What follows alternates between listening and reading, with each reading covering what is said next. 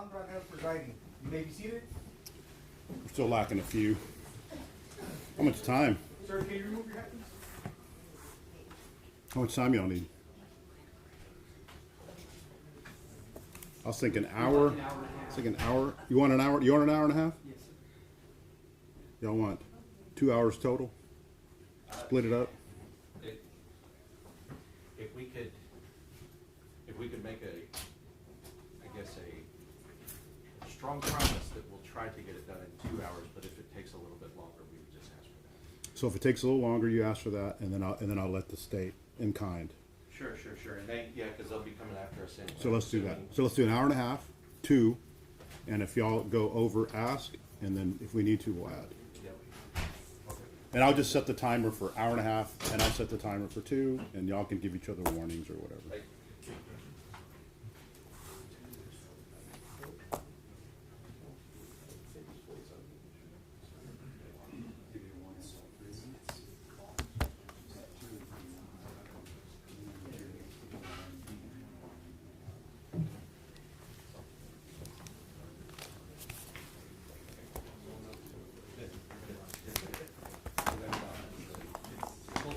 Doing all right?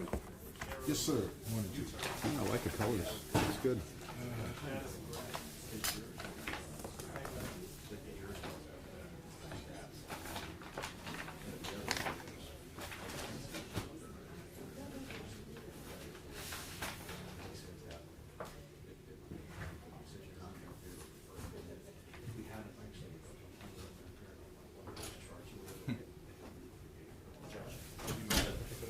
Yeah, you can put it on the ledge.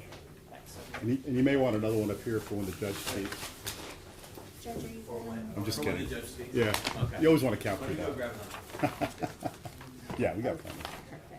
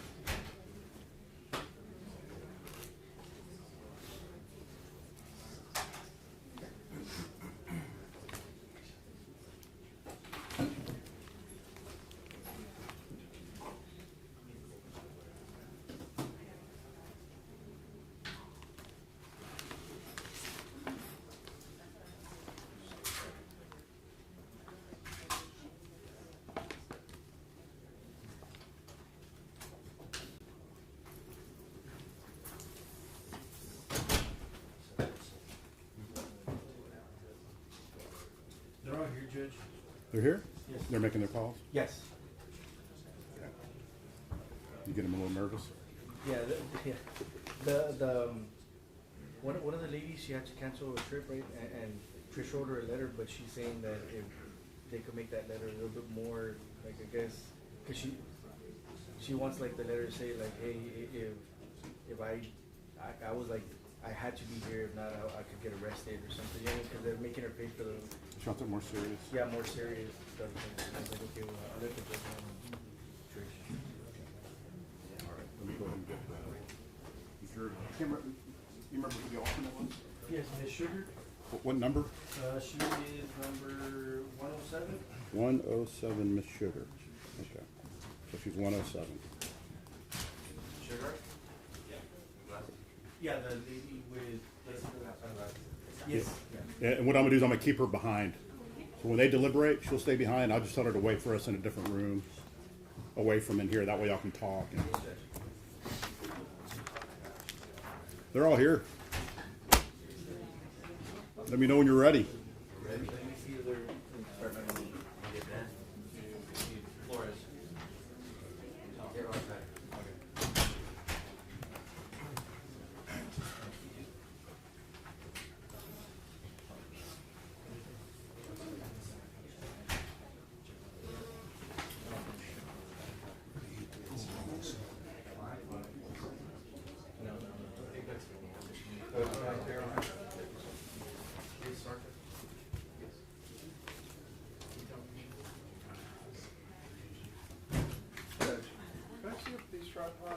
Yeah, absolutely.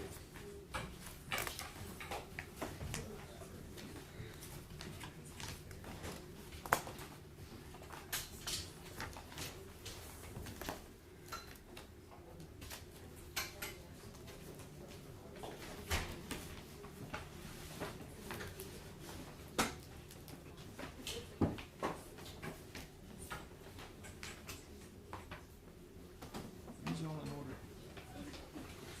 Yes, I put them all in order. For defense 23. For the defense 23. 23? Yes.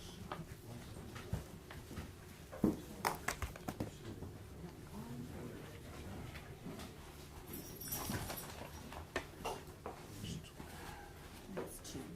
Those are the two.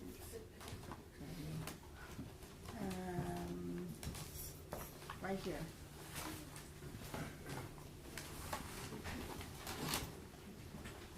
I'm gonna take out these post-its whenever, before they go back, but this is easier for me to keep track.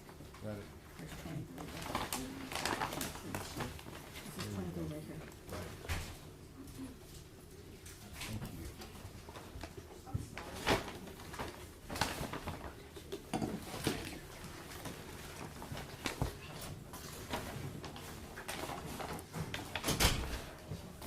It's all organized.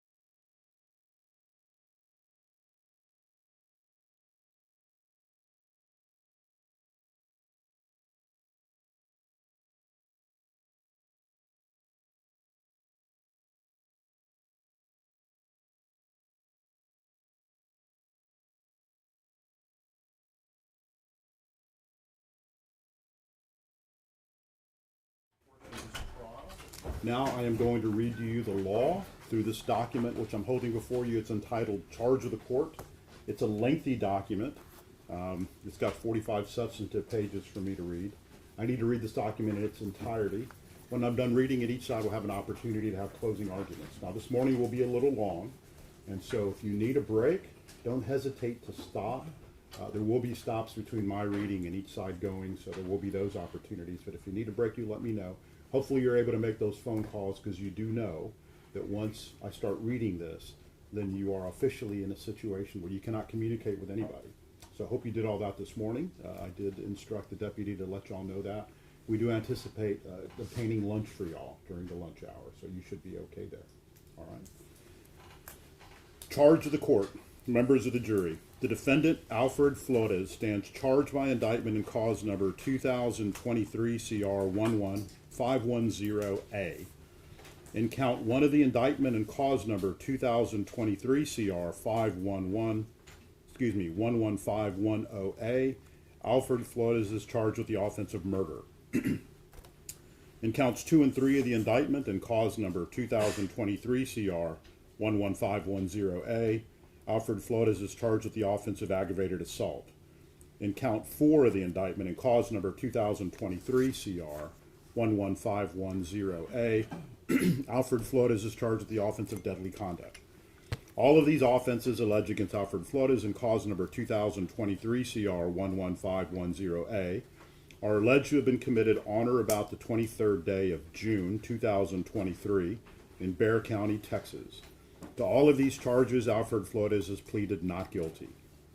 The defendant, Eleazar Alejandro, stands charged by indictment in cause number 2023 CR 11510B. In count 1 of the indictment in cause number 2023 CR 11510B, Eleazar Alejandro is charged with the offense of murder. In counts 2 and 3 of the indictment in cause number 2023 CR 11510B, Eleazar Alejandro is charged with the offense of aggravated assault. In count 4 of the indictment in cause number 2023 CR 11510B, Eleazar Alejandro is charged with the offense of deadly conduct.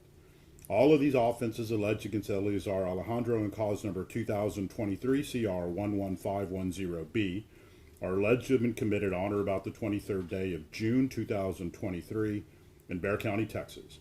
To all of these charges, Eleazar Alejandro has pleaded not guilty.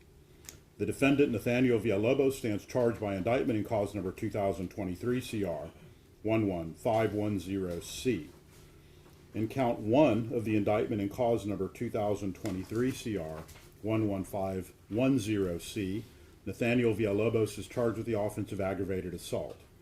In count 2 of the indictment in cause number 2023 CR 11510C, Nathaniel Villalobos is charged with the offense of deadly conduct.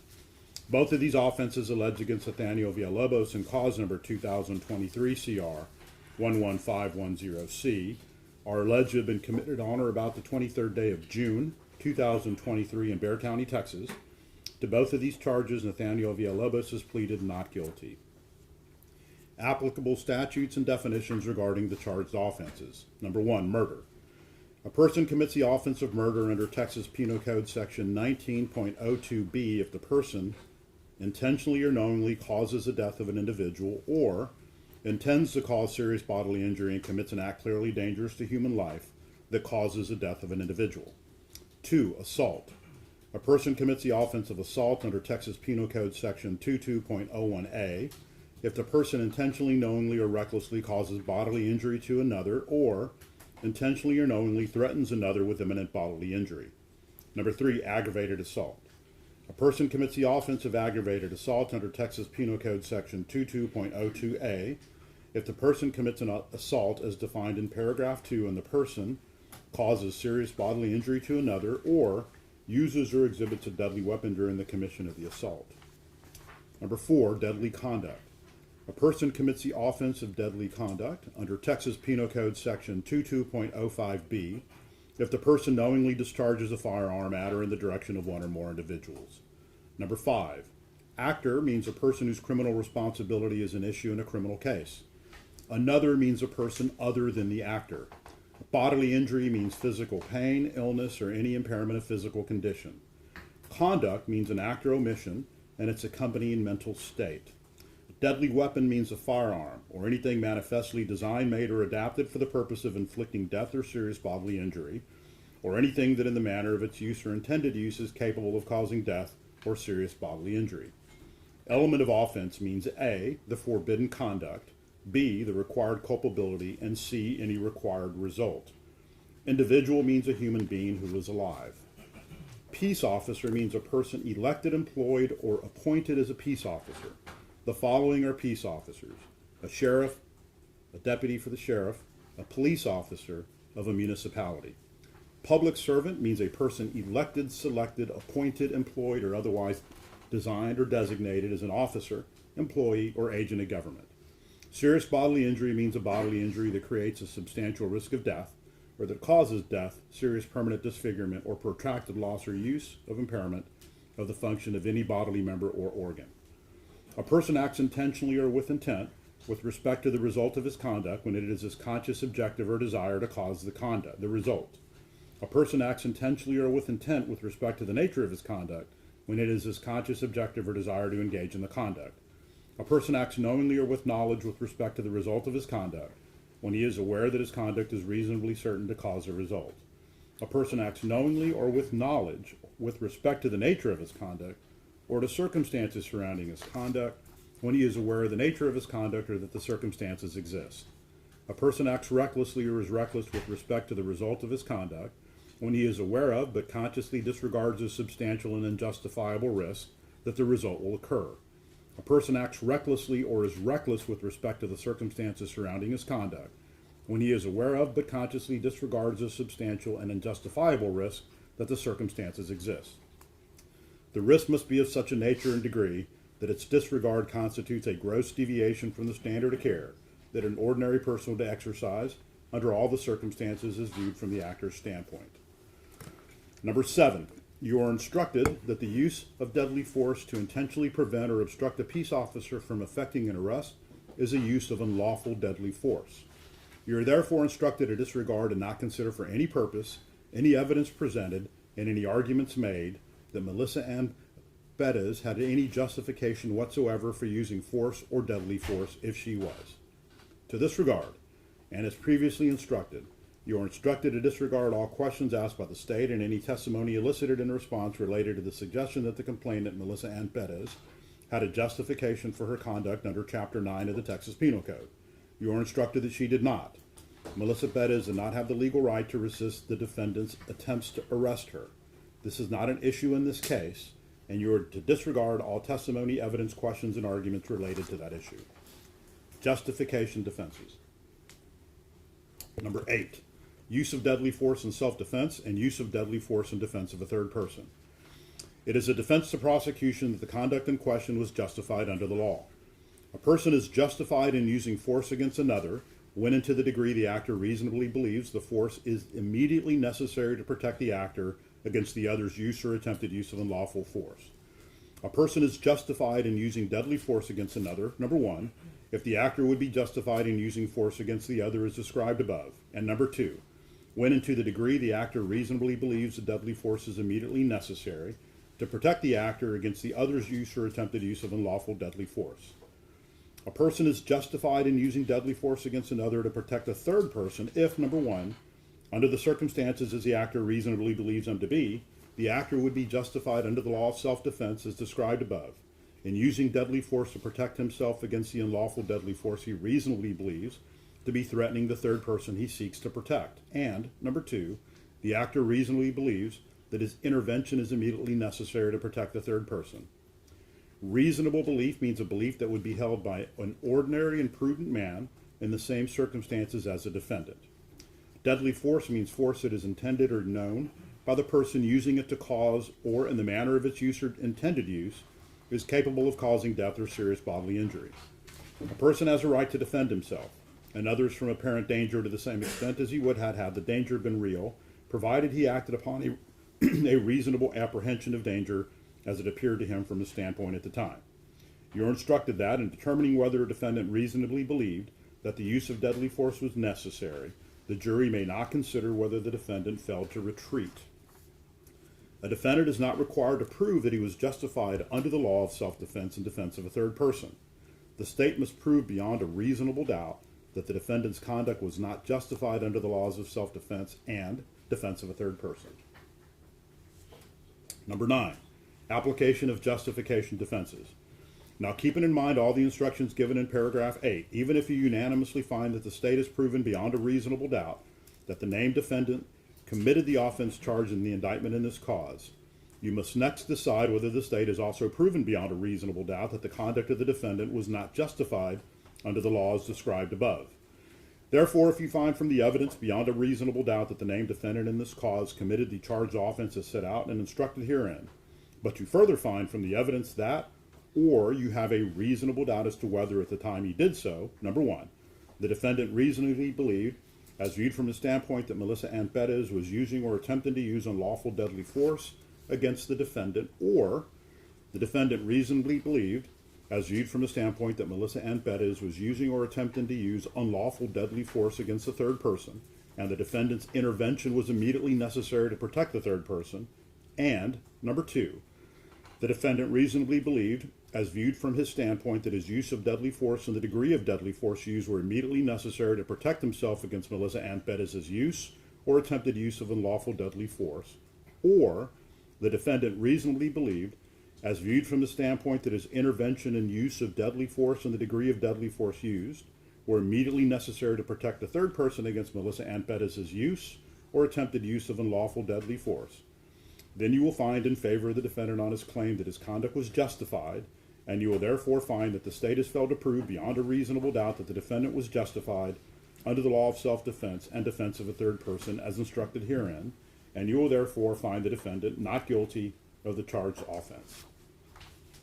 However, if you find from the evidence beyond a reasonable doubt that the named defendant in this cause committed the charged offense as set out and instructed herein, and you further find from the evidence beyond a reasonable doubt that, number 1, the defendant did reasonably believe that Melissa Ann Perez was using or attempting to use unlawful deadly force against the defendant, and the defendant did not reasonably believe that Melissa Ann Perez was using or attempting to use unlawful deadly force against a third person, or even if Melissa Ann Perez was using or attempted to use unlawful deadly force against a third person, the defendant did not reasonably believe that his intervention was immediately necessary to protect the third party, or, number 2, the defendant did not reasonably believe that his use of deadly force and the degree of deadly force used were immediately necessary to protect himself against Melissa Ann Perez's use or attempted use of unlawful deadly force, and the defendant did not reasonably believe that his intervention and use of deadly force and the degree of deadly force used were immediately necessary to protect the third person against Melissa Ann Perez's use or attempted use of unlawful deadly force. Then you will find against the defendant on his claim that his conduct was justified, and thus you will find that the state has proven beyond a reasonable doubt that the defendant's conduct was not justified under the law of self-defense and defense of a third person as instructed herein. Therefore, if you unanimously find that the state has proven beyond a reasonable doubt all of the elements in the charged offense as instructed herein, and if you unanimously find that the state has proven beyond a reasonable doubt that the defendant was not justified under the law of self-defense and defense of a third person as instructed herein, then you will find the defendant guilty of that charged offense. Number 10. As previously instructed during this trial, you heard questions, testimony, and arguments throughout this trial regarding the issue of whether the defendant officers were required to obtain an arrest warrant before entering Melissa Ann Perez's apartment in an attempt to place her under arrest. As a general matter, whether or not police officers are permitted to enter a person's residence to make an arrest without first obtaining an arrest warrant is a legal issue for the court to address and not a matter for the jury to decide. In this case, whether or not the 3 defendants in these cases were required to obtain an arrest warrant on the night in question before attempting to enter Melissa Ann Perez's apartment to place her under arrest is not an issue for the jury to decide in these cases, and all such evidence pertaining to that issue is irrelevant and not to be considered by you for any purpose. You are instructed to disregard all questions, testimony, and evidence related to the subject of whether these 3 defendants were obligated to obtain a warrant before attempting to arrest Melissa Ann Perez. Cause number 2023 CR 11510A, Alfred Perez. Number 11, cause number 2023 CR 11510A, Alfred Perez, count 1, murder. Now, if you unanimously find from the evidence beyond a reasonable doubt that on or about the 23rd day of June 2023 in Bexar County, Texas, the defendant Alfred Flores, with intent to cause serious bodily injury to an individual, namely Melissa Ann Perez, did commit an act clearly dangerous to human life to cause the death of Melissa Ann Perez by shooting Melissa Ann Perez with a deadly weapon, namely a firearm, or the defendant Alfred Flores had intentionally or knowingly caused the death of an individual, namely Melissa Ann Perez, by shooting Melissa Ann Perez with a deadly weapon, namely a firearm, and if you unanimously find that the state has proven beyond a reasonable doubt that the defendant Alfred Flores was not justified under the law of self-defense as instructed in paragraphs 8 and 9, and if you unanimously find that the state has proven beyond a reasonable doubt that the defendant Alfred Flores was not justified under the law of self-defense of a third person as instructed in paragraphs 8 and 9, then you will find the defendant Alfred Flores guilty of the offense of murder and charged in count 1 of the indictment in cause number 2023 CR 11510A. If you do not so find, or if you have a reasonable doubt thereof, you will find the defendant Alfred Flores not guilty of count 1. In other words, if you find that the state has not proven beyond a reasonable doubt the elements of the offense of murder as instructed above, or you have a reasonable doubt as to whether the state has met its burden to prove beyond a reasonable doubt all of the elements of murder as charged in count 1, or if you find that the state has not proven beyond a reasonable doubt that Alfred Flores was not justified under the law of self-defense, as instructed in paragraphs 8 and 9, or you have a reasonable doubt as to whether Alfred Flores was justified under the law of self-defense, as instructed in paragraphs 8 and 9, or if you find that the state has not proven beyond a reasonable doubt that Alfred Flores was not justified under the law of defense of a third person, as instructed in paragraphs 8 and 9, or you have a reasonable doubt as to whether Alfred Flores was justified under the law of defense of a third person, as instructed in paragraphs 8 and 9, then you will find the defendant Alfred Flores not guilty of the offense of murder as charged in count 1 of the indictment in cause number 2023 CR 11510A. Number 12. Cause number 2023 CR 11510A, Alfred Flores, count 2, aggravated assault.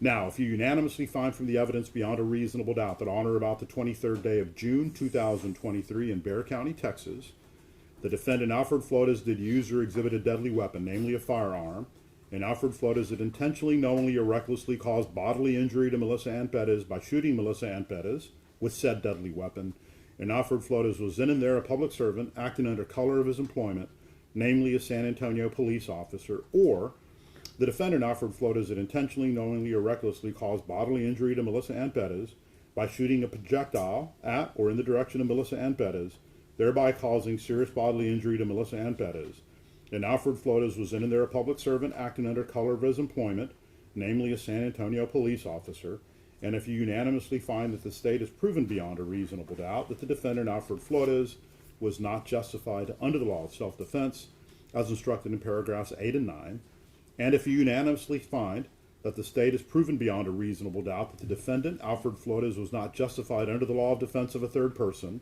as instructed in paragraphs 8 and 9, then you will find the defendant, Alfred Flores, guilty of the offense of aggravated assault as charged in count 2 of the indictment and in cause number 2023 CR 11510A. If you do not so find, or if you have a reasonable doubt thereof, you will find the defendant Alfred Flores not guilty of count 2. In other words, if you find that the state has not proven beyond a reasonable doubt the elements of the offense of aggravated assault as instructed above, or you have a reasonable doubt as to whether the state has met its burden to prove beyond a reasonable doubt all of the elements of aggravated assault in count 2, or if you find that the state has not proven beyond a reasonable doubt that Alfred Flores was not justified under the law of self-defense as instructed in paragraphs 8 and 9, or if you have a reasonable doubt as to whether Alfred Flores was justified under the law of self-defense as instructed in paragraphs 8 and 9, or if you find that the state has not proven beyond a reasonable doubt that Alfred Flores was not justified under the law of defense of a third person as instructed in paragraphs 8 and 9, or if you have a reasonable doubt as to whether Alfred Flores was justified under the law of defense of a third person as instructed in paragraphs 8 and 9, then you will find the defendant Alfred Flores not guilty of the offense of aggravated assault as charged in count 2 of the indictment in cause number 2023 CR 11510A. Number 13, cause number 2023 CR 11510A, Alfred Flores, count 3, aggravated assault.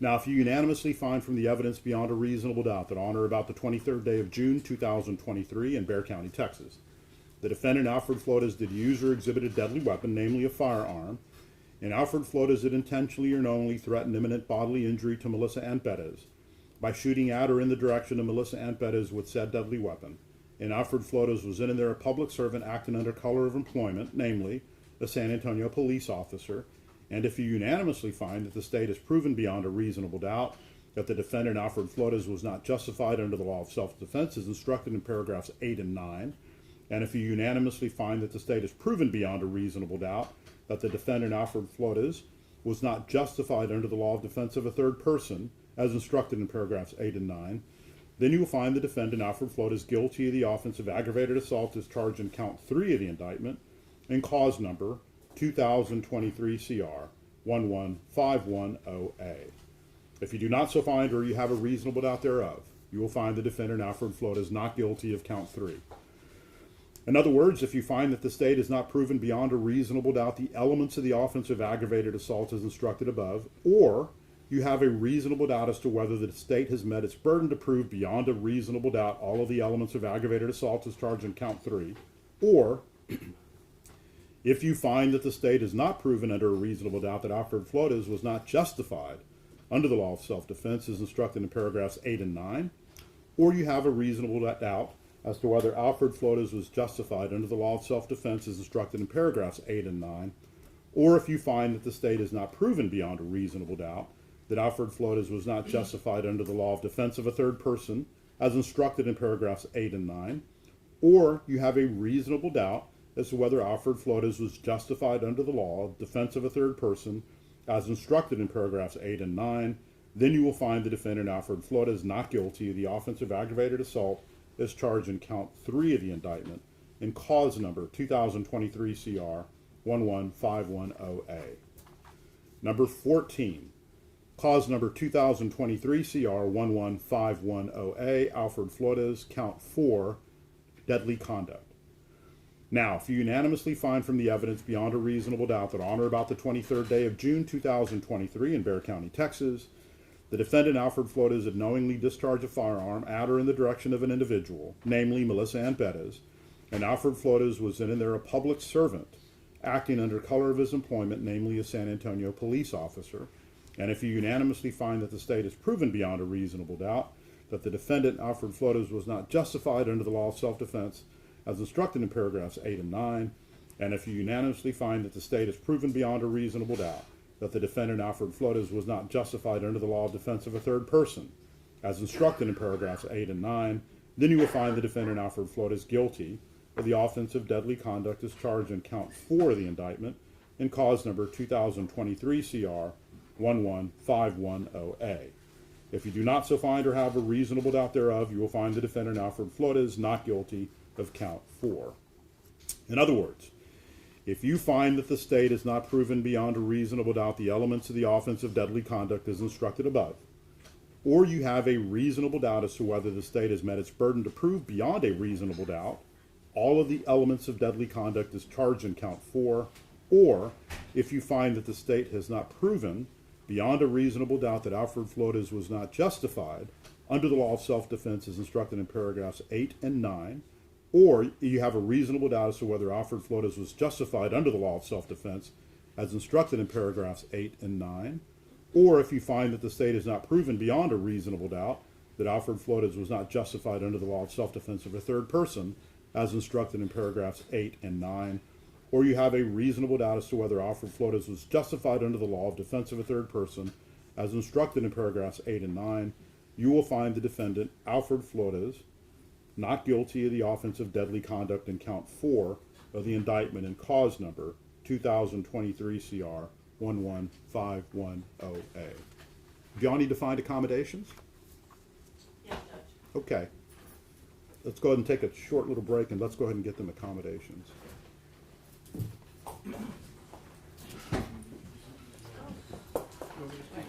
No, let's go ahead and keep the jury here. You just want to, maybe some folks can sit up front up here. Can y'all scoot in as much as y'all can? We gotta squeeze in because the space is limited, so. We just want to make sure everybody that wants to be here, they have a right to be here, so we make room for them. Seats right here.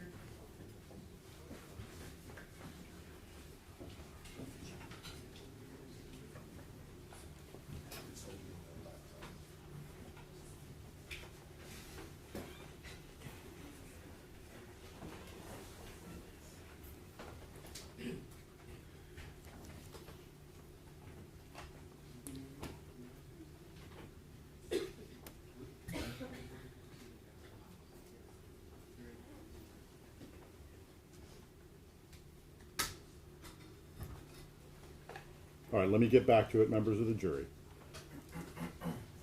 I'm on page 26, moving along.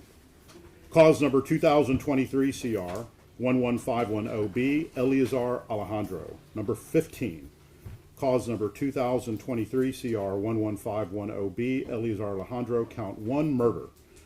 Now, if you unanimously find from the evidence beyond a reasonable doubt that on or about the 23rd day of June 2023 in Bexar County, Texas, the defendant, Eleazar Alejandro, with intent to cause serious bodily injury to an individual, namely Melissa Ann Perez, did commit an act clearly dangerous to human life that caused the death of Melissa Ann Perez by shooting Melissa Ann Perez with a deadly weapon, namely a firearm, or the defendant, Eleazar Alejandro, did intentionally or knowingly cause the death of an individual, namely Melissa Ann Perez, by shooting Melissa Ann Perez with a deadly weapon, namely a firearm, and if you unanimously find that the state has proven beyond a reasonable doubt that the defendant, Eleazar Alejandro, was not justified under the law of self-defense as instructed in paragraphs 8 and 9, and if you unanimously find that the state has proven beyond a reasonable doubt that the defendant, Eleazar Alejandro, was not justified under the law of defense of a third person as instructed in paragraphs 8 and 9, then you will find the defendant, Eleazar Alejandro, guilty of the offense of murder as charged in count 1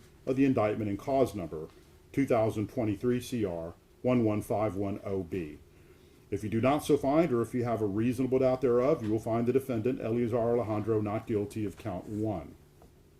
In other words, if you find that the state has not proven beyond a reasonable doubt the elements of the offense of murder as instructed above, or you have a reasonable doubt as to whether the state has met its burden to prove beyond a reasonable doubt all of the elements of murder as charged in count 1, or if you find that the state has not proven beyond a reasonable doubt that Eleazar Alejandro was not justified under the law of self-defense as instructed in paragraphs 8 and 9, or you have a reasonable doubt as to whether Eleazar Alejandro was justified under the law of self-defense as instructed in paragraphs 8 and 9, or if you find that the state has not proven beyond a reasonable doubt that Eleazar Alejandro was not justified under the law of defense of a third person as instructed in paragraphs 8 and 9, or you have a reasonable doubt as to whether Eleazar Alejandro was justified under the law of defense of a third person as instructed in paragraphs 8 and 9, then you will find the defendant, Eleazar Alejandro, not guilty of the offense of murder as charged in count 1 of the indictment in cause number 2023 CR 11510B. Number 16, cause number 2023 CR 11510B, Eleazar Alejandro, count 2, aggravated assault. Now, if you unanimously find from the evidence beyond a reasonable doubt that on or about the 23rd day of June 2023 in Bexar County, Texas, the defendant, Eleazar Alejandro, did use or exhibit a deadly weapon, namely a firearm, and Eleazar Alejandro did intentionally, knowingly, or recklessly cause bodily injury to Melissa Ann Perez by shooting Melissa Ann Perez with said deadly weapon, and Eleazar Alejandro was in and there a public servant acting under color of his employment, namely a San Antonio police officer, or the defendant, Eleazar Alejandro, did intentionally, knowingly, or recklessly cause bodily injury to Melissa Ann Perez by shooting a projectile at or in the direction of Melissa Ann Perez, thereby causing serious bodily injury to Melissa Ann Perez, and Eleazar Alejandro was in and there a public servant acting under color of his employment, namely a San Antonio police officer, and if you unanimously find that the state has proven beyond a reasonable doubt that the defendant, Eleazar Alejandro, was not justified under the law of self-defense as instructed in paragraphs 8 and 9, and if you unanimously find that the state has proven beyond a reasonable doubt that the defendant, Eleazar Alejandro, was not justified under the law of defense of a third person, as instructed in paragraphs 8 and 9, then you will find the defendant, Eleazar Alejandro, guilty of the offense of aggravated assault, as charged in count 2 of the indictment, in cause number 2023 CR 11510B. If you do not so find, or you have a reasonable doubt thereof, you will find the defendant, Eleazar Alejandro, not guilty of count 2. In other words, if you find that the state has not proven beyond a reasonable doubt the elements of the offense of aggravated assault as instructed above, or you have a reasonable doubt as to whether the state has met its burden to prove beyond a reasonable doubt all of the elements of aggravated assault as charged in count 2, or if you find that the state has not proven beyond a reasonable doubt that Eleazar Alejandro was not justified under the law of self-defense as instructed in paragraphs 8 and 9, or you have a reasonable doubt as to whether Eleazar Alejandro was justified under the law of self-defense as instructed in paragraphs 8 and 9, or if you find that the state has not proven beyond a reasonable doubt that Eleazar Alejandro was not justified under the law of defense of a third person as instructed in paragraphs 8 and 9, or you have a reasonable doubt as to whether Eleazar Alejandro was not justified under the law of defense of a third person as instructed in paragraphs 8 and 9, then you will find the defendant, Eleazar Alejandro, not guilty of the offense of aggravated assault as charged in count 2 of the indictment in cause number 2023 CR 11510B.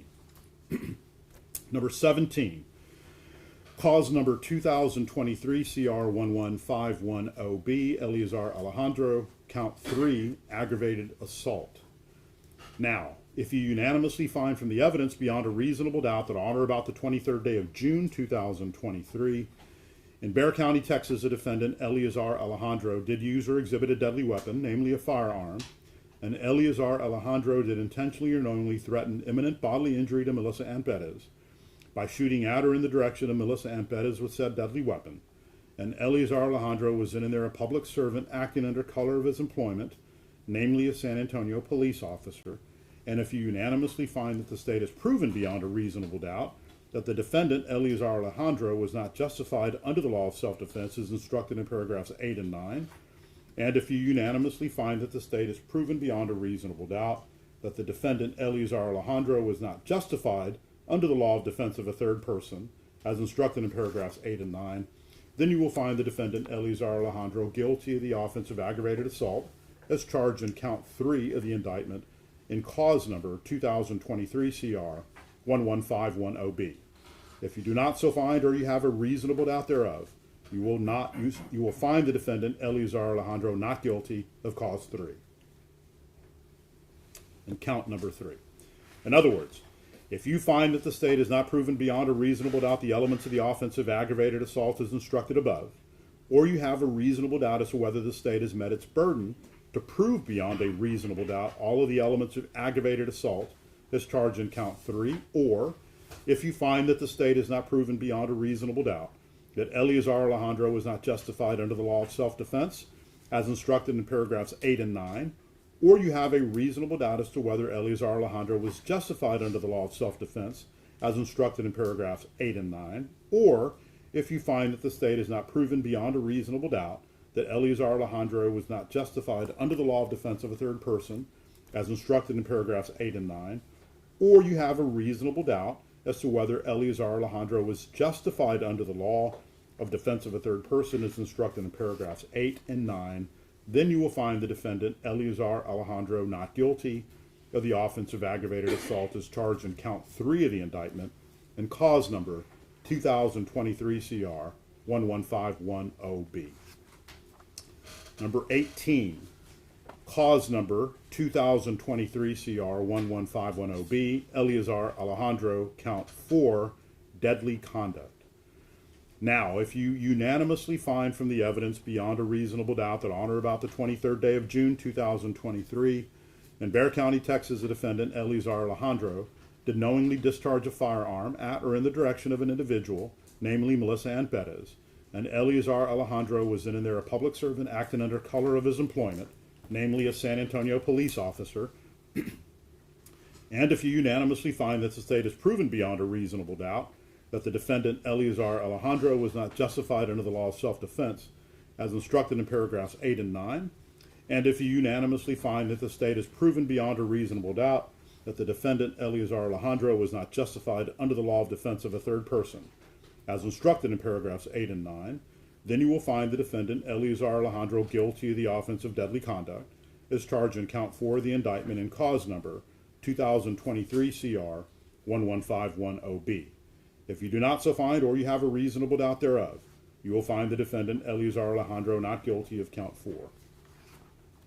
In other words, if you find that the state has not proven beyond a reasonable doubt the elements of the offense of deadly conduct as instructed above, or you have a reasonable doubt as to whether the state has met its burden to prove beyond a reasonable doubt all of the elements of deadly conduct as charged in count 4, or if you find that the state has not proven beyond a reasonable doubt that Eleazar Alejandro was not justified under the law of self-defense as instructed in paragraphs 8 and 9, or if you have a reasonable doubt as to whether Eleazar Alejandro was justified under the law of self-defense as instructed in paragraphs 8 and 9, or if you find that the state has not proven beyond a reasonable doubt that Eleazar Alejandro was not justified under the law of defense of a third person as instructed in paragraphs 8 and 9, or you have a reasonable doubt as to whether Eleazar Alejandro was justified under the law of defense of a third person as instructed in paragraphs 8 and 9, then you will find the defendant, Eleazar Alejandro, not guilty of the offense of deadly conduct as charged in count 4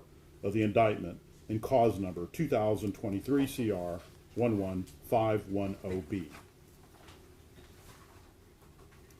Cause number 2023 CR 11510C, Nathaniel Villalobos. Number 19, cause number 2023 CR 1151C, Nathaniel Villalobos, count 1, aggravated assault. Now, if you unanimously find from the evidence beyond a reasonable doubt that on or about the 23rd day of June 2023 in Bexar County, Texas, the defendant, Nathaniel Villalobos, did use or exhibit a deadly weapon, namely a firearm, and Nathaniel Villalobos did intentionally or knowingly threaten imminent bodily injury to Melissa Ann Perez by shooting at or in the direction of Melissa Ann Perez with said deadly weapon. And Nathaniel Villalobos was then and there a public servant acting under color of his employment, namely a San Antonio police officer. And if you unanimously find that the state has proven beyond a reasonable doubt that the defendant, Nathaniel Villalobos, was not justified under the law of self-defense, as instructed in paragraphs 8 and 9, and if you unanimously find that the state has proven beyond a reasonable doubt that the defendant, Nathaniel Villalobos, was not justified under the law of defense of a third person, as instructed in paragraphs 8 and 9, then you will find the defendant, Nathaniel Villalobos, guilty of the offense of aggravated assault as charged in count 1 of the indictment in cause number 2023 CR 11510C. If you do not so find, or you have a reasonable doubt thereof, you will find the defendant, Nathaniel Villalobos, not guilty of count 1. In other words, if you find that the state has not proven beyond a reasonable doubt the elements of the offense of aggravated assault as instructed above, or you have a reasonable doubt as to whether the state has met its burden by proof beyond a reasonable doubt all of the elements of aggravated assault as charged in count 1, or if you find that the state has not proven beyond a reasonable doubt that Nathaniel Villalobos was not justified under the law of self-defense as instructed in paragraphs 8 and 9, or you have a reasonable doubt as to whether Nathaniel Villalobos was justified under the law of self-defense as instructed in paragraphs 8 and 9, or if you find that the state has not proven beyond a reasonable doubt that Nathaniel Villalobos was not justified under the law of self-defense of a third person, as instructed in paragraphs 8 and 9, or you have a reasonable doubt as to whether Nathaniel Villalobos was justified under the law of defense of a third person, as instructed in paragraphs 8 and 9, then you will find the defendant, Nathaniel Villalobos, not guilty of the offense of aggravated assault as charged in count 1 of the indictment in cause number 2023 CR 11510C. Number 20, cause number 2023 CR 11510C, Nathaniel Villalobos, count 2, deadly conduct. Now, if you unanimously find from the evidence beyond a reasonable doubt that on or about the 23rd day of June 2023 in Bexar County, Texas, the defendant, Nathaniel Villalobos, did knowingly discharge a firearm at or in the direction of an individual, namely Melissa Ann Perez, and Nathaniel Villalobos was then and there a public servant acting under color of his employment, namely a San Antonio police officer, And if you unanimously find that the state has proven beyond a reasonable doubt that the defendant, Nathaniel Villalobos, was not justified under the law of self-defense as instructed in paragraphs 8 and 9, and if you unanimously find that the state has proven beyond a reasonable doubt that the defendant, Nathaniel Villalobos, was not justified under the law of defense of a third person as instructed in paragraphs 8 and 9, then you will find the defendant, Nathaniel Villalobos, guilty of the offense of deadly conduct as charged in count 2 of the indictment in cause number 2023 CR 11510C. If you do not so find, or if you have a reasonable doubt thereof, you will find the defendant, Nathaniel Villalobos, not guilty of count 2. In other words, if you find that the state has not proven beyond a reasonable doubt the elements of the offense of deadly conduct as instructed above, or you have a reasonable doubt as to whether the state has met its burden to prove beyond a reasonable doubt all of the elements of deadly conduct as charged in count 2, or if you find that the state has not proven beyond a reasonable doubt that Nathaniel Villalobos was not justified under the law of self-defense as instructed in paragraphs 8 and 9, or you have a reasonable doubt as to whether Nathaniel Villalobos was justified under the law of self-defense as instructed in paragraphs 8 and 9, or if you find that the state has not proven beyond a reasonable doubt that Nathaniel Villalobos was not justified under the law of defense of a third person as instructed in paragraphs 8 and 9, or you have a reasonable doubt as to whether Nathaniel Villalobos was justified under the law of defense of a third person, as instructed in paragraphs 8 and 9, then you will find the defendant, Nathaniel Villalobos, not guilty of the offense of deadly conduct as charged in count 2 of the indictment in cause number 2023 CR 11510C. Number 21. Our law provides that a defendant may testify in his own behalf if he elects to do so. This, however, is a right accorded a defendant, and in the event he elects not to testify, that fact cannot be taken as a circumstance against him. As it applies to each case, if the defendant in that case has elected not to testify, you are instructed that you cannot and must not refer or allude to that fact throughout your deliberations or take it into consideration for any purpose whatsoever as a circumstance against him. You are instructed that you must not communicate with or provide any information to anyone or receive any information from anyone by means about these cases. You may not use any electronic device or media such as telephone, cell phone, smartphone, iPhone, BlackBerry, iPad, tablet, or computer, the internet, any internet service, or any text or instant messaging service, or any social media platform, internet chat room, blog, or website to include but not limited to Google, Facebook, MySpace, Instagram, Snapchat, LinkedIn, YouTube, TikTok, Twitter, or X, to communicate with anyone any information or receive any information from anyone about these cases, or to conduct any research about these cases until I accept your verdicts. Written statements made by a witness or police reports made by officers and tendered by the attorneys who opposing counsel for purposes of cross-examination are not part of the evidence unless introduced in evidence. Many times, statements and reports may be marked with an exhibit number but are neither offered nor received in evidence. Therefore, I can send only statements and reports received in evidence to the jury room.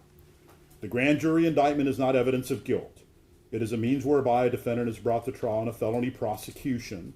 It is not evidence, nor can it be considered by you in passing upon whether a defendant is guilty or not guilty.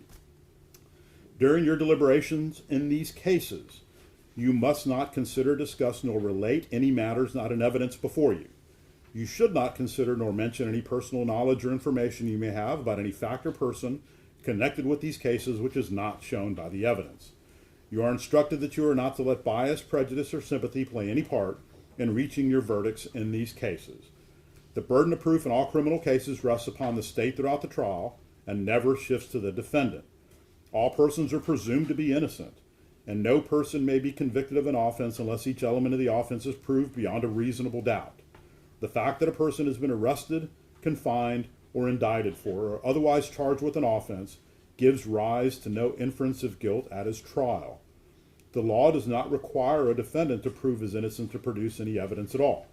The presumption of innocence alone is sufficient to acquit the defendant unless all 12 jurors are satisfied beyond a reasonable doubt of the defendant's guilt after careful and impartial consideration of all the evidence in each case. The prosecution has a burden of proving the defendant guilty, and it must do so by proving each and every element of the offense charged beyond a reasonable doubt, and by disproving any and all justification defenses beyond a reasonable doubt, and if it fails to do so, you must acquit that defendant. It is not required that the prosecution prove guilt beyond all possible doubt. It is required that the prosecution's proof excludes all reasonable doubt concerning a defendant's guilt. In the event you have a reasonable doubt as to a defendant's guilt after considering all the evidence before you and these instructions, you will acquit him and say by your verdict not guilty. You are the exclusive judges of the facts proved, of the credibility of the witnesses and of the weight to be given the testimony, but the law of these cases you must receive from the court is contained in these instructions and be governed thereby. You must disregard any comment or statement made by the court during the trial, or in these instructions which may seem to indicate an opinion with respect to any fact, item of evidence, or verdict to be reached in this case. No such indication was intended. After argument at counsel, you will retire to the jury room, select your own foreperson, and proceed with your deliberations. After you have reached a unanimous verdict to each case, which means all 12 of you must agree, the foreperson will certify thereto by filling in the appropriate forms attached to this charge and signing his or her name as foreperson. The forms are not intended to suggest to you what your verdict should be. Your sole duty at this time is to determine whether each defendant is guilty or not guilty under the indictments in these causes, and restrict your deliberations of the issue of whether each defendant is guilty or not guilty and nothing else. If the jury wishes to communicate with the court, they shall notify the bailiff. Any and all communication related to these cases must be written, prepared by the foreperson, and submitted to the court through the deputy. Respectfully submitted, Judge Ron Rangel, 379th Judicial District, Bexar County, Texas. And on the back of that charge is a separate verdict form for each defendant, and each defendant has separate counts. There's a verdict form for each count for each defendant. Now, before we begin with closing argument, does anybody require a break on the jury? All right, let's go ahead and take a super short break. We'll be ready when you are. All right for the jury?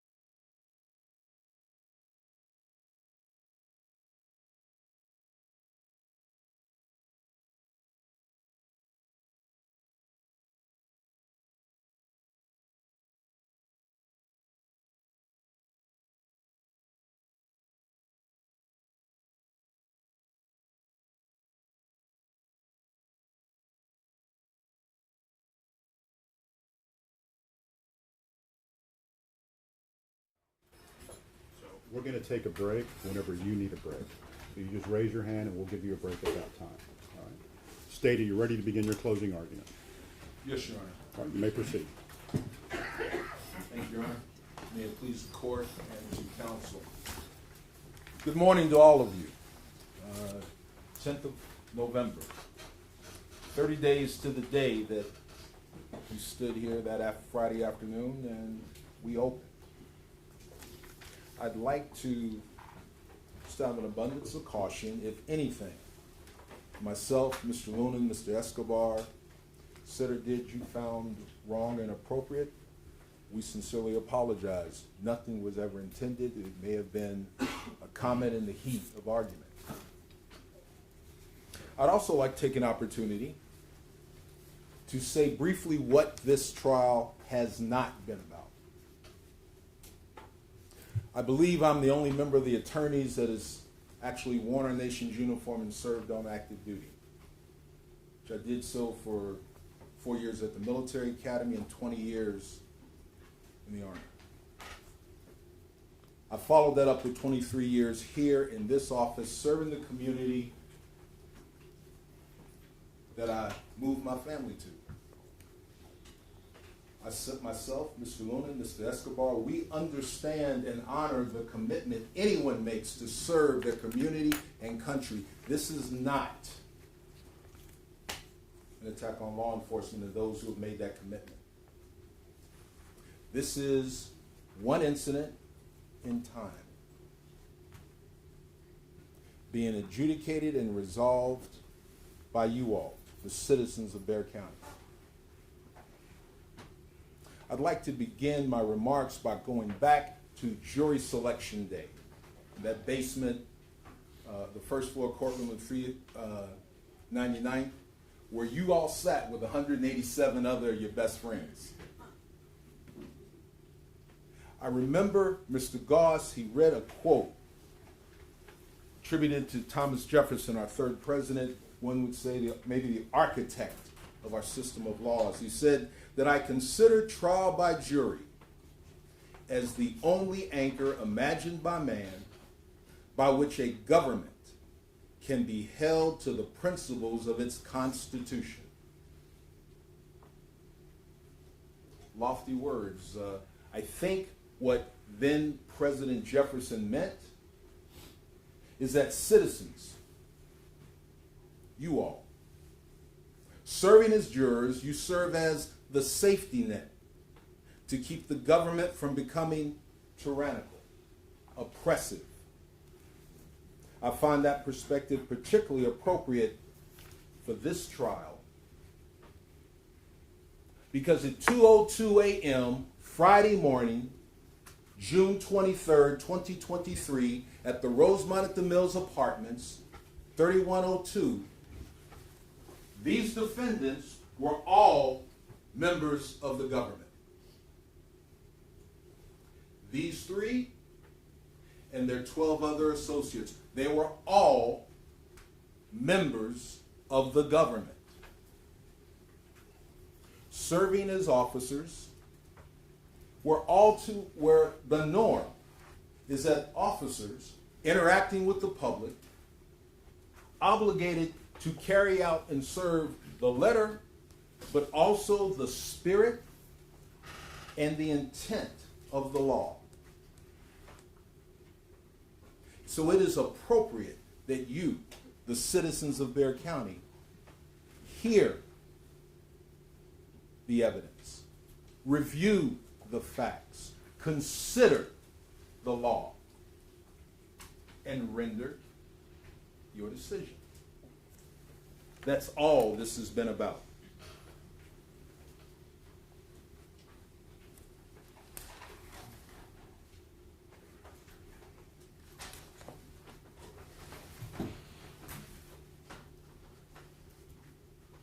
As a way of review, I would like to consider elements of States Exhibits 5, State 6, State 7, and States 8. These are videos of the first three responding officers. Selected portions: Rojas, Ramos, Salinas. It's already in evidence, but it sets the context for what happened. From that side of America. So to what this happened, side. man? What happened But what? with the box in there? What do you want me to tell you?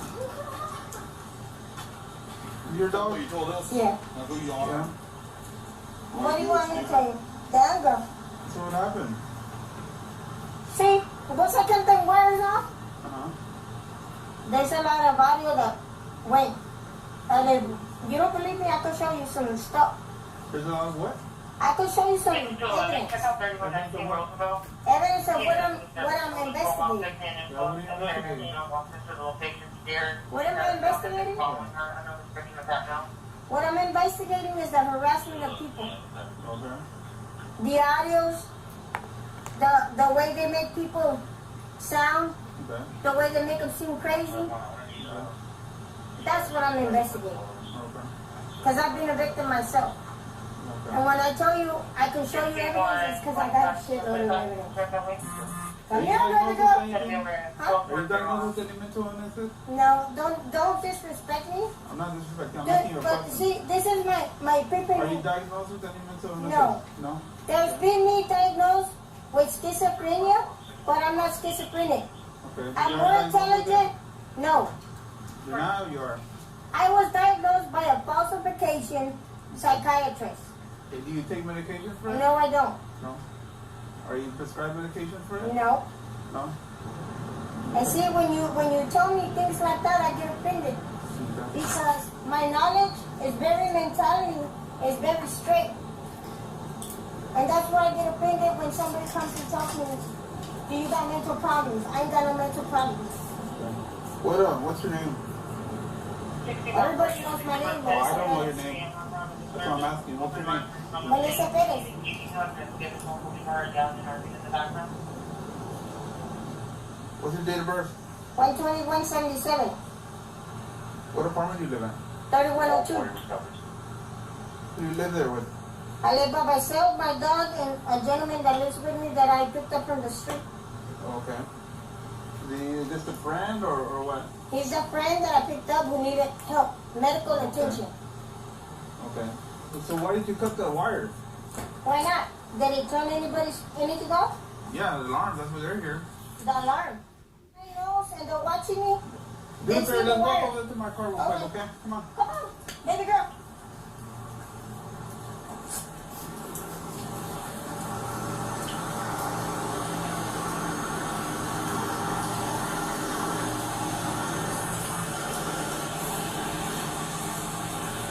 Right here. Right here. Yeah. Right here. Just there. Stand right here in front of the car, okay? Are you gonna arrest me? No. Just stand right here in front of the car.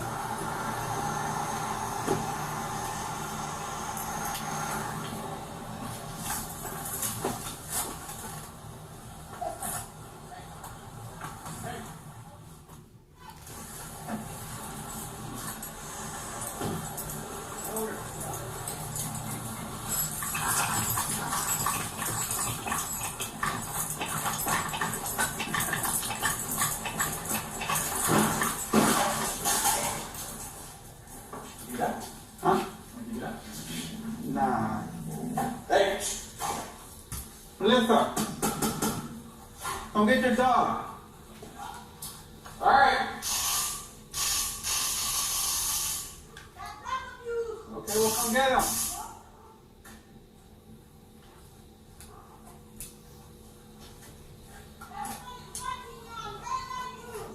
Alright, Melissa, come here. Let me run real quick. Come on. So this girl put all this stuff over here. When I got here, she was fire, right? So she was she come cut all these wires over here. So when I got here, she was over here with fire. And she was talking to him. And I was trying to talk to her. She's all like, well, FBI, this and that. I'm like, all right, well, come walk with me over here to my car. I think so, yeah. So she cut all these wires. So all the fire alarm, She came out. Nah. So fire said it's gonna be an apartment complex, not theirs.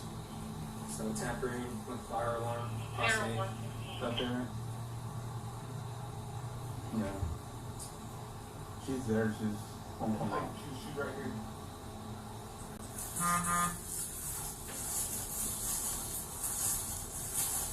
Are you guilty?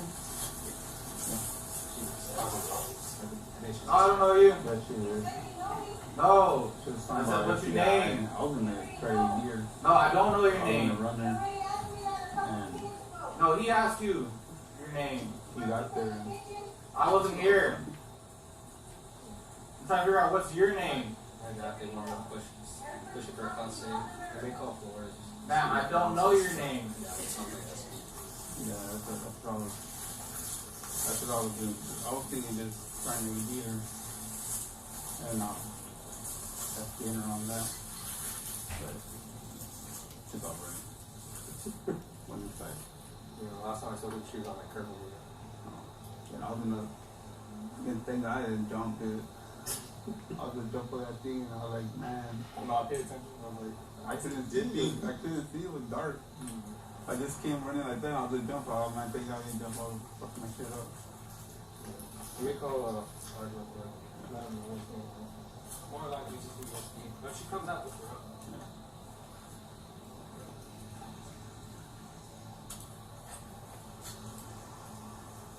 Yeah, bro. Gotta have fun. Gotta have fun. I was like, what the hell? That's all I think of. Right. Mine's bigger.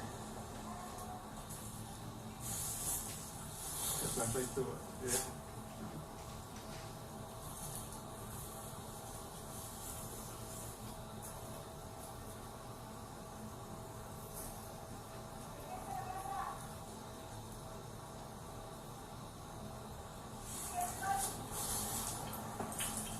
All in there.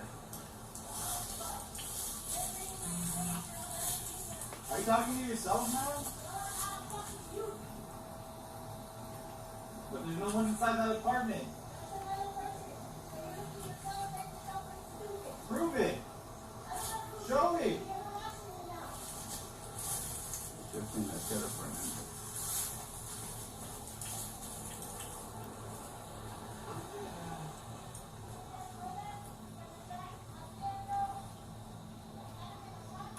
Do you hear voices in your head, man? Are the voices talking to you? So she got mad. She me mad 'cause I was like, she's talking about FBI and all that. And I was like, so I asked her, are you diagnosed with any mental illnesses? And she goes, no, I get offended when people ask me that. I go, I'm just asking, do you take medication? No. I go, are you prescribing medication? No, I get offended when people ask me. I'm not crazy. I'm like, yeah, I'm just asking you a couple questions. I thought, hey, someone here to come off of me.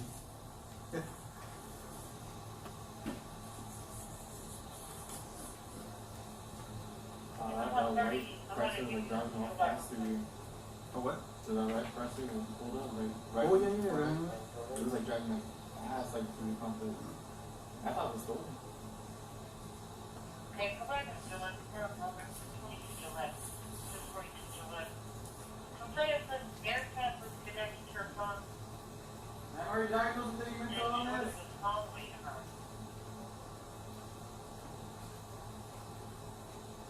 Take any medication for mental illness?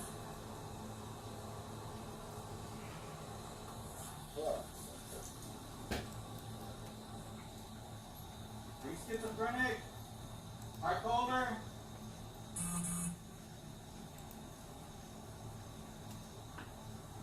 You hear voices in your head?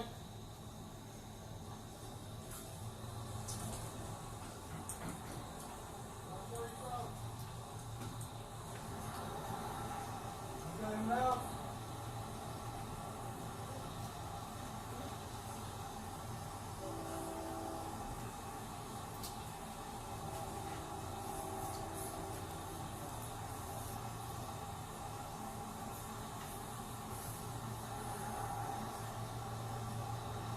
numbers in 30 more too?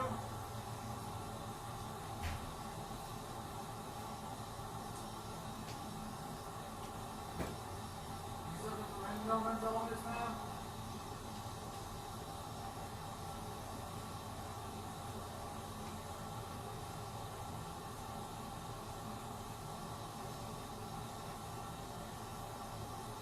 What's up, you guys talking now?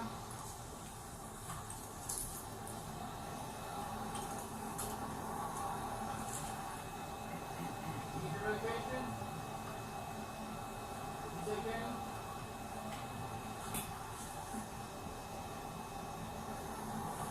You talk to a psychiatrist, man?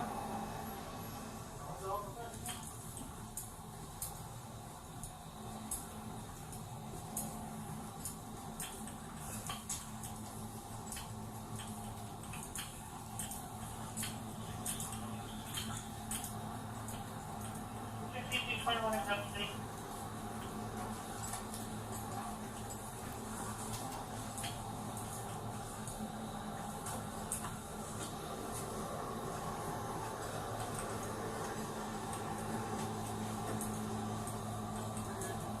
What's up? We're good.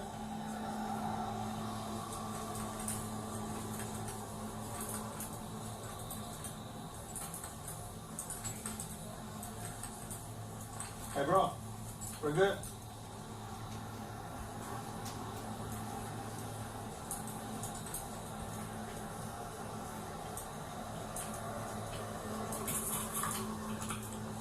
Cool.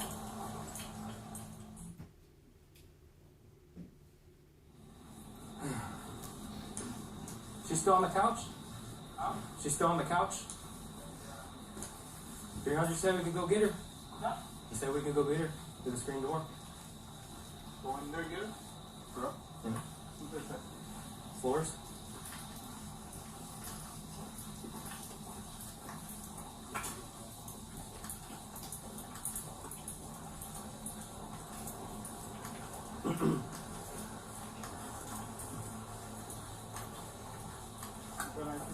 Yeah. Told him. He said, okay. This game is not bad number.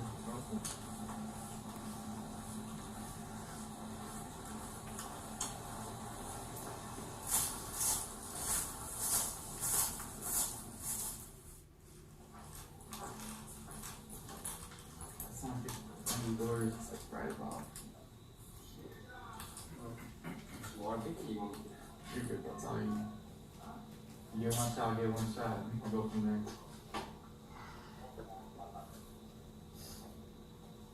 Want stretch first?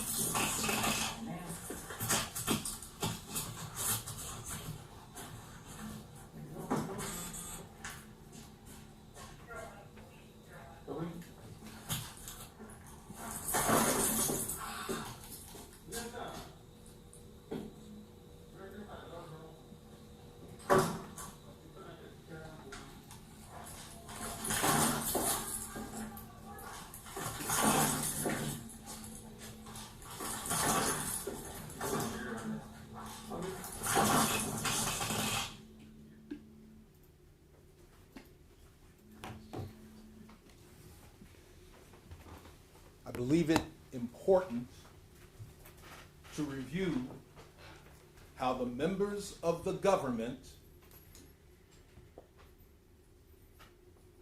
and they're all members of the government, interacted with citizen Melissa Perez.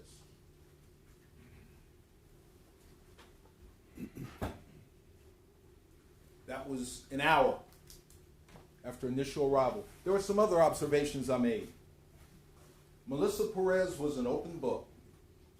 She told you who she was, where she lived, did not disrespect Officer Rojas. She told you what her conditions and afflictions were that when she cut the alarms, it was much quieter. Something else also brought out as you heard the evidence. You saw when she raised her arm up, the band around her arm. When questioned from Daisy, her sister, how she made her living, said she sold blood, she walked miles, she did what she had to do. And yet still opened her home to somebody that had less than her.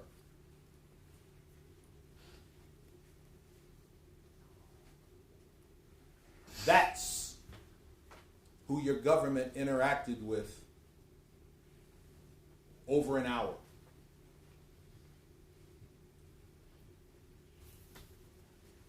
Did you see, I believe the quote was, a goal-oriented assailant?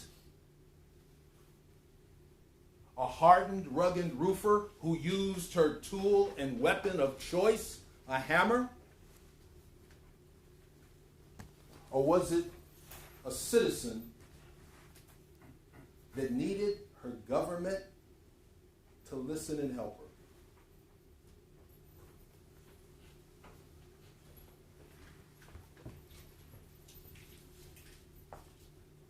In state's portion of jury selection, Mr. Lunan laid out the elements for the offense of murder. It is without saying that if you pull that 40 millimeter issued weapon, you point it at a direction, you expend rounds into a home, you never fire at anything you don't intend to destroy or kill. You decide if we've met the elements of that. Assault on a public servant, intentionally or knowingly drawing. You decide if we've met the elements of that and overcoming the justifications and defenses. We've never shied. Yes, the burden rests here.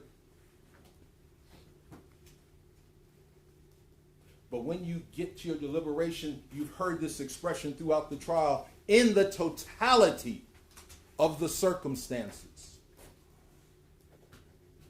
Because the one person that was an open book, that's the only way she can speak.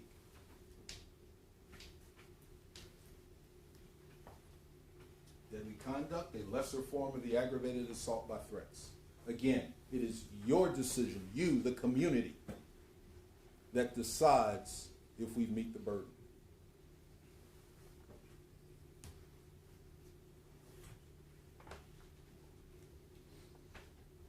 I want also to bring up what is also in evidence.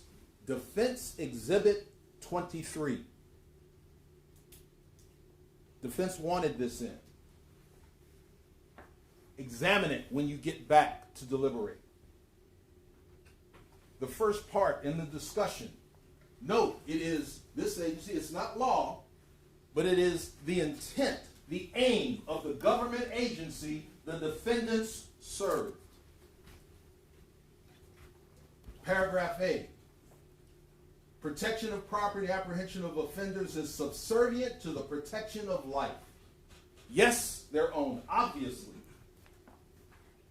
but life of the citizens.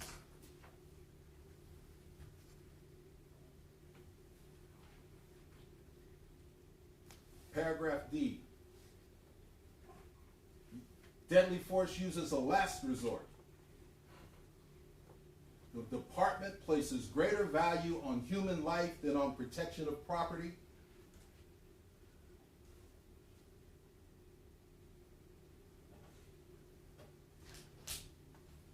Or even to effect an arrest.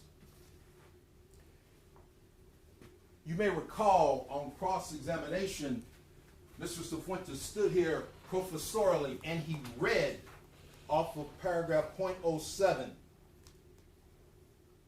This section applies to all forms of deadly force, regardless of the type of instrument or weapon used. the use of deadly force is authorized only to protect an officer or another person when an officer has a reasonable belief that his or the life reasonable belief is in imminent danger, he is justified to use deadly force. But I find it interesting that he did not read or publish paragraph C. At the point when an officer, a government agent, should reasonably perceive the potential exists that deadly force may be an outcome of any situation, the officer must use reasonable alternatives if time and opportunities permit.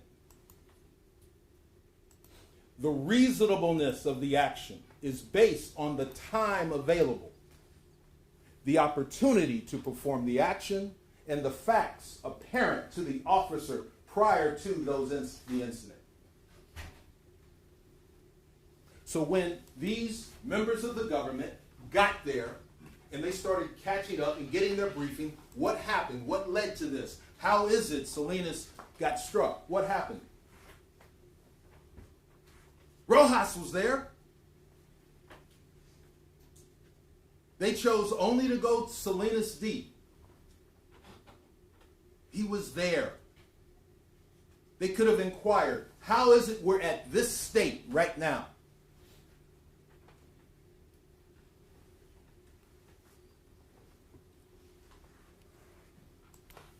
You heard defense's expert Martinelli. We questioned him. Why cross over on a frontal assault? She sees you coming. She even stops the government representative Villalobos at the top of the banister. Did they have to proceed? Was the time available to consider other alternatives when they close the distance, which compresses the time, which compels the schizophrenic who's been harassed for an hour? And all of it took place within 15 minutes of their arrival. Who compressed the time? Who closed the distance? Who made the choices? Now, I just wanted, at this point, what we want is to take you back to how we got there once Government Representative Flores, Alejandro, Villalobos acted.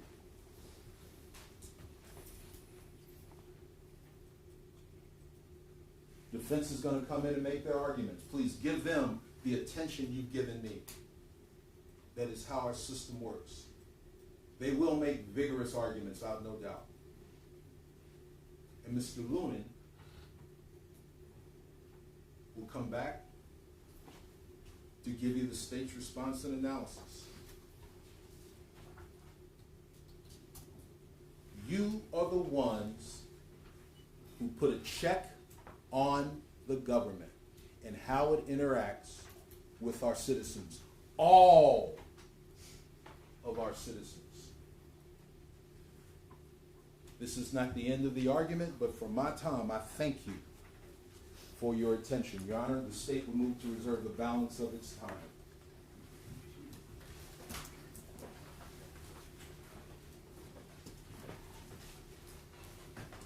Defense? Thank you, Your Honor. It's very revealing that the state begins its presentation showing you evidence that we all now know was not known to these three men. I counted 10 minutes on a slide called How We Got Here, showing everything that happened that nobody told them. That's not fair. That's the deception here. The duty of that office isn't to just throw evidence in front of 12 members of this community and say, okay, you decide. Their duty is to do justice, They're the first stop. They're the filter. They're who bring cases to the grand jury. They should know when the evidence isn't there. That duty to seek justice, Apologies, Counsel. that's not it. I won't waste your time covering policy because it's not the law, and you know that because it's not in here. If the judge didn't put it in the charge, it's not the law. These officers had a right to go home. We talked about that during jury selection. This charge, everyone else is going to rehash the evidence that they think is important with you, but I want to talk about this charge because it's almost 60 pages, and I think it helps to outline it topically for you. It's very repetitive. You'll see the words reasonable doubt and burden 100 plus times in there. It's important. But these are the categories of that charge that I want you to be aware of. First is the accusations, followed by the definitions that the judge thinks you need to have, application paragraphs, so applying the charges to each defendant, special rules that the judge is giving you, and of course the most important part of that document is the verdict forms at the end. So starting with the accusations. You now know that Alfred Flores has been charged with murder, 2 counts of aggravated assault and deadly conduct. Alejandro, the government accuses him of murder, 2 counts of aggravated assault and deadly conduct. And of course, Nathaniel Villalobos, the government is accusing him of aggravated assault and deadly conduct. You'll recall from our presentation a month ago in jury selection, the burden of proof, and just how high it is. Starting at the bottom there with that presumption of innocence, as you go up, not guilty, not guilty, not guilty, not guilty. They have to get to the very top, a single reasonable doubt, and they're not guilty. And it's their burden to eliminate all reasonable doubt. That's their burden. And it can be hard to forget who had the burden in this case because almost all the evidence came from us.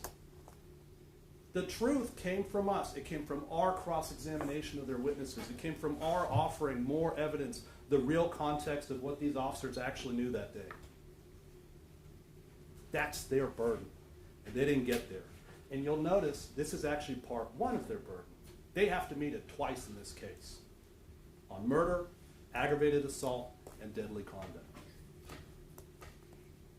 Now the definitions is the next section of the charge. It's several pages. And it's going to define terms that you've heard over and over again, emphasized over and over again. Murder, aggravated assault, deadly conduct. Bodily injury, deadly weapon. How many times did you hear us define deadly weapon for you? You all don't need it in the charge. You know it by now. Same with serious bodily injury, right? The mental states that the state has to prove. The next section is the first of 2 very important admonitions from the court.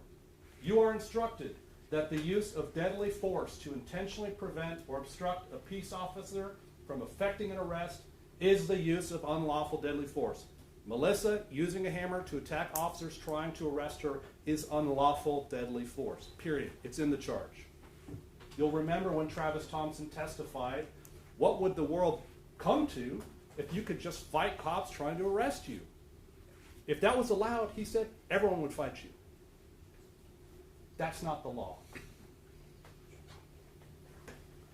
The second part of their burden is they have to disprove the defenses raised in this case. That's their burden, and the court tells you that.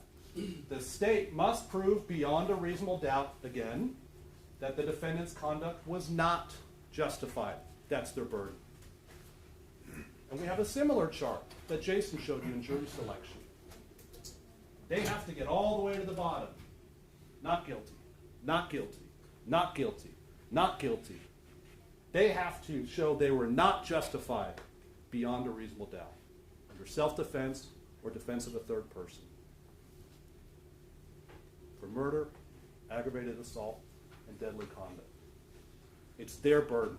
Even if, and I don't think you'll get there, but even if you think it's highly unlikely that these men acted in self-defense or defense of each other, it's still a not guilty.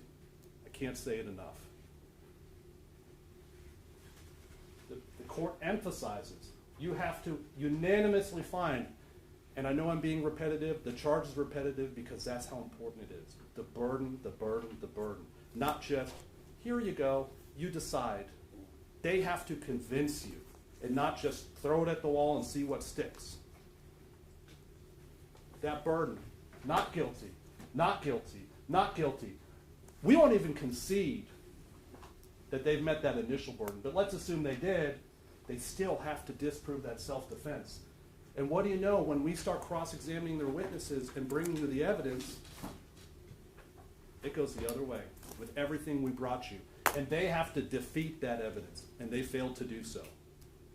We're the only ones who brought you an expert to say it was reasonable. It's their burden to show it was not reasonable. A single reasonable doubt is a not guilty. And there's way more than one in this case. The second admonition from the court. It's probably easy to forget because it's been almost a month, but there's a lot of warrant talk early on.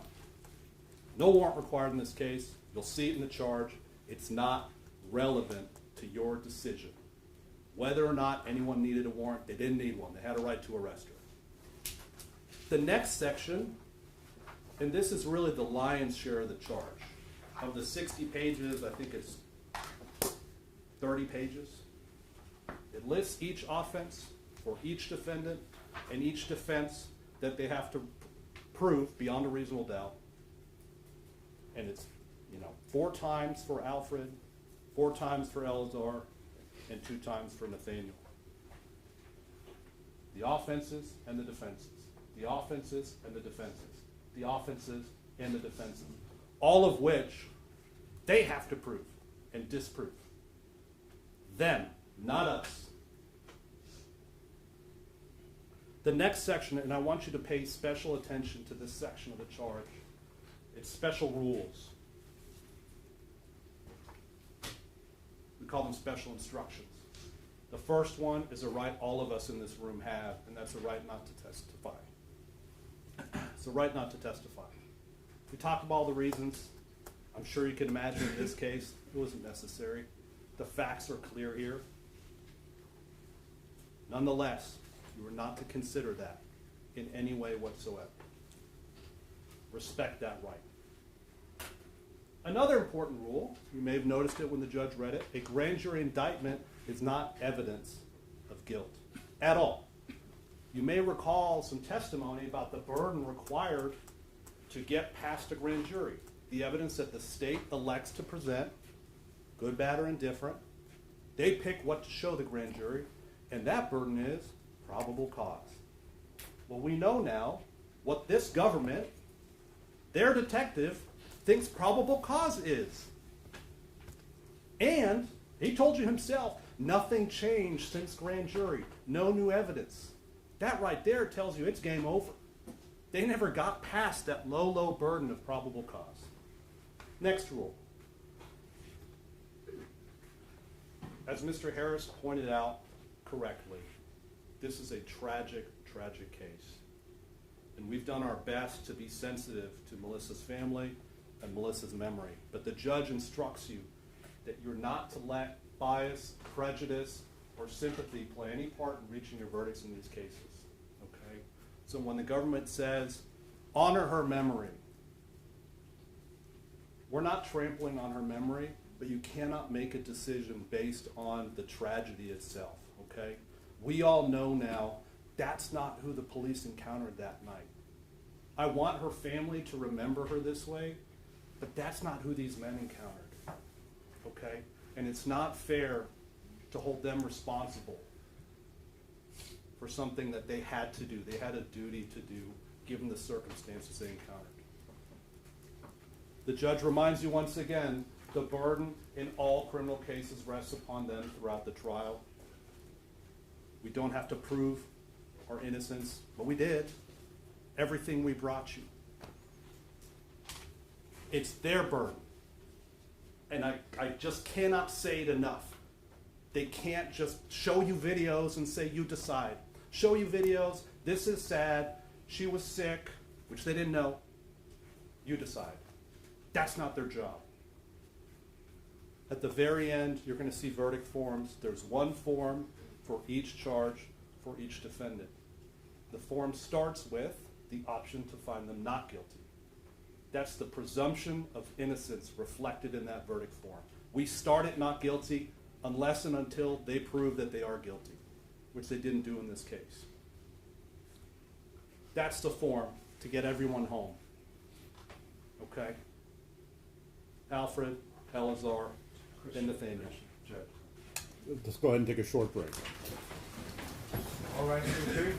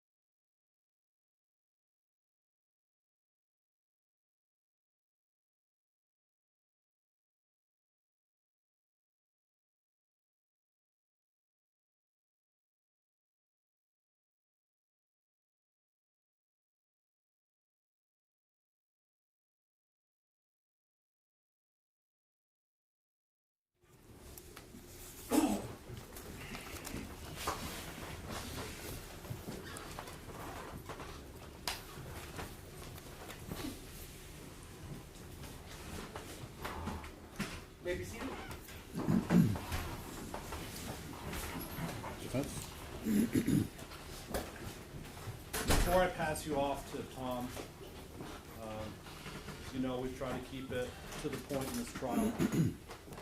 At the end of the instructions, you're going to see the final piece of advice from the court as to how you deliberate. Every jury does it differently. In the many trials we've all been a part of, we always learn different ways that jurors do it. But one thing you have to do is you have to pick your foreperson, whoever that is. When you get back there, pick your foreperson. That's the leader of the jury. That person will preside over your deliberations, will guide you all. They're also the person that's going to sign those verdict forms and tell the court what your verdict is. When you get back there, you can ask questions, but 99% of the time, the answer will be you have the law and evidence before you. Refer to the charge. I don't frankly think you'll need to. You know in your hearts what you need to do. Send these men home. Send them home. Thank you.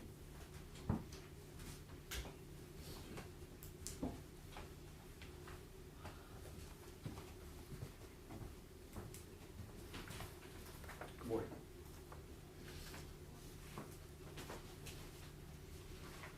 When you believe someone, it's as much about promises made as it is about promises kept.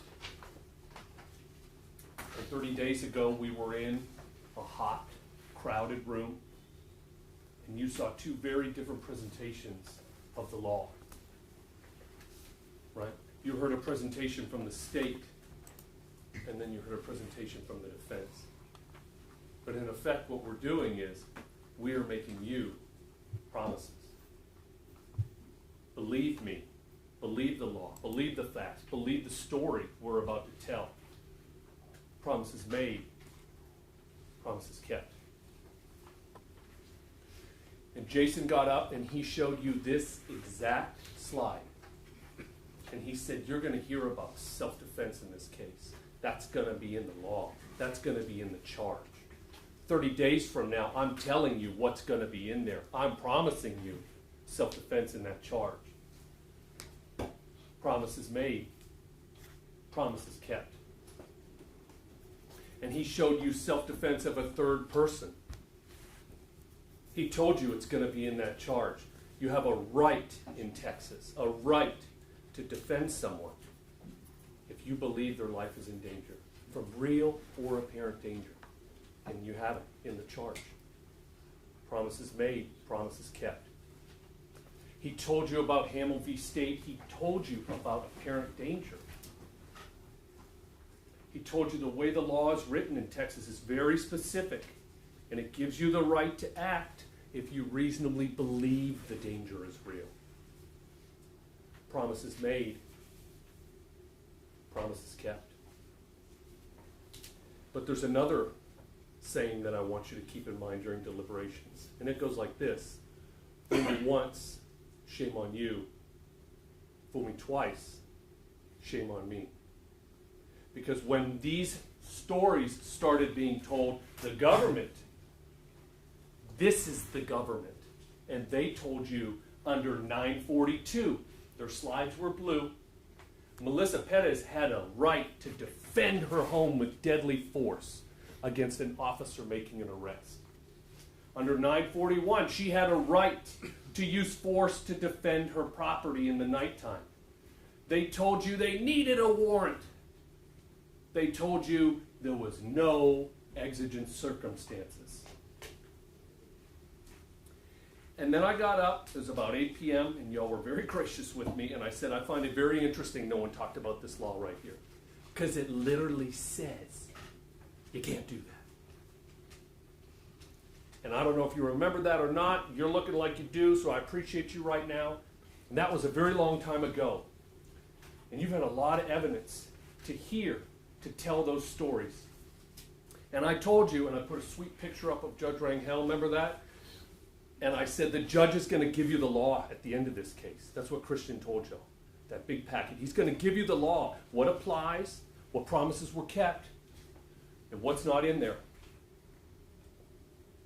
And he told you in this trial, you're instructed to disregard any testimony that Melissa Perez was justified. The law, the judge told you, you were instructed she did not. And then you'll see it in the charge. Fool me once, shame on you. Fool me twice, shame on me. And you also heard in the law that testimony and arguments about warrants, about exigency, not relevant, and don't consider it. Fool me once, shame on you. Fool me twice, shame on me. And I'll tell you why that's important. They have the burden. It's very easy to lose that here because the story, the evidence has been told by lawyers that used to be prosecutors, that loved doing this job and left for different reasons. We told you the truth. We promised you the law, and then we delivered it. And all they have promised at this point is nuh-uh.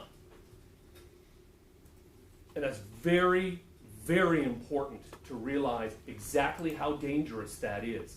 When the government, when the state of Texas, who brings the indictment, who brings the charge, who has the burden to prove it beyond a reasonable doubt, and the burden to disprove justification beyond a reasonable doubt, is reduced to nuh-uh.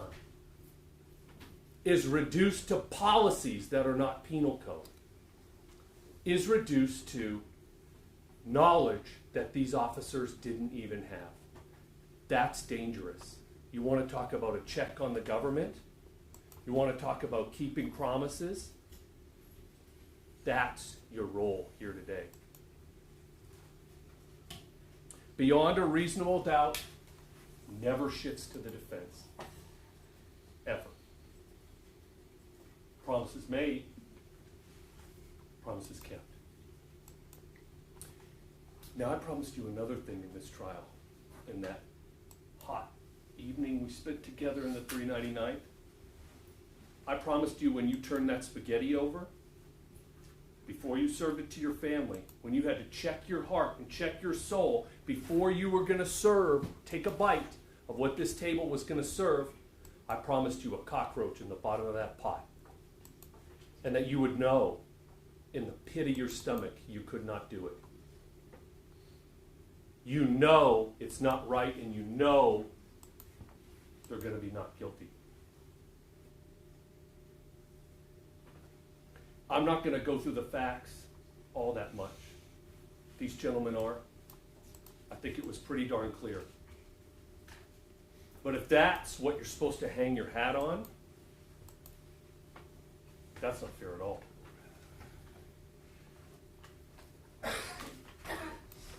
Promises made, promises kept.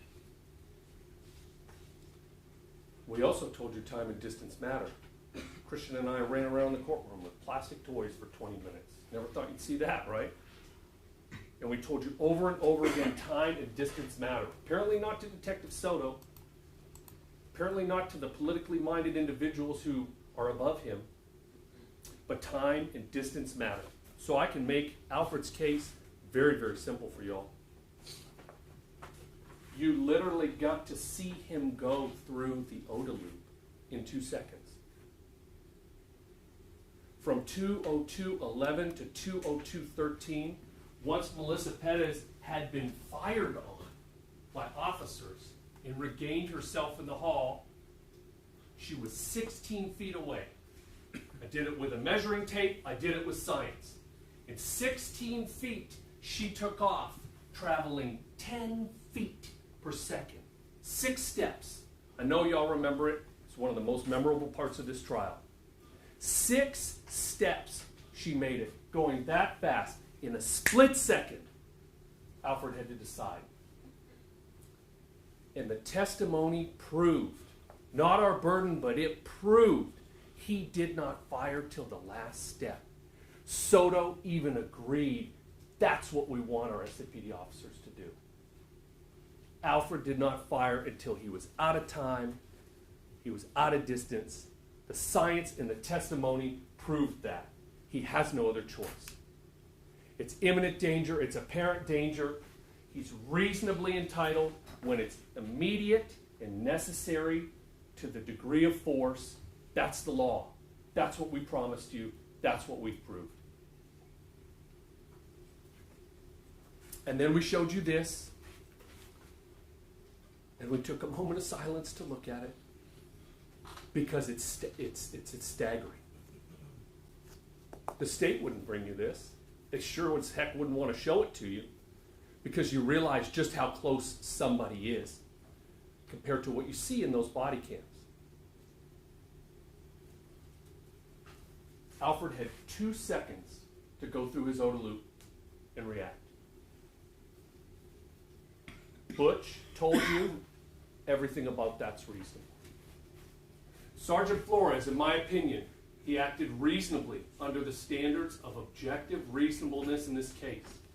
And my expert opinion, and nobody's more of an expert than Butch, after reviewing all of the facts and all of the circumstances in this case, I can say with legal certainty he acted appropriately and reasonably when it was immediately necessary to use self-defense to defend himself.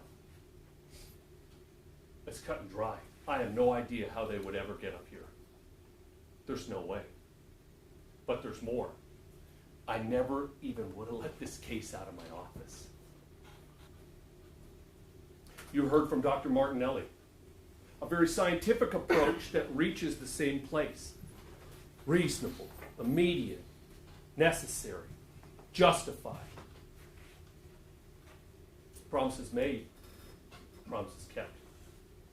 Now, much of this trial has been about putting yourself in the shoes of the officers, okay? Putting yourself in the place of those officers. And that's the way the law is written, okay? But I believe in fairness. And if I was to put myself in the shoes of Melissa's family, Ms. Nunez, Ms. Tovar, I would feel sad. Because nothing brings back my loved one. Nothing brings back my mom. Nothing brings back my sister. And I would be sitting through this trial on a hard wooden bench with my stomach in knots. And I would be wondering, what is happening right now? Maybe you'd learn that Rojas and Ramos blew up this call. And maybe you'd be angry about that. And I would be too. Maybe you'd learn that the detective did a terrible job investigating. And I would be angry about that too. Maybe you'd learn that the facts weren't all presented to you 871 days ago. And I would be angry about that too. And maybe you learned that the dignity and legacy of your mom was traded for the personal political agendas of politicians here. And that's not okay either. Because what you were owed is what Lisa told us an investigation should be. Y'all were owed a patient, thorough, and thoughtful investigation. Butch told you you're owed the truth. It's a two-way street. That's what you're owed in this system. That's what's justice. That's what's fair. And so I would like to acknowledge y'all for your poise during this trial.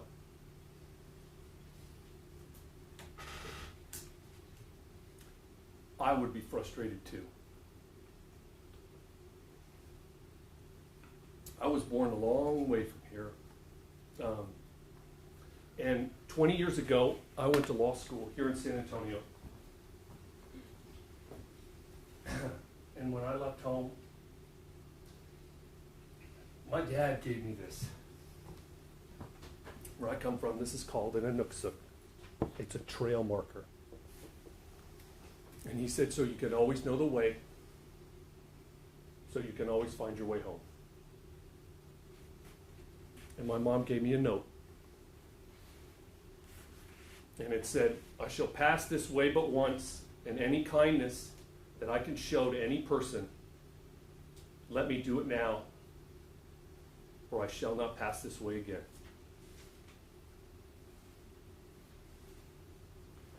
Nothing brings their loved one back.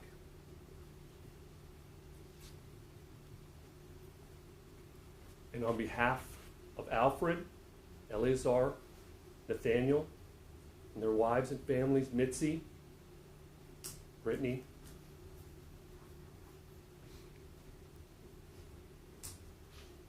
and Rachel, we're sorry for your loss.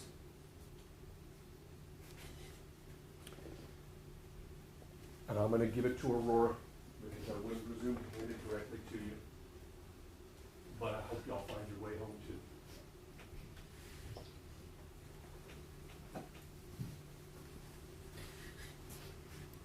I believe the evidence is clear. It's time for everybody to go home here. Thank you.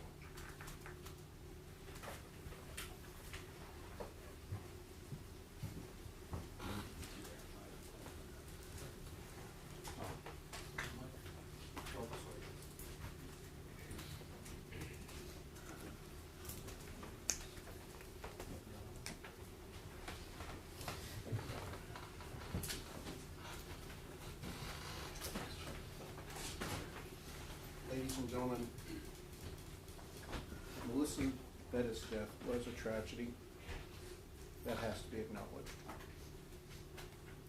The state, in their PowerPoint presentation, their video, asked, how did we get here? They showed Officer Rojas in the beginning of the call,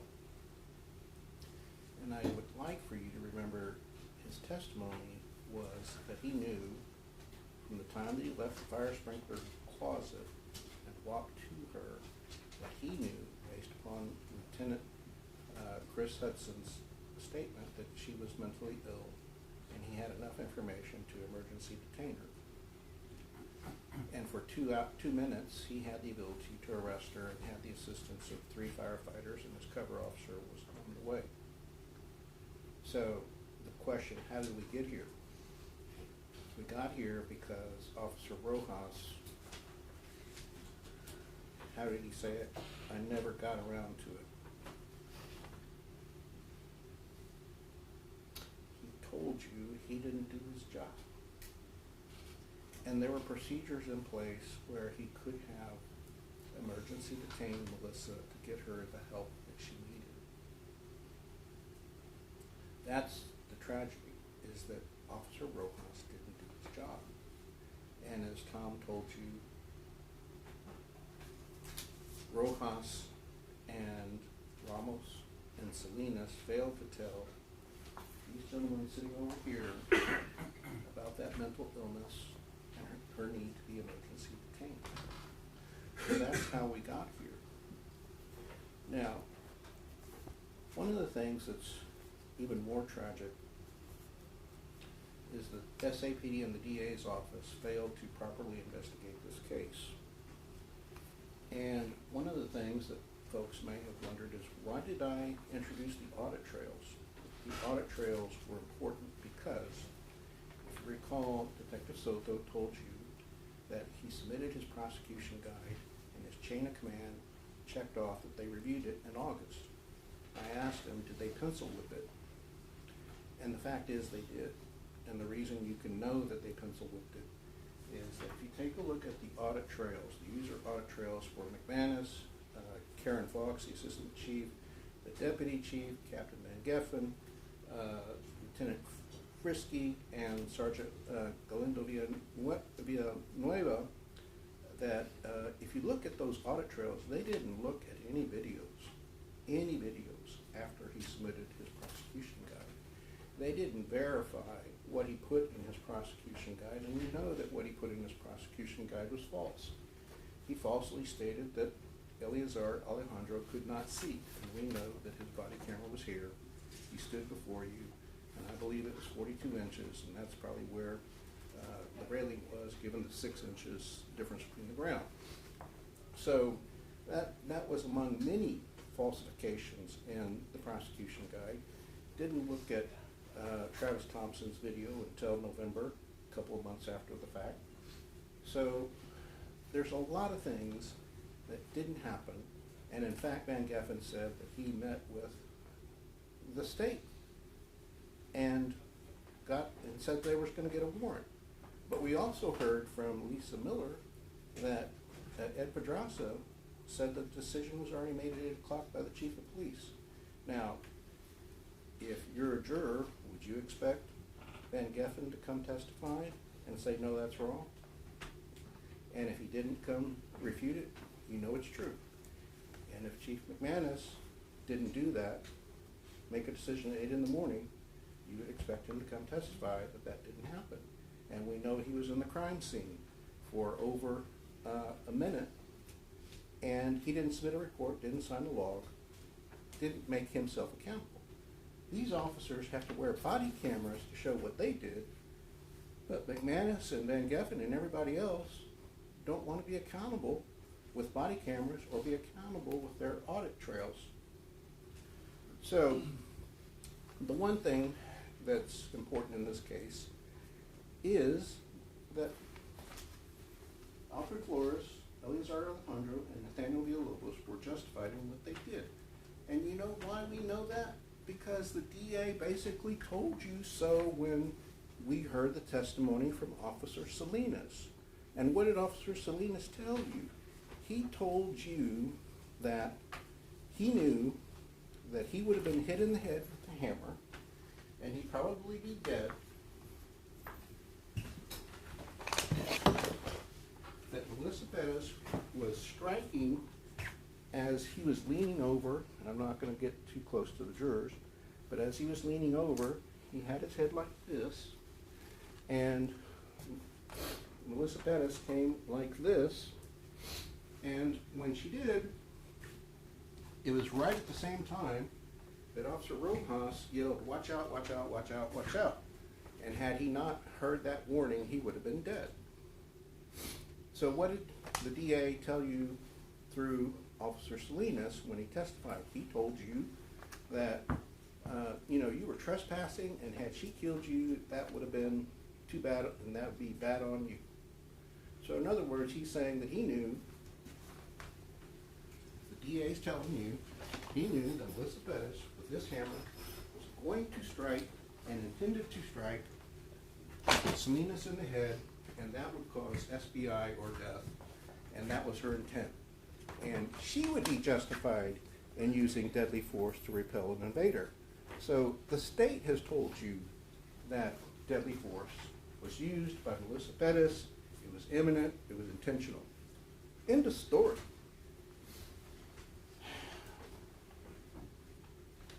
Now, what makes it worse is the state would have you believe that the totality of circumstances weighs in their favor. But that's absurd, and I'll tell you why.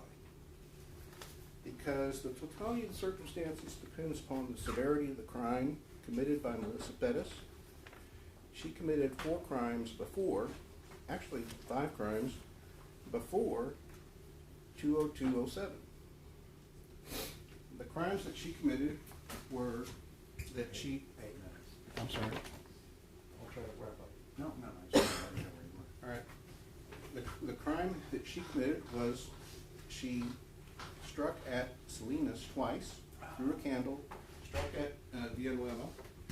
Then that was at 1:40:50 and 1:51:55.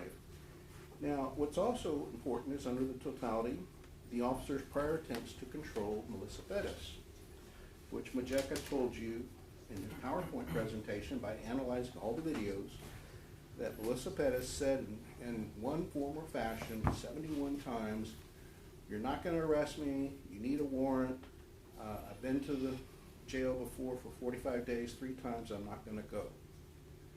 So they spent a lot of time trying to coax her out. They tried to convince her to surrender. They didn't want to use force. They told her many, many times, please, we don't want to use force. So they tried, under the totality of the circumstances analysis, to control her, but were left with no choice. So at 2:02:04, if you remember an opening statement, I believe I stood right here, and I said to the folks,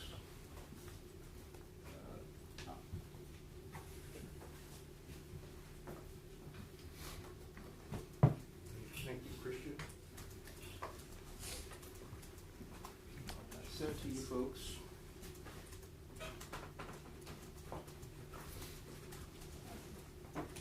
and this is State's Exhibit 54. I didn't have a Leica scanner, but I had a little basic knowledge of screen size. And screen size here, that's like 2.5 feet from here to here. And we know from the CSI that this distance from here to here is 6 feet. So just using basic mathematics, when you estimate this is 2.5 feet, and you take a look at the distance between this wall and this corner and this railing, you know that Sergeant Flores stepped on this corner right here, and when he did step on that corner, the back of his head, and I illustrated for the jurors, the back of his head was like this, 3 to 5 feet away. Now, his life was in danger, imminent danger, based upon the video, 3 to 5 feet away, camera, you know that his life was in danger.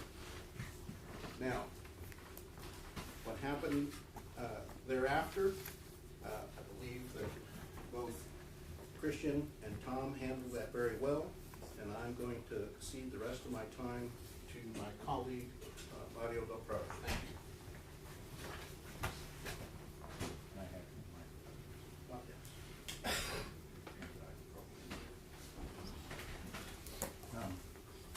Alex, Your Honor, could I have a couple people come up to help me? Yes.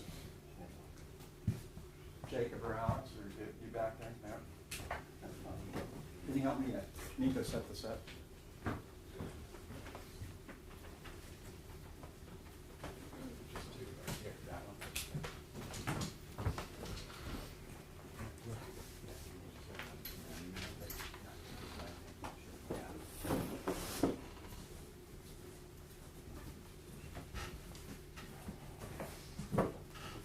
Yeah, that's fine.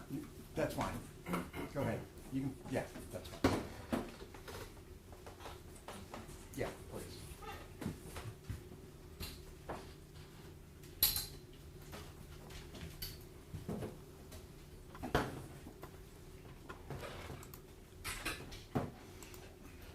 Thank you.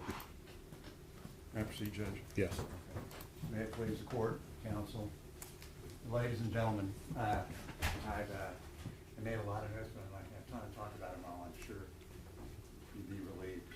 How did we get here? I'll tell you how I think we got here. When I told you in jury selection, I said that when Mr. LaHood was the district attorney, he started a unit called the Criminal Integrity Unit, the Crime Integrity Unit, Conviction Integrity Unit, to prevent unjust convictions. And at the time, it was in the media. It was a great unit, and the leader of that unit said, you know, I hate to think that there are innocent people in prison, but we know there are. And that was the reason that they created the unit. So to ask yourself, how did we get here? How do innocent people get to prison? Well, you got to take some steps backwards. And when Mr. Harris had up there, how did we get here? And he started on June the 23rd. We got here because the morning of June the 23rd, Mr. Harris, the leader of the Civil Rights Unit, which, again, this was a big deal in the media. Joe Gonzalez, our progressive district attorney, said, I'm starting the Civil Rights Unit. Their only job is to go after police officers. Okay? So in 2023, what happens a couple of years later? Here's the big chance. It's unprecedented. There's never been in Bexar County a prosecution of a San Antonio police officer for murder on duty. So now what do we have? Well, we have these three individuals. Not just one, but three. Okay? And you would think, out of common decency, common sense, fairness, justice, that the San Antonio Police Department would take their time in looking at this.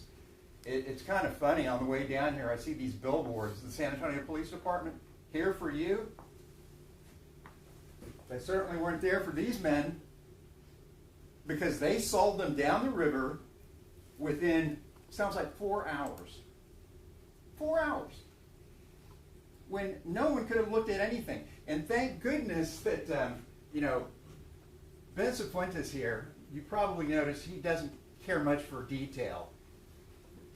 If we hadn't had Ben, who knows this user audit trail stuff better than the San Antonio Police Department themselves, because remember, Detective Soto, which by the way should be the 3 scariest words in the English language. If you ever have a loved one and you hear that and some crime has purportedly been perpetrated against them, and you hear Detective Ronald Soto is investigating, that ought to scare the hell out of you. That ought to scare the hell out of you. And what should scare the hell out of you even more is that these were 3 San Antonio police officers. What if you have a loved one that's accused of a crime, and you see the quality of the investigation, or lack thereof, the total lack of investigation in this case? If they're going to do that to their own, if they're going to throw these guys to the wolves with no concern, 871 days since this has happened, and all of y'all said, we all have a right to go home. Unfortunately, these men have never gone home. From that morning, they never got to go home. They're still living in a limbo created by these men. And it's ironic that Mr. Harris goes on and on about the government, the government, the government. This is the government right here. This is the government. And this government, you now know, was in from day one, from that morning on the decision to rush to judgment on these men, and now you know there is zero evidence. These men aren't just not guilty, they are innocent. They are innocent. And one of the things that I was thinking about the symmetry of this case, because the last time I argued a case in this court, y'all have probably had the longest jury trial I've ever been involved in, but for one, and that was a death penalty case in this court before this judge. And in that case was prosecuted, and that case was put together by a fantastic detective who, on the day that Detective Marconi was executed in front of the San Antonio Police Department, they had no idea who did it. But through the hard work, the hard, meticulous work of Detective Mark Duke, who's here in the courtroom, and who you heard testify, we were able to make that case. It was a hard case, painful case. But justice was done in that case because of the work of Detective Duke, who you now know came and told you he recently retired, and I never thought I would testify for the defense, Detective Duke told you. He never thought he would. But when he saw the injustice, the manifest injustice from day one in this case, he said, I have to get involved. I got to get involved.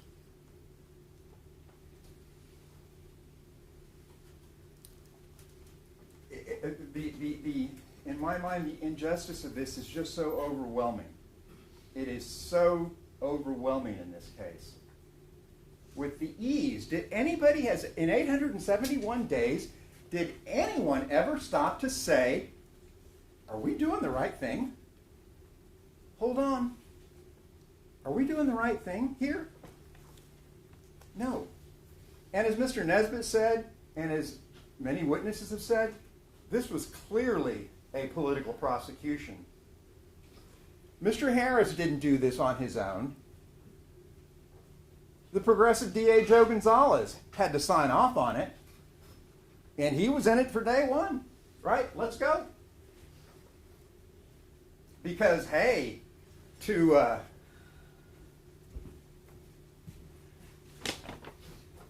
hammer, like the Civil Rights Unit, who only goes after police officers, these three men look like nails.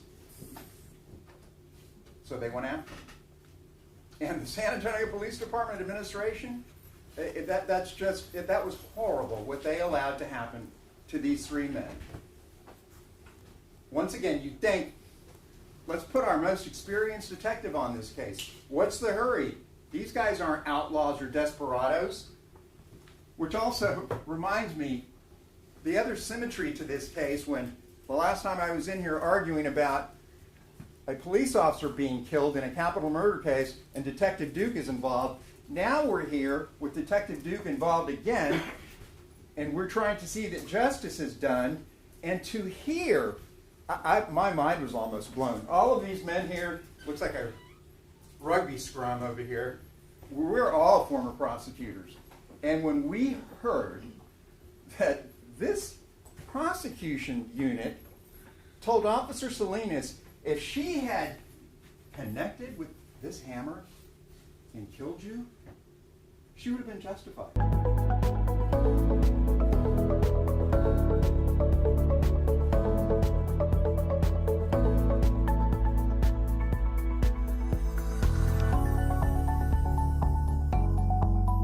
Let that sink in. Let it also sink in, as Mr. Nesbitt told you from the beginning, the language that has come from these two gentlemen.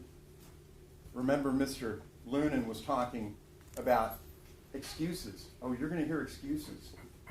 Their job is to see that justice is done. For a prosecutor to refer to justification, which is in the Penal Code, Chapter 9, as an excuse is outrageous. But he told you that. And remember, he also told you when they were talking about exigent circumstances. So let's consider the things that they said we're going to come forward with to show you guys exigent circumstances. There were no exigent circumstances. They didn't like any of the officers talking about that.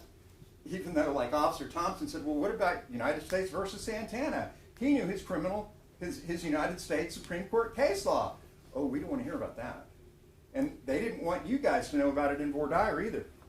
Mr. Lunan didn't talk about hot pursuit at all as an exigent circumstance. So we know, what did they go over with you? There were no exigent circumstances. A warrant is required. She has to give them consent. Her property rights can't be violated. She can't, she can use force against them. She can use deadly force against them. You're not going to hear any of that or see any of that in this charge. And you got to think back, how did we get here? In the grand jury, when they're misinforming you of the law, and they're in front of a grand jury who just needs probable cause, and remember I talked to you in jury selection about the grand jury is, the only people that can be present are the prosecutors, and that's it, and the grand jurors. So that's like a football game where there's only one team on the field. And man, they can run up the score. You're going to score every play. There's nobody out there against you. It's not an adversarial system. And when you can misinform the jury about the law, well, yeah, you're probably going to get a indictment. I told you in jury selection, a grand jury can indict a ham sandwich. Well, for these gentlemen, these three good, decent, honorable servants are ham sandwiches. Because, as Soto told you, no more additional evidence was developed from that day until he came here before you. And if you think about it, and I'm sure Mr. LaHood and Mr. Gross are going to go over it in detail, but Detective Soto, I mean, think about the messenger in this case. Think about, they're accusing they want to send these men, they want to convict them of first degree murder and or aggravated assault where they could go to prison for the rest of their life, and they bring you Ronald Soto, who had no experience, zero experience in officer-involved shootings. He told you that.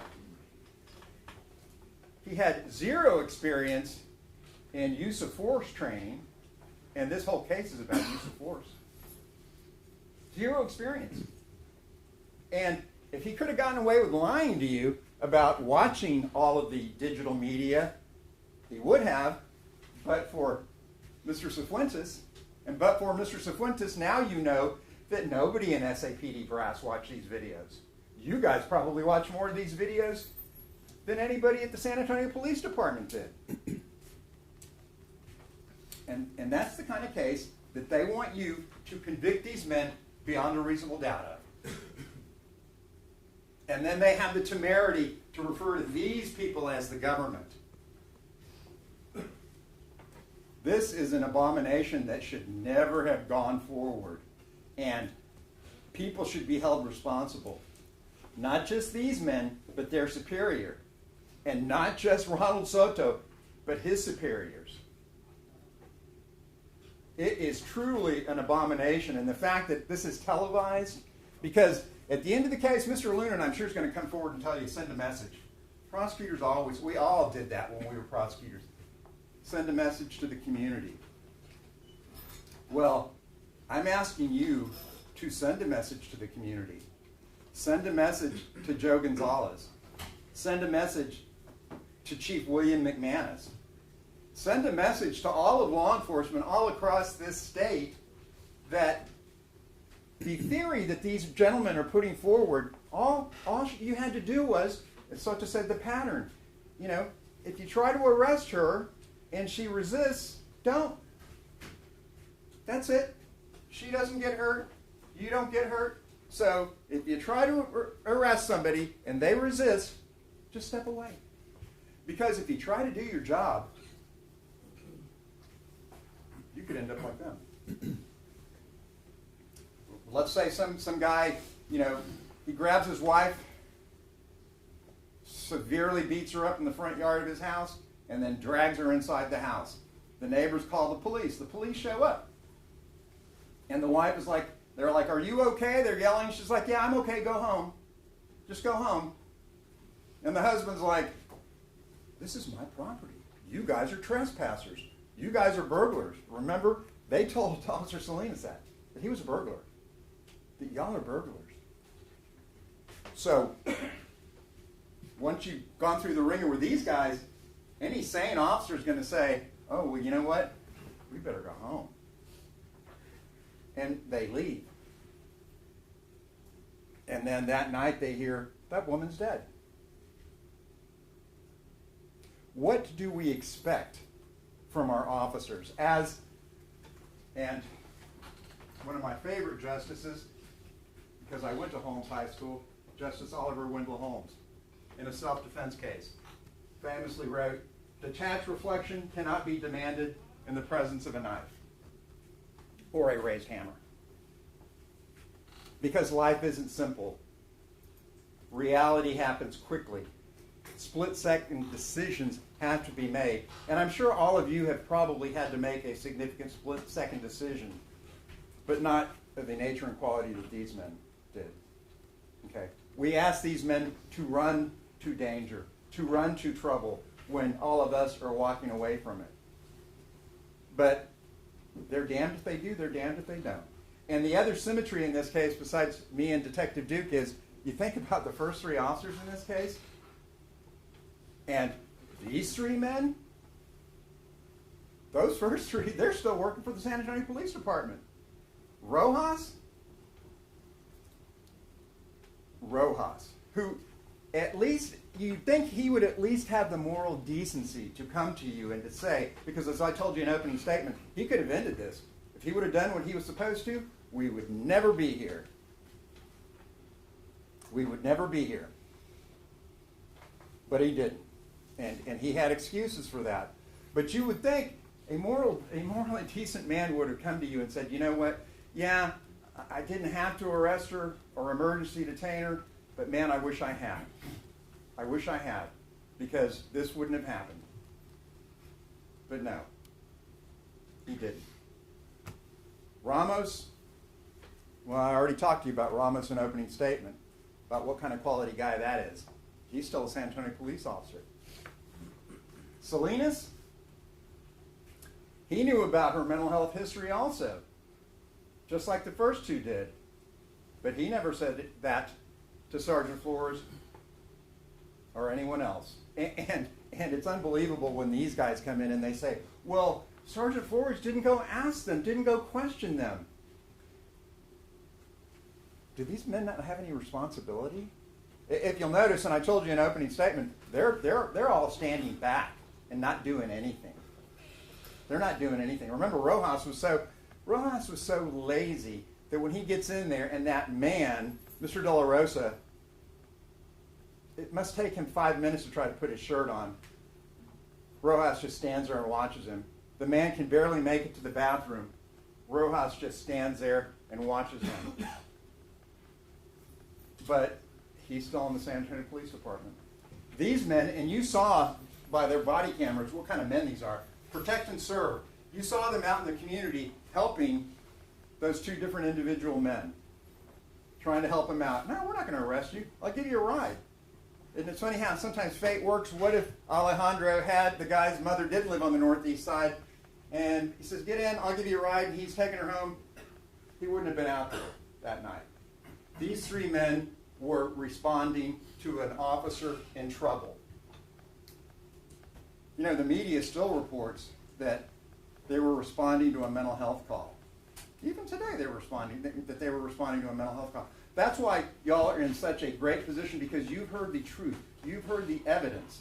Can you imagine, can you just imagine if there was a jury and all they had was Ronald Soto, who lied on the affidavit to another judge about what was there, who had absolutely no experience in officer-involved shootings, who had absolutely no experience in use of force training, who lied about watching everybody's body camera, who lied to you about making this decision on his own, because you know that's just factually impossible.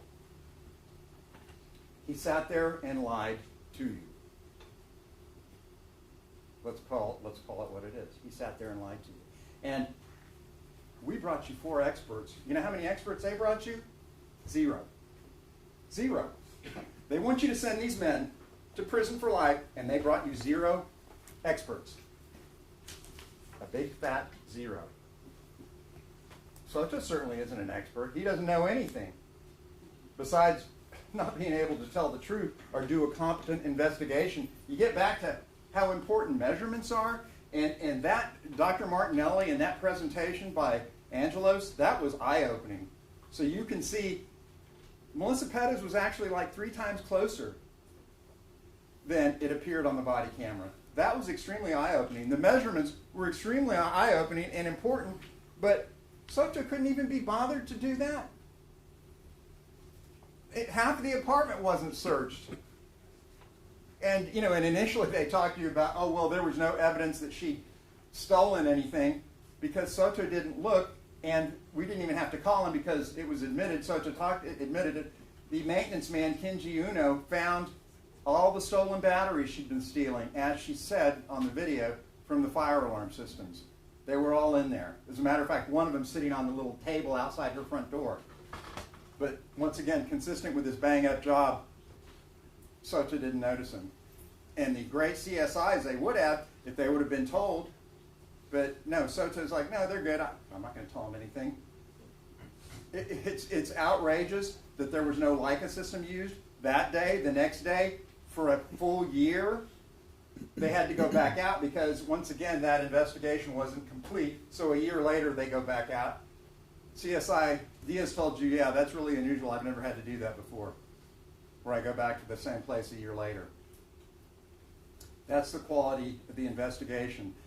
If you'll recall, in jury selection, I told you that the roots of beyond a reasonable doubt are so important, right? And I talked about, held up the book, the theological roots of proof beyond a reasonable doubt.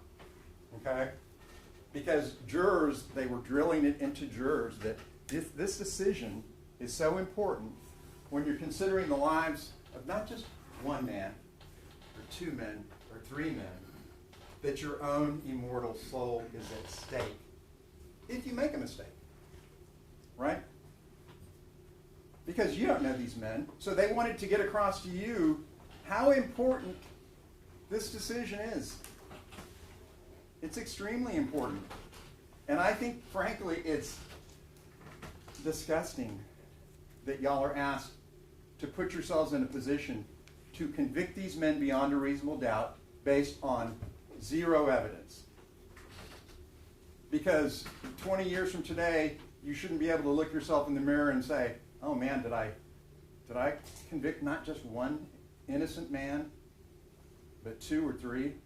And that's why this burden of proof chart, take a look at it. I think they're going to have it again. What this really means, because if you remember going back to jury selection, you can clearly be convinced. Because remember, below proof beyond a reasonable doubt is clear and convincing evidence. How much time do I have?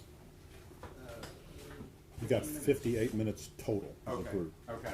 I just have a few slides I want to show you. You can be clearly convinced that these men weren't justified. I mean, I think I think they're innocent, right? But even if you want to get to the point where you say, you know what, I'm clearly convinced that there was no justification, then by your oath and what you told Judge Ronhell, you're all required to return a verdict of not guilty. That's how strong justification is. And that law wasn't written just for these three men. As you all told everybody from day one, we all have a right to go home, right? Self-defense is inherent in being a human being. As everyone has said, this is a tragedy. There is no doubt about that. As Mr. Goss told you early on, what can look awful can be lawful. There is no, any time, and I think one of our experts said, anytime you have an officer-involved shooting, it's not a pretty picture, necessarily, right? It's not. But sometimes the choices are between, as I said in jury selection, between the horrible and the terrible. Because sometimes, and hopefully none of you are ever put in that situation, but sometimes choices have to be made, and decisions have to be made. And in a split second, do you make the decision, I'm going to protect my brother officer, and it's not just brother officer. As I told you, under 6.6 of the Code of Criminal Procedure, they have a duty to prevent injury to everybody, including Ms. Perez. And if there would have been any civilians there, they would have had a duty to protect them as well. As I said, they didn't get up that morning hoping, as you saw from their behavior before with other people, they're good and decent men. When they swore an oath to defend the Constitution, not just in the military, because Alejandro and obviously Vobos are veterans. When they defended this country with their life and defended the Constitution, they have a right to count on their government, particularly the Civil Rights Unit, making sure that their rights are not violated, and not to just give them lip service of a couple of hours. They have that right. And then when they further, all three of them took the oath as police officers to protect and defend the Constitution and laws of the United States, they have a right to count on those laws as much as anyone else. And this is a tragedy. This is a systemic tragedy. And besides people in SAPD brass, people at the top of the Bexar County District Attorney's Office, a message needs to be sent. Unfortunately, you look at our society and our policy.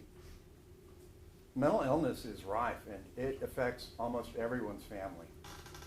I thought that was interesting when Mr. Lunan, went after Lieutenant Majeka, and Butch Majeka said, "No, I've arrested police officers." he said, you know, you probably don't hang out with people like Melissa Perez, right? And Butch said, no, I've got mental illness in my family, a lot of people. I've prosecuted police officers. I've arrested police officers. I've arrested my own cousin. I kicked my own brother out of the house for smoking marijuana. You look at those four experts, and frankly, I have never seen a team of experts put together like those people. And frankly, they were not touched by either one of these prosecutors when they were cross-examined. They were not touched. Their testimony and their grasp of the science and the evidence was unmatched, including Dr. Martinelli. And they all told you what a horrible investigation this was, and they all told you about the politics of SAPD, and they told you about Sergeant Pedraza, who said at 8:30 that morning, Chief McManus was already telling people this was a bad shoot. This was a bad shoot. And his captain, Pedraza's captain, telling him, because Pedraza, who works at the training academy, and I'll talk about that, was told to keep his mouth shut. Keep your mouth shut, because it's more important politically, because what McManus was worried about, remember, he'd established a mental health unit, and he was very proud of it. And it looks bad how this woman died. As the media said, she was just standing in her own apartment holding a hammer. That's all she was doing when these three men opened up on her for absolutely no reason. You know that's not the truth. You know that's not the evidence. But a lot of people believe that.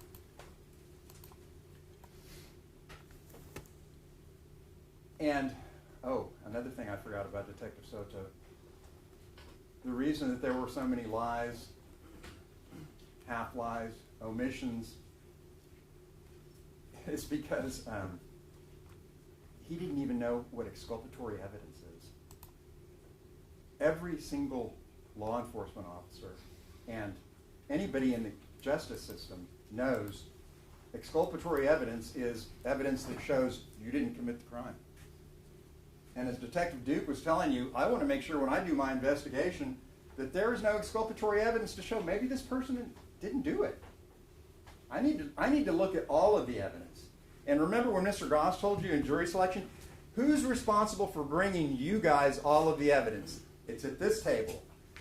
And at the end of this case, if you have any questions that weren't answered, whose responsibility is that for those questions to be answered? It's at this table. But in the month of this trial, all of that has come from these tables. Because Mr. Cifuentes' mastery of SAPD procedure and user audit trails, and because of, frankly, the unbelievable cross-examination done by these other gentlemen. Thank God these officers had that defense, because if they didn't and all you were brought was Detective Soto and the, frankly, crazy theory by the prosecutors, that's how innocent people get sent to prison. That's how innocent people get sent to prison. Now, when I say it was a tragedy, what happened to Melissa Perez and the systemic problems, I want to address it this way. There's a lot, and these men did not know, obviously, that she was mentally ill, right? However, even if they did, somebody comes at you or one of your loved ones with this, and I'm not going to raise the hammer tomahawk style to you, but when I get this close to you, and maybe you're sitting in your living room behind and there's a big open window there, and there's a big old glass door there, and I'm running at you with this, I would bet you that all of you would feel like that's either the use or attempted use of deadly force. Okay? And anybody is entitled, not only under the law, but that's human nature. The urge to live cannot be stamped out. These men did not want to take it unlawfully. They were put into a horrible position. These are reasonable men who were thrust into an unreasonable moment. And the charge is not going to have anything in there about, well, alternative plans could have been made, or they could have walked off the patio and come back the next day. There's nothing in here for that. There is absolutely nothing in there for these men to move you with any kind of now new theory about what should have been done.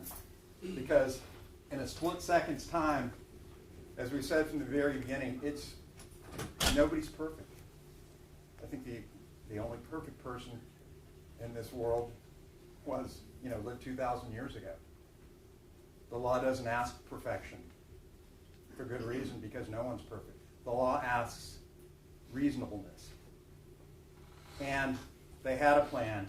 The plan was reasonable. But as Lieutenant Majeka and Mike Tyson say, hey, everybody's got a plan until they get hit in the mouth. Obviously, not every plan goes according to the way it was intended to, but these men would not have used deadly force unless they were forced to. And unfortunately, I think y'all may have to consider the fact that Melissa Perez may have wanted those officers to take her own life, because you don't tell officers, shoot me, and go after them 4 times with a hammer, and after you've been fired on multiple times, take a couple of seconds and make another run. Right at 2 other officers. Why might she have done that?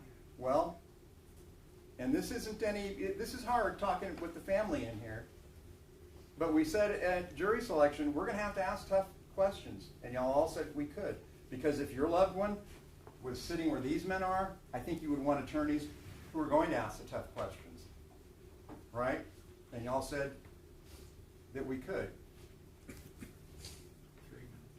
The family did what they could for Melissa Perez.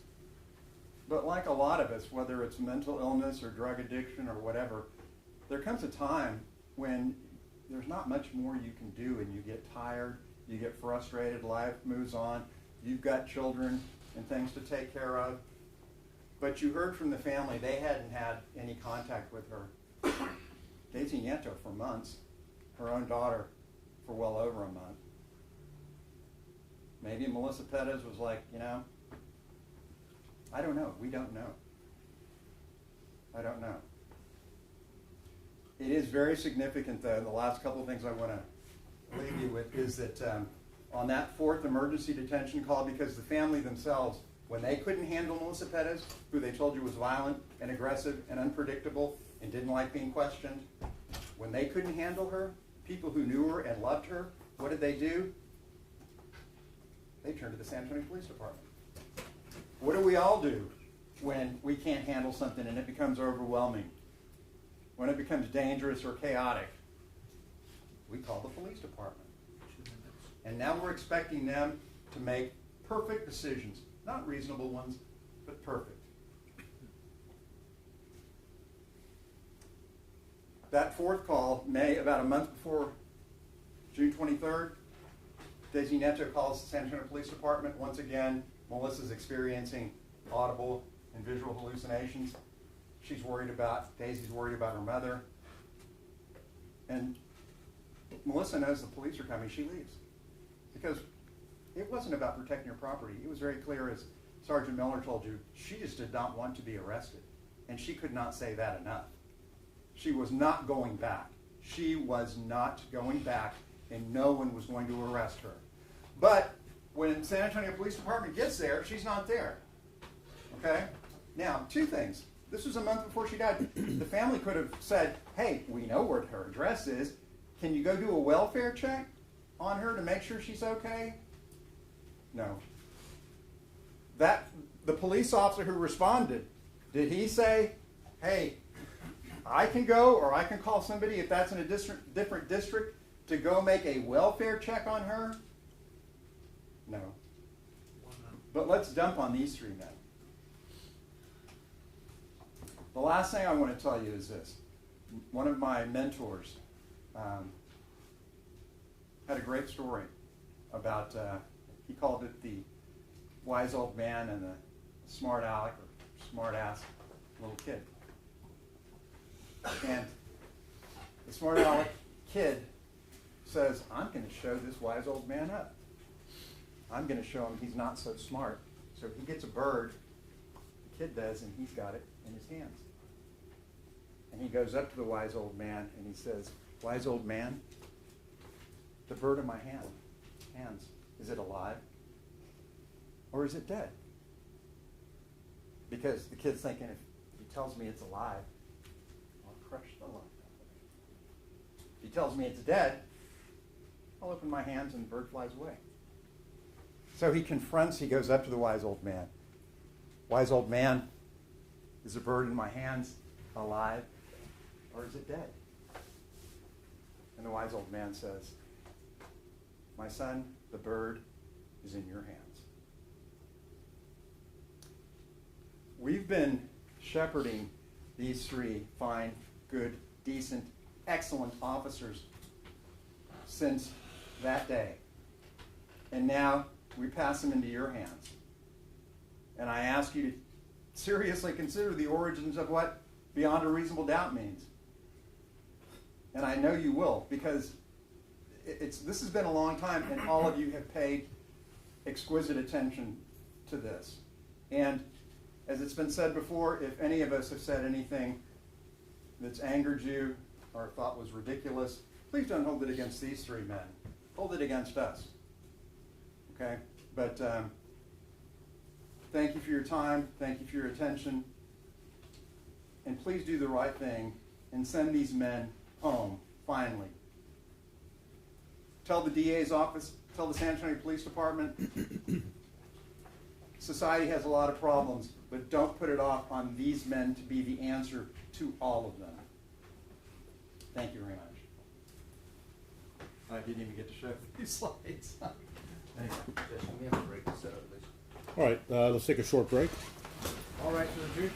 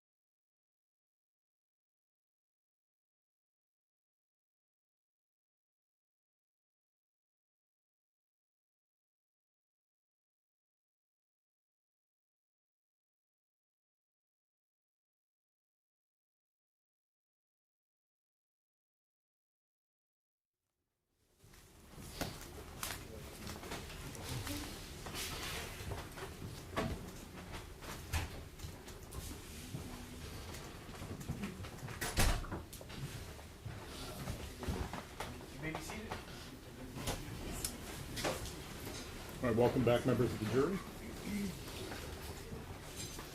Judge, may I proceed? Yes. Thank you.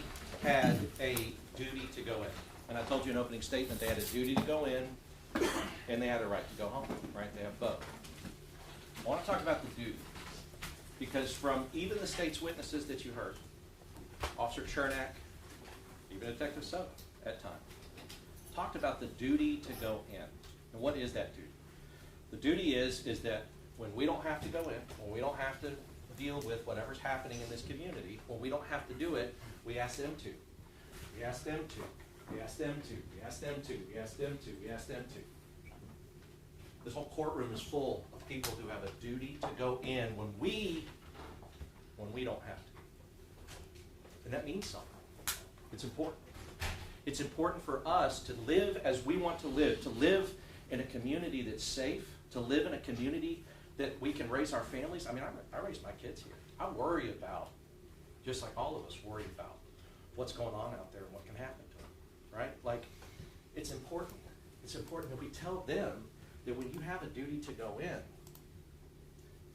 we also give you the right to go home, because these are men and women that put on that uniform, and they all have spouses, right? And so when we talk about the right to go home, their husbands and their wives will not let them do their duty to go in if we don't guarantee them the right to go home. It won't happen. You can ask any one of them. They don't let them out there. They would never let them out there. If that were my wife, I would not let her. If I was out there in uniform like that, my wife would never let me not come home to our kids. Never let my two kids not have a father. So we have to balance that, right? That's what this whole trial's been about. How do you balance the duty to go in with the right to go home? How did the state do it? The government. And they are the government. They are the government. How did the government do it? They said, well, they didn't have a duty to go in. They told you that. He had to tell you they were wrong. Right? I mean, that's the first thing that they did. The first thing they came up and told you. They didn't have a duty to go in. And now what are they saying? Now that they've been told and you've been told that they were wrong, as Tom said, you fooled me once, shame on you. You fooled me twice, shame on me. Right? So now what are they saying? I guess they're saying they didn't have a right to go home. But they did. And as you can see through the trial, they did everything that they could. They did everything that they could. Good men, good officers. You know, I was thinking about it. What are the chances that we would happen to have on Officer Alejandro and Officer Villalobos' video exactly what they look like when they weren't at this scene? Exactly what they look like in the call right before. What were they doing? They were helping people. Because that's another thing that we asked them to do, community policing. Another thing we asked them to do is don't over-police. Don't go to every guy who's drunk and had a problem with the missus and start kicking him out of his seat. Don't go to every person. Don't go to every person who's coming shirtless going, I don't know, I've been in this fight and everything else and I can't get over to where my mother lives. Don't go and say, I don't care what happens to you. Get off the street or you're going to jail, right? They didn't do that. And that's what you see immediately before for both of them. They get called out from that to this. And why did they get called out? Because Jonathan Salinas is getting threatened by Melissa Perez. Because Jonathan Salinas was attacked by Melissa Perez. Because Jonathan Salinas was hit by Melissa Perez. Because Jonathan Salinas was almost killed by Melissa Perez. That's what the evidence shows. It's what it proves. So I want to talk about this. I consider trial by jury as the only anchor ever yet imagined by man by which government can be held to the principles of its Constitution. Mr. Harris is right. We did talk about that at the beginning. We talked about that at the beginning of the trial, but we didn't talk about it the way that he is, and honestly, Jefferson's not talking about it, about these men as the government. These men are the government. They're the representatives of the government right now. And what Jefferson is saying is these men have to be held by you, have to be anchored by you to the principles of our Constitution. What does it look like?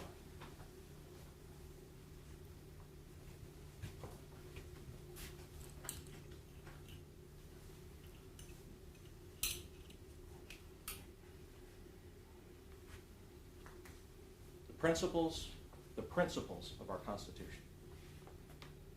The right to trial by jury, the right to never be convicted unless the government can prove beyond a reasonable doubt that you were guilty without justification. These are the principles. This is the anchor. It's you. That's what he's saying. This is you. This is the ship anchored to the principles. This is our government, them, and all of us that are on the ship with them. So what does it look like? This is how the world is supposed to be. The government and all of us are supposed to be anchored to the principles of our Constitution. That's what it's supposed to look like. Well, what's the first thing that they did? The first thing that they did was they said in their closing arguments, let me show you 3 other officers who did some bad stuff. That ship starts sailing out into the harbor. It's losing its anchor. Because when they do that, when the government takes 3 officers who they had nothing to do with, and they spend 20 minutes in a closing argument after we've had a 4-week trial, they spend 20 minutes talking to you and showing you these 3 officers that they had nothing to do with. That ship is going. That ship's moving out. What else? Detective Soto. When they bring Detective Soto and he makes assumptions, and the ship keeps going out. And it's going to keep going out, and it's going to keep going out into open water. And God help us all if our ship gets out into open water, where there's no anchor for our government to the principles of its Constitution. That's what this is about. It's not about what Mr. Harris said. One thing he did say is hold the government accountable. I guess meaning these guys. These guys. Them. And look, as Tom said, I sat at that table for 10 years, proud to sit at the table. I was. Did some good things. He was elected DA. He hired me over there. I was proud to work for him.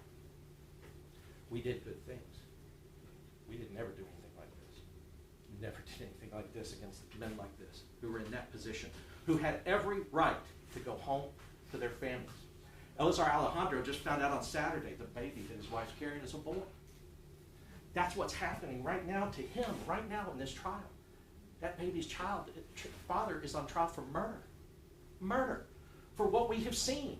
Where did that start? It started with Chief McManus. Didn't like that there was a mentally ill woman that got shot. We don't like it either. Nobody does. What Tom said to the family, I agree. I agree. You know, and really going along with everything, if there's anything that we've done that's been offensive, you know, and I'll give you an example. The state had an expert back here, Chuck Joyner, right? And I was doing something in cross-examination, and I had been upset with their expert's opinion and their expert's ideas and their expert's conclusions about these men. I've not liked it. And there was one point when I looked back at him, and he was sitting right there, and I looked at him. But then Melissa's family thought I was looking at them, and I wasn't. And I apologize, because I wasn't. I was looking at him, because I'm passionate about that. I'm passionate. But if anything like that, if there was anything that would happen that you thought, oh, I don't like what he did, or what he did, or what he did, or what he did, you can't hold it against them, because see, that's what they're trying to do. I don't like what Ramos did. I don't like what Rojas did. I don't like what Salinas did. Salinas never should have gone in the window in the first place. Who cares? At this point, they didn't know that. They don't know anything that's going on. But you hold it against them, and this keeps going out that way. What are you doing when you do that? What are you doing when you play 20 minutes of that? What's happening when that happens? We know what's happening. They're trying to hold the actions of others against them. We all know that's not fair. We would all argue against it if it happened to us. When we were kids, if we had our siblings, and our parents blamed us for something that the sibling did, it's not fair. But now we're all grown. And they're grown. And they're grown. What they're doing is wrong. Because now it's not just about who gets a spanking, who goes to timeout. Now it's about who goes to prison, who's a convicted felon, right? Remember, there's no probation for murder. You convict those men of murder, you're sending them to prison. That's what they want you to do. That's what they're asking you to do. But it could be State of Texas versus Maria Salinas, Travis Thompson, Sergeant Rivera. I told you in opening, if the people in the front were in the back, and the people were in the back were in the front, these chairs would have been filled by 3 other good officers. Maria Salinas, good officer. Travis Thompson, good officer. Sergeant Rivera with the beanbag shotgun, if he's in front and he shoots the beanbag shotgun and kills her instead of Sergeant Flores being there, We're all sitting, 3 different people sitting here. But the facts would not have changed. The facts would not have changed. One of the things Detective Duke said from the beginning is, how do 3 people make the wrong decision at the exact wrong time? I mean, at the exact same time. How do they do that? And then 4 other people behind them are doing that. How does that happen? It's because it wasn't. It's because everybody there reasonably perceived this as immediately necessary in order to save themselves or another. That's it. You don't need anything else. Why do you think that they say, hey, they've never tried 3 officers at the same time? It's because when 3 officers are doing something, it's reasonable and immediately necessary. There's no cowboys here. There's no people that were cocked off and popped off and trying to just hurt somebody. These are all people that were doing what they could to try to get her into custody safely when Rojas didn't do it, right? And to protect each other. So this whole thing, how we got here, that is how we got here. How we got there and how we got here is that they wanted to make you believe that 3 other officers who had nothing to do with these 3 officers, that their actions can be attributable to them. The prosecutor's opening statement was all about how 2 hours had passed. And then you figure out, well, no, actually for them, 15 minutes had passed. That was it. 15 minutes. They're getting on the scene trying to figure it out. For 2 hours, she has not been cooperative. For 2 hours, they couldn't get her. And everybody told you that they had to. There was no situation where those officers were going to leave. And they could argue, well, nobody was threatening the old man. It's debatable. When she's in that kind of situation, you never know what's going to happen. But regardless of that, you can't assault officers and just everybody go home. You can't do it. It's not how it, I said in opening, it's not how it works. It would be crazy if that's how it works. This room would be empty and nobody would be in a uniform if that's how it works, and then where would we be? That's ultimately what Mario said, and I know what Nico's going to talk to you about. Officer Chernak, he said we had a duty to go in. He said, Jonathan Salinas, I would have done the same thing. Our plan was to get her into custody safely. Our plan. Chernak's plan, Sergeant Flores' plan, Officer Villalobos' plan, everybody who's trying to come up with something. You know, no good deed goes unpunished. They're all trying to figure out something. And the people who tried to figure out something, as long as they were on the front lines trying to get this done, putting themselves at risk. You know, I mean, I can't imagine, you know, Officer Villalobos' wife, I mean, Mitzi's sitting right there, I can't imagine when she sees her husband sticking his head into a window to unlock a door and almost getting killed for it, almost leaving that child without a father, their little boy without a dad. I can't imagine how that feels, because I would think it says, hey, don't stick your head in any more window. Don't do it anymore. Why? What did it get him? It got him into this chair. It got her into that chair. She sat here the whole time too for her husband. And what did it get? Right? So that's what happens. If we do this, if we send that message that they want you to send, I guess, to the police, what the message you're going to send is, don't ever go in it. Don't ever help anyone. Don't ever make an arrest. Leave. Officer Chernak told you to do what was necessary. Look, I mean, looking at his plan going in with a taser like that, I think we've shown it would have been probably disastrous for him. Honestly, if she met him in the back hallway and he didn't do what Officer Villalobos was able to do, which is try to get a taser and a gun at the same time to do that. If he couldn't do that and he just had a taser, it could have been disastrous for him, his plan. But he was still trying to make a plan, and he wanted it to be non-lethal, and so did Sergeant Flores, and so did Officer Villalobos. That's why they went in when she dropped the hammer. Mark Duke. So there's the art of investigating and the science, right? We showed you 2 different things, the art and the science. So Mark Duke talked about the art of investigating. The ability to communicate is the best tool a homicide detective has. And you heard that Detective Sutter didn't interview anybody. Neither did anybody in command staff. They took some statements, didn't interview, and what they did was they deprived themselves to get to the truth. To find the truth, they deprived themselves of their ability to find the truth by not using the best tool a homicide detective has in order to get to the truth. He also told you he would have done the same as all 3 officers if he were in any of their positions. That's important. That's important because when you have other people who have been trained in this, who have investigated this, who have looked at this, and who have spent, I think he said 200 hours or more looking at it, and he's saying, look, I would have done the same. And Mark Duke is not any kind of man that if he didn't feel like that he would come up here and testify to it. He's an honest cop, always was. That's why we called him, because as prosecutors we used him, and just like Mario said, he's a good detective. He's good. He's solid.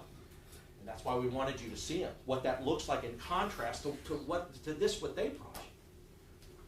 Salinas, Nico asked him, did you know that the state's theory of the case is that if Melissa Perez had been successful in her efforts and would have killed you, she would have been right to do so. Yes, they told me that in pretrial. They told them that in pretrial. How does that make you feel? Upset, because they're saying her property was worth more than my life. And here's what we found out. They're telling officers this in pretrial. The district attorney's office in Bexar County, where we all live, are telling officers in pretrial that if Melissa Perez would have killed you, she would have been right to do it.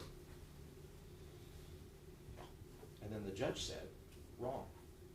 The judge said, it's completely wrong, it's completely false. You might have seen this over here. Everybody's going, because we all know, we all practice in all the other courts that they're not trying to convict 3 police officers. We all practice over there. And in each one of those other courts, they wouldn't dare say that. They would never say that to their police. But here, they just turned it around to get a conviction because Chief McManus and Darrell Harris are sitting at 8:30 in the morning or 9:30 in the morning or 10:30 in the morning. These officers, not justified. I'm not saying you treat these guys any better than you would treat anybody else, but you definitely don't treat them worse, and they got treated worse. There ain't nobody is going to take that kind of evidence on that kind of case when they are involved in this kind of situation and file those charges when they did, unless there's what they call that high jingo, that political nonsense that put 3 men in a chair for murder, 3 men mugshots for murder, 3 good men mugshots for murder. And it doesn't matter what you do today, those mugshots never go away. Never. They'll be up there forever.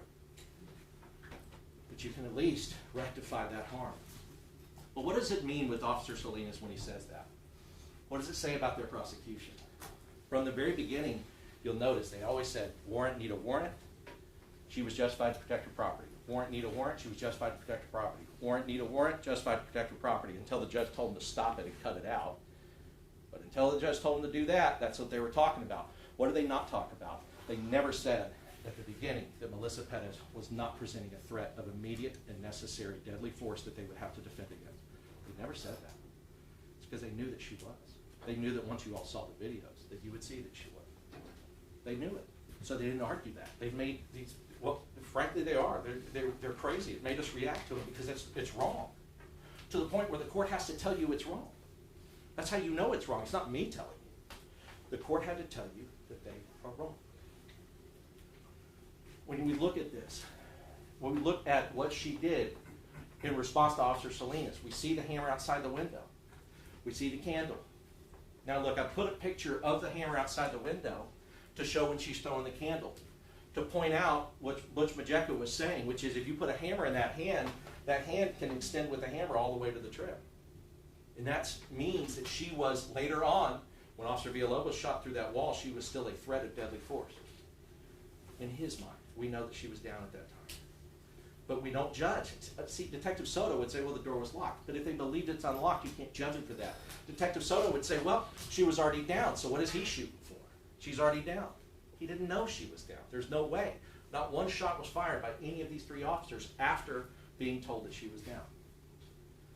Dr. Martinelli. So Detective Duke and the others talked about the art of investigating cases. Butch is kind of both. Ron talked about the science. Dr. Ron Martinelli talked about the science of evaluating use of force cases. And he told you that all 3 officers were justified in defending either themselves or their fellow officers using deadly force.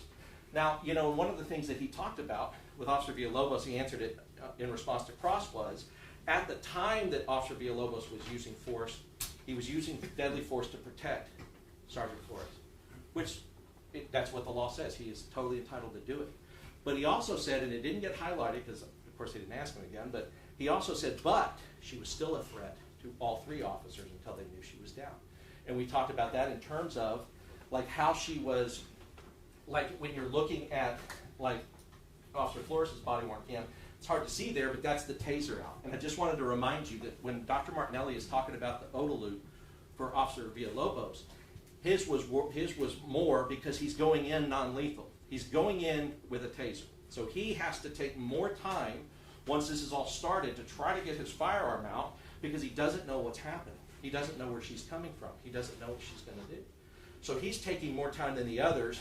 And so because of that, and he doesn't see on either side that she's going to be there, he has to assume that either down, but there's no way to know that, or that she's up against the wall about to launch an attack. And if she's up against the wall about to launch an attack, we talked about she can launch it around the window, she can reach around that window and hit any officer that's there. She can launch it at Alejandro because he is just presenting a pretty good target. And they tried to argue she didn't hit what she was aiming. She hit what she was aiming with that candle. She was aiming for Salinas. She hit Salinas. It's because these distances that look so far on the body cam are actually very close, and it wasn't hard for her to do. She's looking from here to here, from here to here, from here to here, from here to here, from here to here. This is how close she is to Officer Alejandro. She's this close. So if I could take a hammer right now and throw it here, throw it here, throw it here, throw it here, throw it here, that's how close she was if she wanted to go out that window.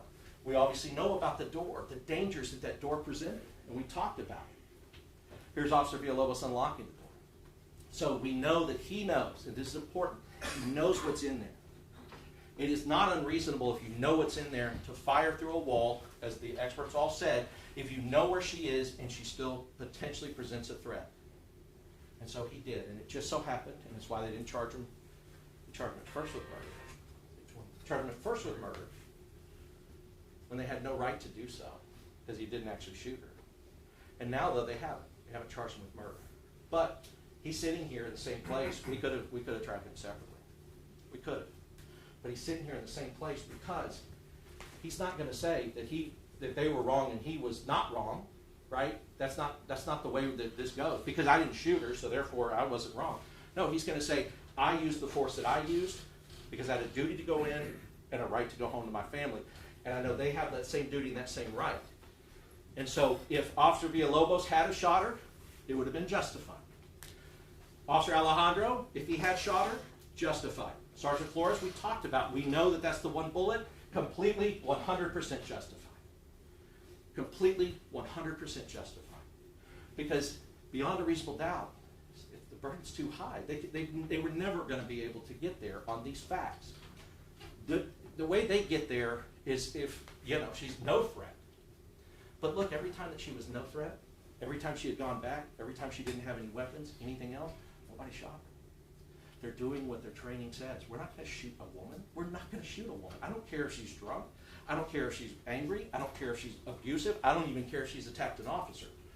We're not going to get revenge, because this isn't about revenge. This is about doing the right thing at the right time. We're going to try to get her into custody safely. And they tried. But they didn't. It just points out that she's using that wall there, and then you see the numbers that Tom and Butch talked about. I mean, this is where the shots were fired, right there. So Officer Villalobos, even in that situation, was reasonable in that if she were still standing up ready to launch an attack, and the next one is going to come, they don't know where it's coming from, if she were still standing there, he would have shot her in the place that he is trained to shoot her. But she wasn't. She was already down. I want to talk about this. We talk a lot, and y'all have already seen this, 3.7 feet, 3.7 feet to the door. And we talked about why that's important. But if you look here, right, that's why we're talking about it. Right here, 3.7 feet, we saw that she was moving at almost 7 feet per second. Dr. Martinelli told you that half a second from that point, and that is Sergeant Flores' first shot. Half a second from that point, she's there for all they know. Because for them, the door is unlocked. And we talked about what that means. If she is there, Sergeant Flores can't shoot her because he might shoot Villalobos. Villalobos can't shoot her because he might shoot Sergeant Flores. Alejandro, look where he is. He can't turn his weapon over there in their direction and start firing. So at that moment, this is the last possible second. Just like Tom said, it's the last possible second. The last possible second. Until they're in a crossfire and they all have to drop their weapons. And if they all have to drop their weapons, they're in a melee with a woman with a hammer. So she has the weapon. They would all have to disarm themselves. And they would, because they're all trained, and that's why I kept saying, they're all trained about crossfire. They all know that, once there's an officer there, I can't shoot. And once they can't shoot, then they have to reholster. I mean, they don't want to drop it because then she can pick it up, but they have to do something to not shoot, or they're just holding it in their hands and down while trying to one-handedly fight a woman with a hammer. It's the last possible second before, as far as they know, this occurs. And if that occurs, then somebody's getting hurt. And it's not just Melissa Perez. One of those officers are going to get hurt because of what happened. And if they didn't pay attention to their training, which they all did and showed you they did from the beginning, but if they didn't, and they weren't a crossfire, if Alejandro panicked and shot over there, or Flores and Villalobos start shooting at each other, basically trying to get her, trying to protect each other from her, and end up shooting each other. Those are the kind of tragedies that they're trained to avoid. So Sergeant Flores waited till that moment. Now you saw that Officer Alejandro shot earlier. It's because, and his shots were completely justified, it's because when he sees her running across that room with that hammer, he knows that this is the eventuality, that this is the place, that this is what can end up. They all believe that door's unlocked. So when he shoots her, he shot her when she started raising the hammer, knowing that he had already shot at her, knowing that she had already attacked Sergeant Flores, knowing the window and all of those things. But now you have Sergeant Flores, who is shooting before that eventuality. That would be a disaster. Now, Detective Soto said, well, the door was locked. They didn't know it. And just like everything that they've done, they take these facts that they couldn't possibly know. She has mental illness. She said that. She said this. She said that. Look what, I mean, I can't believe that they played Ramos doing that to her again, stirring her up like that. Because trying to do that is trying to get your emotions to hold them accountable for that. It's not fair. It's not fair. This thing is floating out. The anchor is untethered. It's going. And it's going to continue to go, and it's going to fall right off that edge. That's what's going to happen to us if we allow them to do that. Like Mr. Looney, he's going to get up. Remember, whatever he argues, whatever he says, whatever he argues and whatever he says, he is the man that told you from the beginning that they needed a warrant. The judge had to tell you that is not true. He's the man that told you from the beginning that she had a right to protect her property. See, as lawyers, we do have a duty, a sacred duty to the law to explain it properly, to not try to confuse you. Because I know that weighed on some of your minds. I know it weighed on some of your minds that, gosh, did they need a warrant? I mean, if they needed a warrant, is that right? Gosh, can she protect her property? And were they there lawfully? And the judge had to tell you, no, that's not. Remember now, when he argues again, first time, shame on me. Second time, first time, shame on you. Second time, shame on me. Third time, shame on who? Shame on them, I think all the time. Shame on them, because that's not what it's about. And shame on them for saying how we got here and then just playing you a bunch of videos of the Three Stooges at the beginning. Honestly, I mean, the three people who should not, I mean, Salinas being the least, but you got Rojas and Ramos. Rojas does his job. They don't have to go out there. That never happens. Ramos doesn't do what he did, and she's not maybe in that kind of situation where she's willing to start killing officers with a hand. And then Salinas, who is going in, and remember, you heard that Salinas called Night CID, talked to Night CID, and he testified to this. He talked to Night CID, he called Sergeant Flores, he said, I called Night CID, we're going to go in, and Sergeant Flores said, okay, keep me updated. From the beginning, they're the ones that told you, no, Sergeant Flores is the one that told them to go in there, that told him he has to go in. Sergeant Flores demanded he go in that screen, demanded he go. Didn't happen. So the people that tell you those things should not be able to argue to you now to try to get this conviction that should never even be here in the first place. To try to do this, it should never have done it. And I can tell that there was a lot of times that you guys are tired of this. You've heard it from every angle. You've heard every possible way. You've seen everything from every angle. The thing about it is we can't read your minds. I don't know what's got you. I don't know where you are. I don't know where any of you are. I can't see it. I can't see it, and they only have one chance. They only have one shot at this. So we presented everything. If it was expert overload because we had them all and they didn't have any, I'm sorry.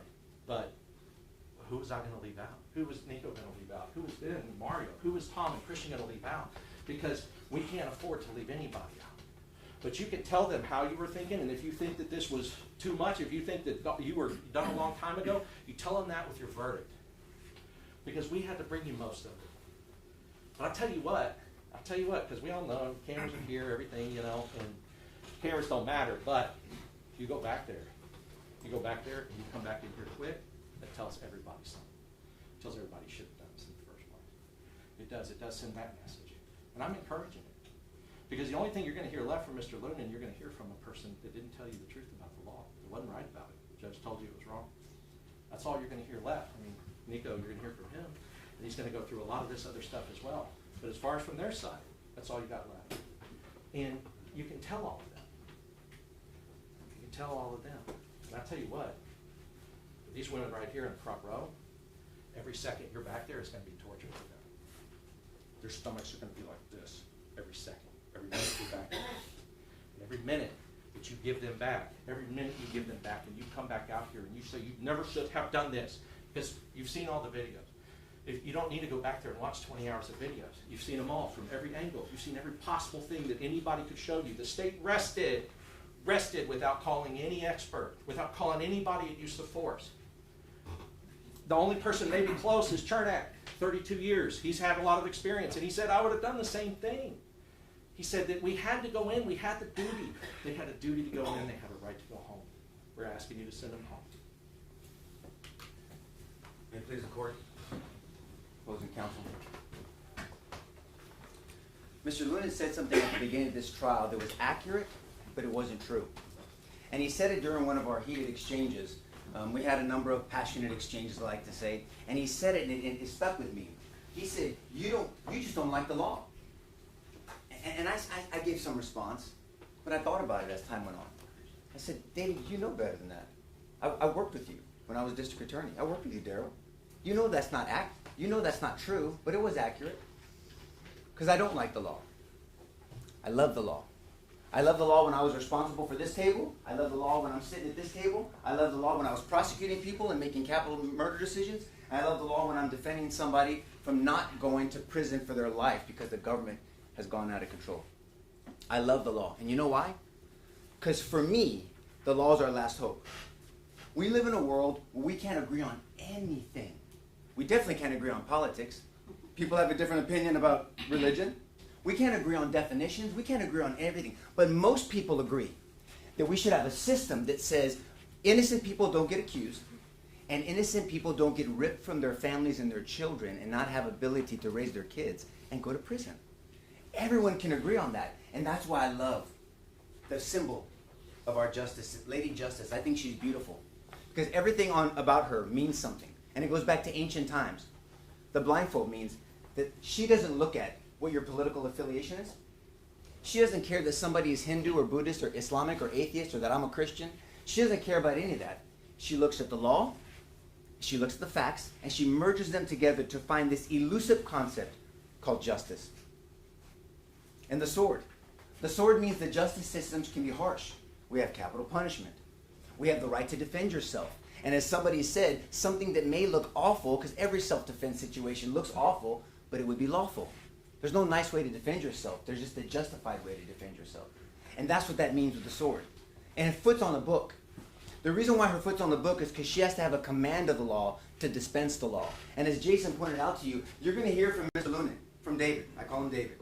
And he's going to come up here, and these are the men that, thank God, this judge had to correct.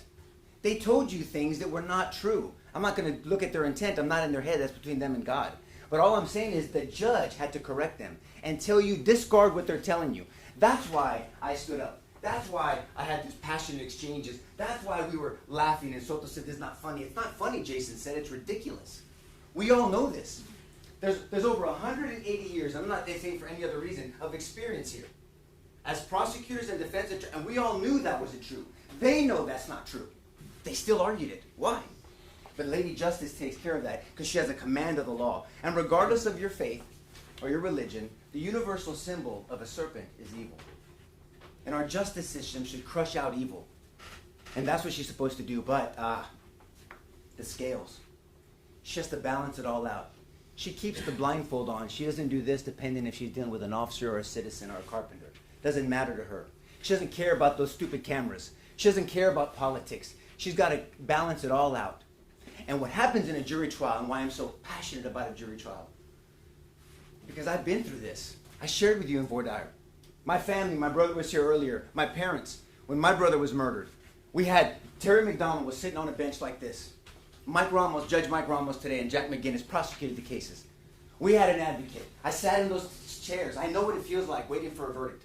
I get it all. I made capital decisions as DA. I've defended people falsely accused. I'm passionate about our justice system. And Lady Justice balances it all out. And in a jury trial, in a system of the people, by the people, and for the people, she takes those scales and she hands them to you. And now you have the scales. And that's why I'm so passionate. And because I'm so passionate, I'm in a dilemma. I'm in a dilemma because, as everybody has said, Mario and Jason and other people have said, because it keeps me up at night. If I look like I haven't slept in 4.5 weeks, because I haven't. Because it wears on me. It wears on me. Did I do enough? Did I argue too hard? Did my passion, that's my strength, if it took it out of control, and did it make a difference and make you look at them differently because you're mad at me? I think about that, and I harbor that in my mind. But I can never apologize. This is my dilemma. I can't apologize to you, Mr. Hernandez. I can't apologize to you. Because then I'd be a fraud. Because then I would be looking at you like these men looked at you, and I'd be telling you something that's not true. So because I cannot apologize to you, I can only humbly ask for grace. Just extend some grace to me. You can cuss me out later if you want to, but please don't hold it against them. And so I told you at the beginning of this trial, this is an upside down world. An upside down world where the government is supposed to wear the white hat. The government is not supposed to be reprimanded by the judge and corrected by the judge mid-trial. The government is not supposed to audible their theories in the middle of the trial and see which one sticks and put a bunch of it on the wall and see if it sticks. That's an upside down world. The government doesn't attack law enforcement for doing their duty. The government doesn't try to misuse statutes and tell you something applies when it doesn't. That's not what the government does. The government doesn't bring 0 experts on a use of force case. The government is supposed to rely on a detective who did no investigation, and we'll talk about how that went. That's an upside down world. And where we, as I think it was Christian made the point out, we may seem like the government, although we've served in that role honorably, but we're prosecuting the case for justice. And we're bringing you evidence to consider. And that's why it's upside down. And so at the beginning, if you remember, I went through it. All of us kind of went through these 3 scenes. There was 3 separate incidents. And we all mentioned it before. I thought it interesting that Mr. Harris, I was counting it, 20 minutes and didn't talk about use of force. He sat back here, because I was wondering where Darryl went. He sat here and let you stare at a video that had nothing to do with these 3 men. For 20 minutes. We've been here 4.5 weeks. And you played it. So this was not closing arguments, it was closing videos. But about men that aren't sitting at these chairs. So you have to keep those in mind. Because once Officer Salinas is swung at with that hammer, and did you notice Officer Chernak? He sat here, and look, I had notes. He was being a little stickly at first, which I appreciated. And Jason kept asking him questions. And as soon as for the first time he saw that video, Mr. Archer, he saw that video for the first time. And his whole demeanor changed. I would have done the same thing. If Maria Salinas pulled her gun, it was justified. Everything changed when he saw that video. And once she swung the hammer, unfortunately, at Officer Salinas, other than Ramos irritating the crap out of me, and Rojas maybe irritating you also, that's irrelevant. All of that's irrelevant, because they're responding to an E-tone. All they know is they're an officer in trouble. You heard evidence and evidence from all our experts about an E-tone and what that means. And so that's all that you focus on. It's from this way forward, but they want you to focus on Salinas' back. And it has nothing to do with these men, and they know it. The defense, we brought you 5 experts. We brought you 5 experts involved on officer-involved shootings.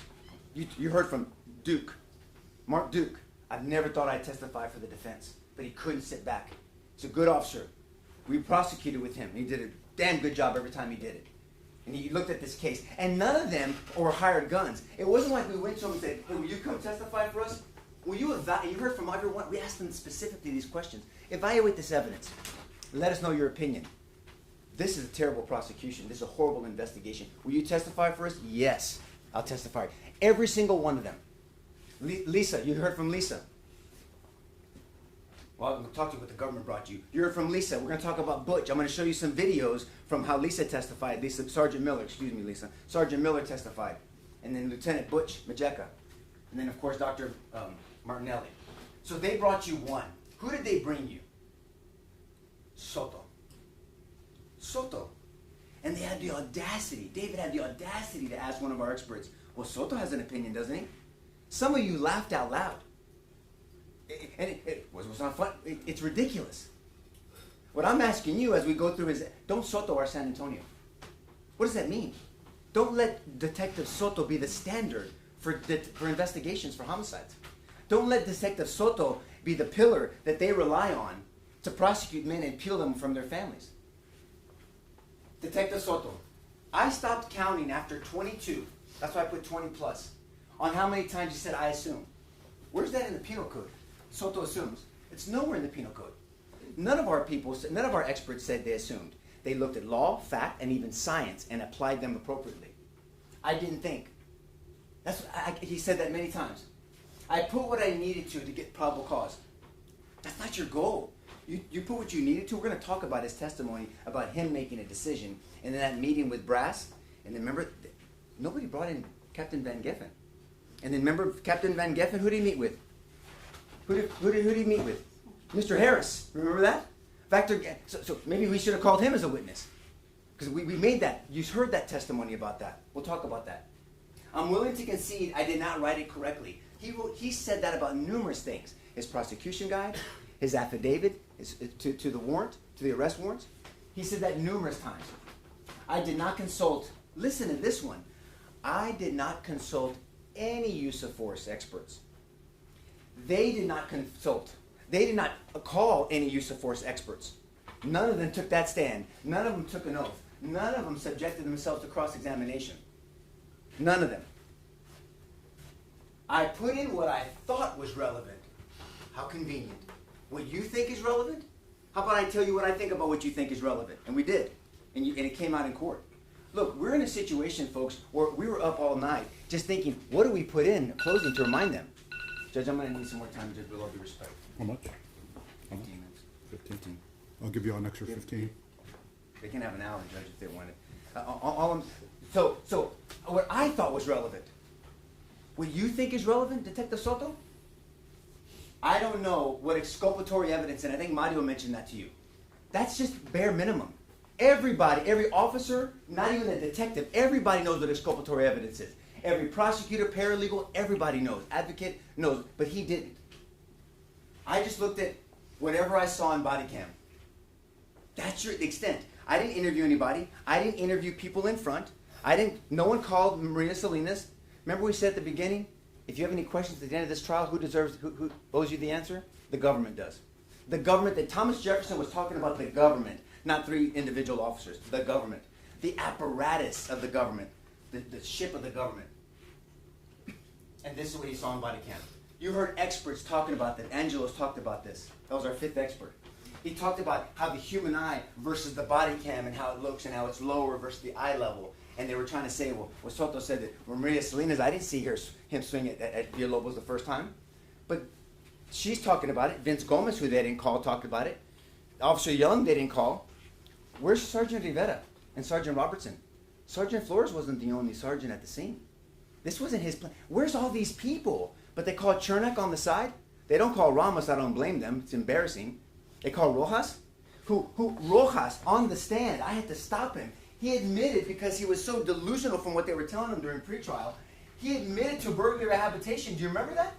And I said, you didn't do that. Stop. He admitted on the stand under oath that he committed burglary habitation. He was a party to it. Insanity. And that's why you saw passion from this table. That's why. But this is the reality that our experts explained to you. They could have done this. Butch Majeka, 47 years. Here's Butch. He's still prosecuting cases, helping prosecute cases. He works in Kendall County. 47 years experience. He's been involved in prosecuting police officers. He's not a hired gun, because no disrespect, Ben, but if you think a Happy Meal is hired gun, he's here for free. He's been here with you, sitting in that corner. You've seen him for 4.5 weeks, taking vacation time. They would have you to believe that Butch Majeka and all of the other officers that have impeccable reputations want to throw it all away in public for the nation to see, just so they can save officers that are really guilty, that they don't believe the testimony they shared with you. That's what you want them to believe, David. That's crazy. He's going to try to push that to you in a second. All officers, listen to this, all officers. Vobos, Alejandro, Sergeant Flores. All 3 officers were justified in using deadly force at the time they used it because it was reasonable and immediately necessary, Chapter 9, to defend themselves or a fellow officer from Melissa Perez's unfortunate, he didn't put that, I'm putting that in there, unlawful use of deadly force against them. Sergeant Miller said the same thing. Mark Duke said the same thing. Dr. Martinelli said the same thing. No rebuttal evidence. Nothing. The cross-examinations fell flat because they don't have the truth on their side or the law. Play this for you really quick. How do you play?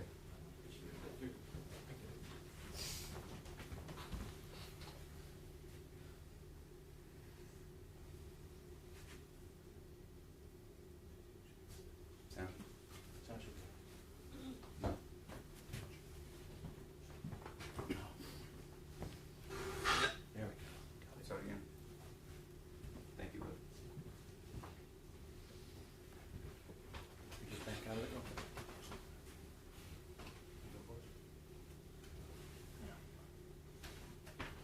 And in Graham v. Connor, does the court admonish the reader and judges that you must put yourself in the perspective of a reasonable officer on scene?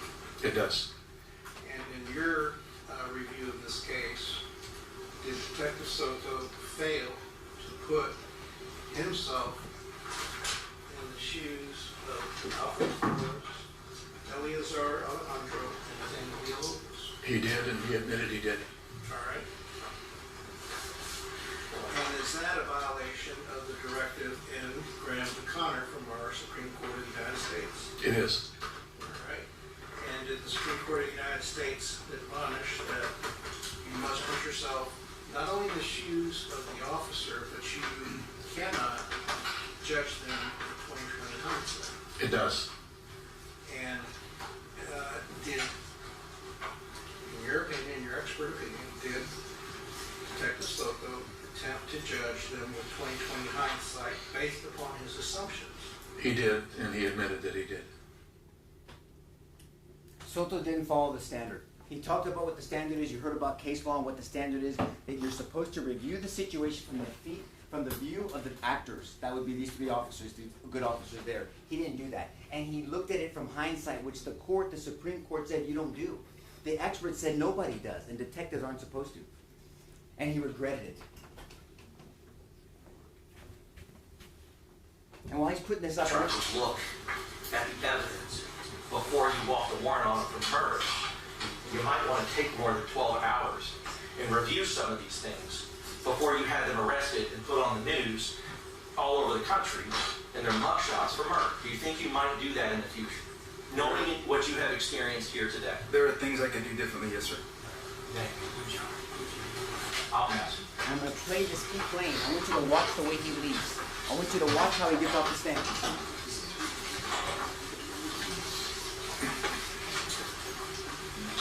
Questions, Your Honor? And you said no questions, right? Right. No questions, Judge. Thank you. All right. You don't mind gathering? Whatever, put it up on the left. Your excuse.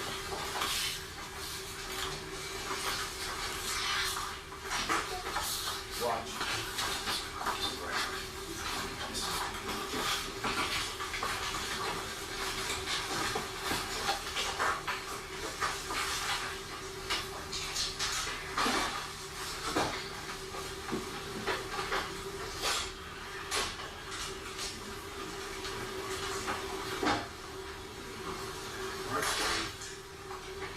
I'll spare you from what I whispered in Jason's ear.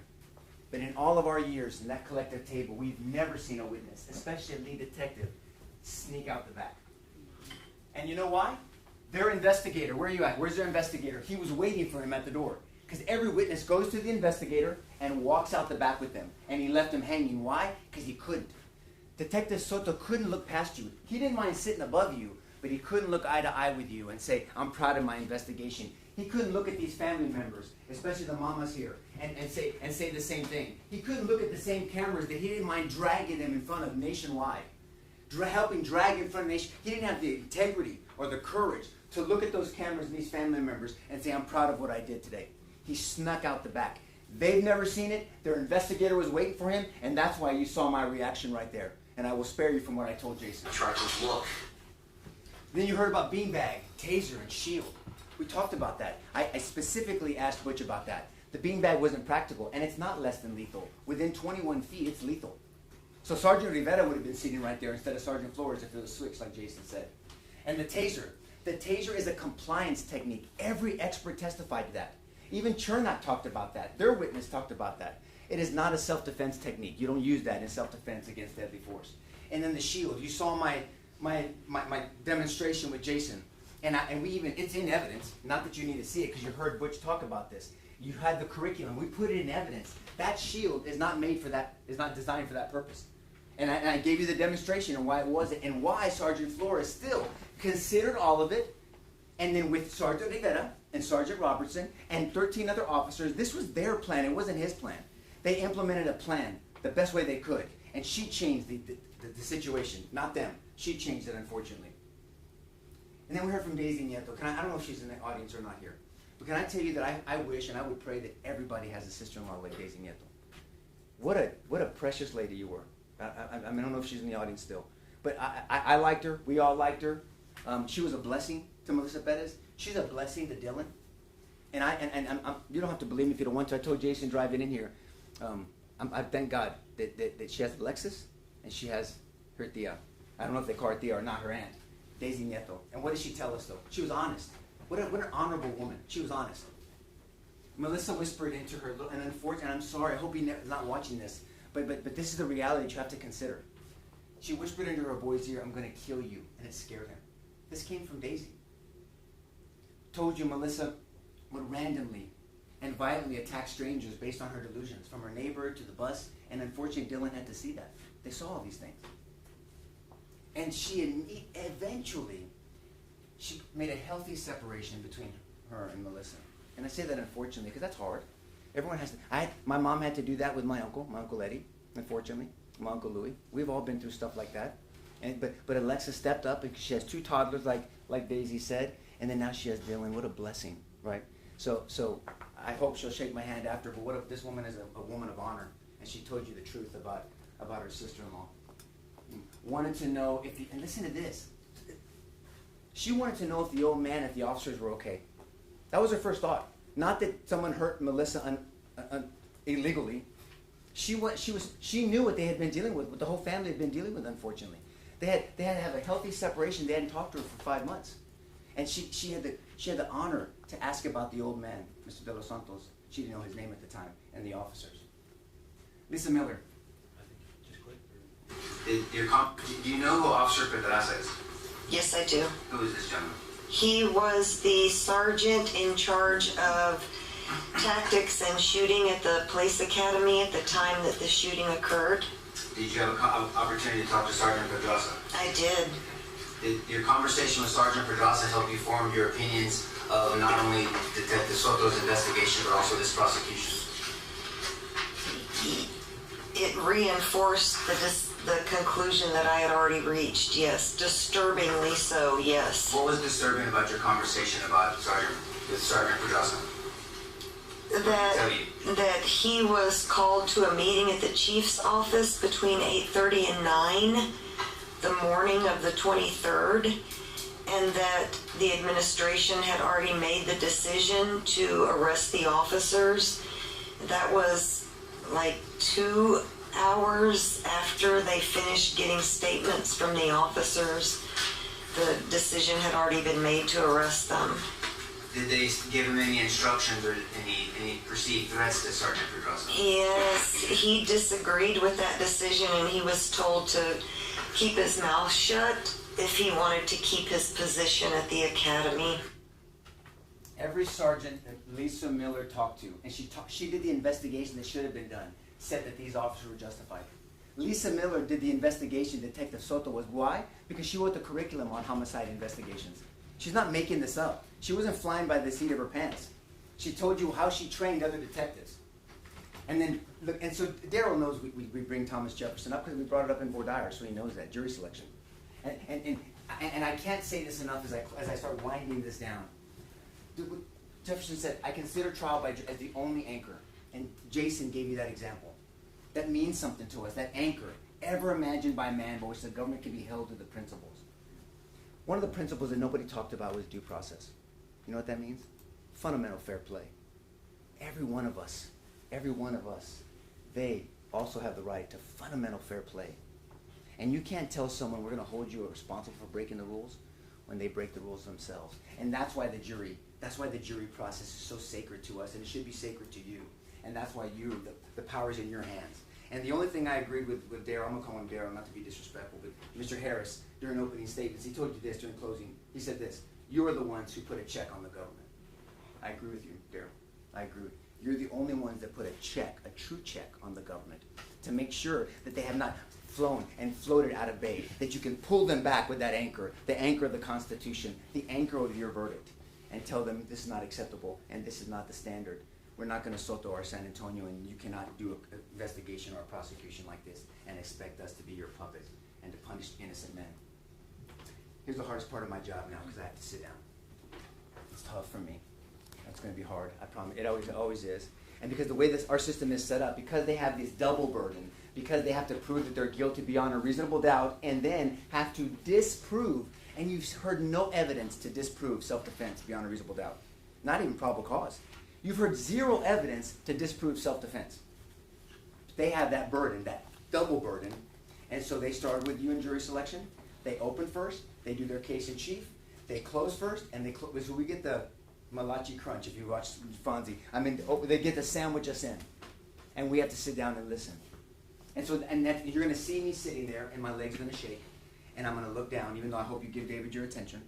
But I'm going to be writing notes, and just think to yourself, what would Nico say, or what would Jason say, or what would Ben or Mario say, or Tom or Christian say? Because I promise you, there's nothing, and I say this respectfully, there's nothing, zero, zilch David's going to say that doesn't have an objective, legal answer to, and a practical one is what I promise you. But I can't talk right now. And they're going to say, no one is above the law. Promise you he's going to say that. And he might adjust right now because I just checked him on it. But no one's below the law. Should have been a different plan. Based off whose testimony, by the way? David, this is not testimony. I'm winding up, Judge. This is not testimony. Based off whose evidence does he want you to depend on? You're not going to talk about a witness that you brought. He definitely didn't get it out of one of our experts, that are normally their experts, by the way. Should have used less lethal. Like what? Take me to the chapter 9 and tell me where that standard is, because it's not. You can't resist arrest. We talked about that. It's all in the charge. And he's going to be asking you to do things that are not in the charge. And as Jason pointed out, and other people did, they've already had to been corrected. And thank you for pointing that out, Jason. Remember, respectfully, but I got to call it out. He asked you to do things that are not right, that the judge had to correct him on. So keep that in mind when he gets up and talks with you. And he's going to say, send a message. That goes both ways. Send a message to them that the chief and the district chiefs and the deputy chiefs and the assistant chiefs can't make a decision 6 hours after an event without looking at anything. Audit trails. And then you can't have the captain in that meeting meet with Darryl Harris, and then they make the decision. And then you can't put up Detective Soto to tell you under oath, so I don't know if they're going to be evaluating that for aggravated perjury. I don't know if you're going to do that, David. But he obviously testified improperly under oath. And he said he made the decision. That all can't be true. They brought you no evidence. We brought you the evidence. We're prosecuting a case for justice. How about that? That's what we're doing. And so when he does that, you can ask yourself, what evidence did you prove to me, David, Mr. Lunan? And the answer is none. We brought the evidence to you. And when you apply that standard, and when you do all that, and when you think about the consequence of this, because the consequence is twofold. There's a personal one, and there's a societal one. Because the message you're going to be sending to those cameras and all these people is, it's open season on law enforcement. That the law enforcement can't do their job, and you can use deadly force against a police officer. And if you can use a deadly force against a police officer, unjustifiably, and the judge told you it was unjustified, it's in the charge, nobody's safe. It's going to turn into Gotham, right? We're going to be policing ourselves. Survival of the fittest. That's the message you'll be sending, whether you mean it or not. But that's what they ultimately want you to send. He's going to say he doesn't want to, but that's what's going to happen. So send the message that you can't bring Soto, You can't have a decision from the top within 6 hours. It normally takes months and months. You can't not bring experts. The experts that they should have had testified for us. And you can't use people as puppets. And we're not going to be your puppet, guys. And you know how you say that message? You say, with respect, but quickly, God willing, quickly, you come back with a verdict of not guilty on all of them. All of them not guilty. God bless you, and thank you for putting up with me.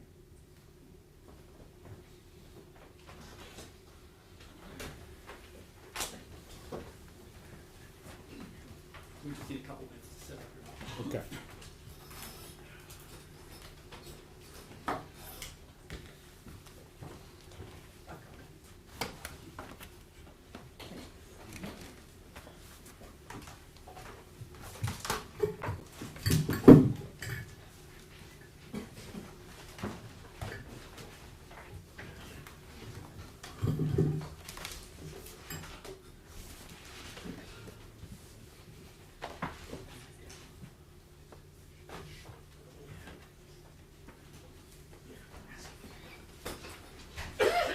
Judge, can we get a few minutes to set, to rearrange? You want the jury to take a quick break? Yes, sir. Let's give you a quick break, members of the jury. All rise for the jury.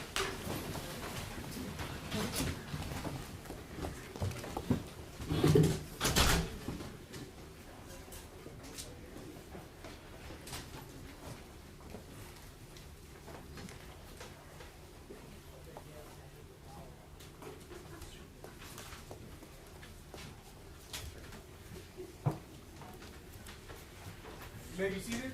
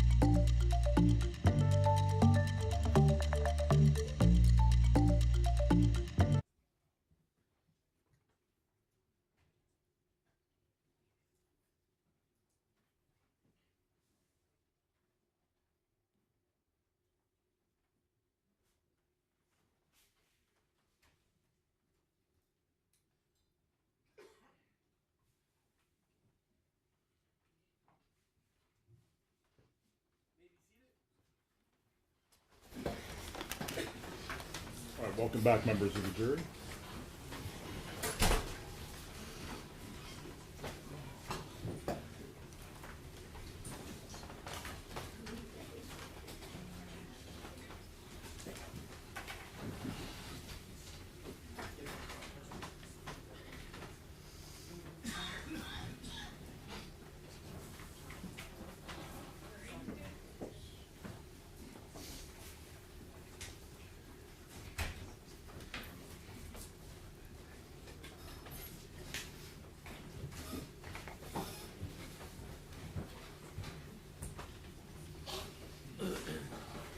All right, State?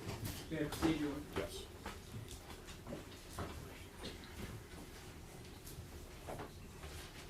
Welcome back. Thomas Jefferson's been quoted a few times today. I've got one more for you, last one, I promise. The measure of a nation's greatness is how it treats its most vulnerable members. It's been attributed to Thomas Jefferson. Mahatma Gandhi has said it. Hubert Humphrey, of all people, said it as well. This notion that a country must look after its most vulnerable people. And Melissa Ann Perez was one of our community's most vulnerable people. And her mental health challenges were not her fault. Despite our well-intentioned laws, she did not get to ever see her daughter graduate from nursing school. She didn't get to see her son turn 18 years of age on an incident that frankly should not have happened to her. Should not have been treated that way. You know, they remarked that her family had called SAPD a number of times before when she was in crisis, and it all handled where she surrendered, didn't resist, and they were able to take her in and get her into inpatient treatment or those kinds of things. And it didn't come to this. But she didn't have those same officers respond this time. There's a lot of discussion about Detective Soto and his botched investigation. Well, Detective Soto was not assigned to the investigation of the criminal mischief. You know, when I had asked former Detective Mark Duke about what failures Ronald Soto had in this investigation, that was the first thing he went to. Well, he didn't get DNA out the door, and he didn't do marks for pry marks on the door. And what were we going to wait for all of that? That wasn't what his assignment was, and it wasn't necessary for another officer to do a investigation into the criminal mischief after she was dead. So I just thought that. And then the other complaint, because I'd asked him, you know, they use these horrendous and horrible and what a terrible job that he did. It was the first time he ever did an officer-involved shooting. It wasn't his first time as a homicide investigator. It was his first officer-involved shooting, not the first homicide case he investigated. And when I asked, what is it he didn't do? What is it he didn't do? I mean, he attempted to get all the casings. He did get all the casings. He got the video, the person who did the video there, who collected all the evidence. He's got the follow-up with the autopsy and with the ballistics exam and all those other kinds of things that he did. What he failed to do is he failed to personally interview all the people there at the scene, even though all of them gave statements, okay? What he did get for you, and what's the most important thing, which is so unusual in a criminal case, is he brought you everything from the time police had contact with Melissa till her death and thereafter. Everything that they said to each other, everything that they saw, they observed, they experienced, all of that is available for you to determine whose actions were reasonable or not. Titled this Monday Morning Quarterbacking. I want you to consider the number of exaggerations and invented reasons that have been offered by the defense for the reason why Melissa Perez was shot in her home. Let me just go over a few of them. You remember this in the testimony. This goes back 3 weeks or so. But the fact that she had lit candles in her home, that perhaps they perceived that as the danger and the urgency to move in. Do you remember that? Do you remember those conversations? That she had, that the neighboring building no longer had working fire alarms. So that was the urgency of why they had to go after her then. Wouldn't have changed the fact that the neighboring building didn't have working fire alarms. They suggested to you that Melissa was perhaps planning to set fire to that apartment building, and the cutting off the fire alarms was just the initial step in that process, without any evidence of that whatsoever. In fact, if she was planning on setting fire to that building, do you think she would have gone to the fire department and police officer and said, "I'm the one who did it. I'm proud that I did it. The voices in my head have minimized since I've done it," right? It's an exaggeration to demonize her. And you know, they talk about it and they say they're concerned for her, and they have these feelings about how unfortunate it was for her, but they spent all their time demonizing her unnecessarily because those officers did not know all those kinds of things. Officers were looking to find evidence of a criminal mischief in her apartment. They spent a lot of time on that. They weren't. You can read from their statements. You can know from watching all the video and all the conversations they had and all the planning that they engaged in. They weren't looking for any evidence of any criminal mischief in her apartment. So then why did they bring that in? Why did they bring in the batteries? Why did they bring in those things? To demonize her. Again, to make her look bad.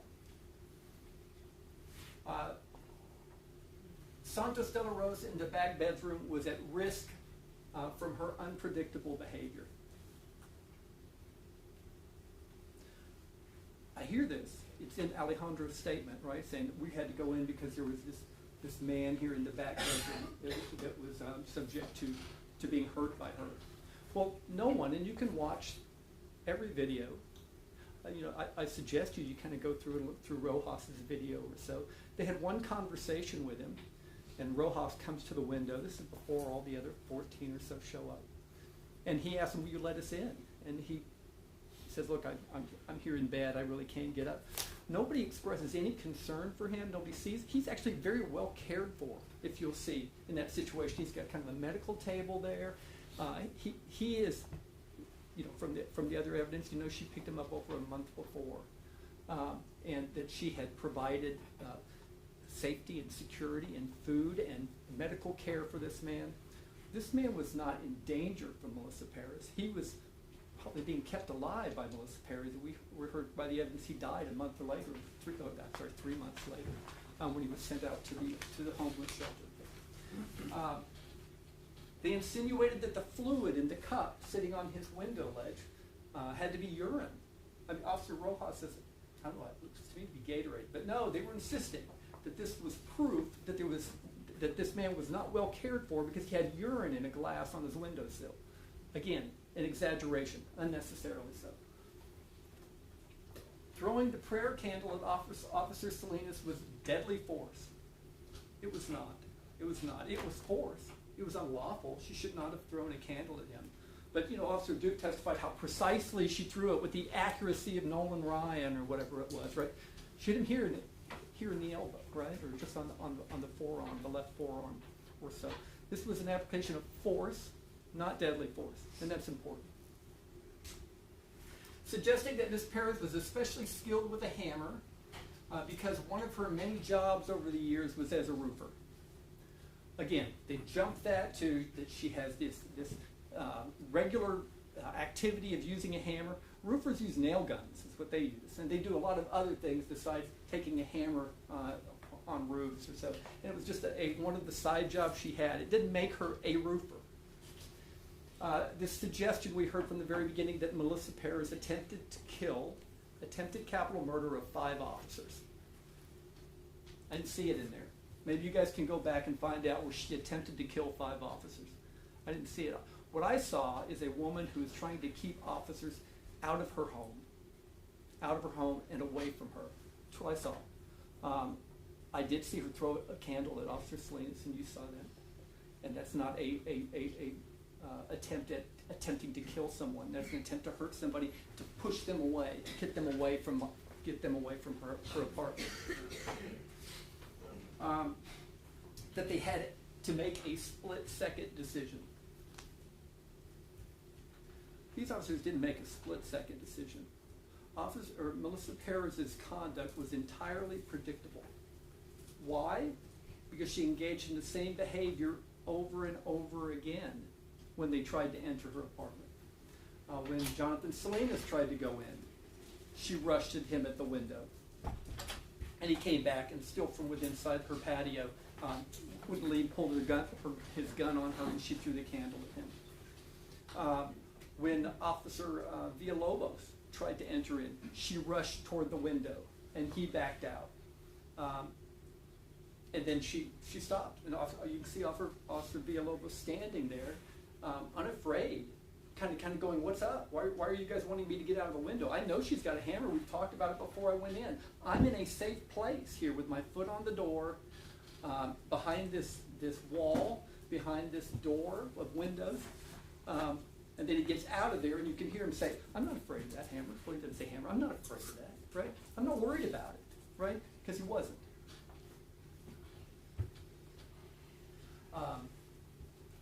But they had this duty to go in right there and then. They had to go into her apartment right there and then. Then they criticized Officer Soto for getting a warrant just because he had reached the threshold of probable cause, 16 hours later. That Detective Soto gave those officers 16 hours before he decided to take some action against them. They waited, or Sergeant Flores waited 15 minutes before he decided this needed to happen. Arresting someone is a far cry from engaging someone in a deadly game of chicken, which is what ultimately this plan was. More exaggerations. Well, I'll come back to it. You know why that they actually entered her apartment? And Alfred Flores told you that right from the beginning when he confronted Melissa at her patio window, and he tells her, "You assaulted one of my officers. We're going in. We don't need a warrant. We're going in." That's the only reason they went in. It's not any of the other reasons, the lit candles, the concern for fire safety, the old man in the back. That's the reason they went in. And it's kind of a bravado thing. You did this to one of my people, we're going in. There's no getting away with it. We know this to be true.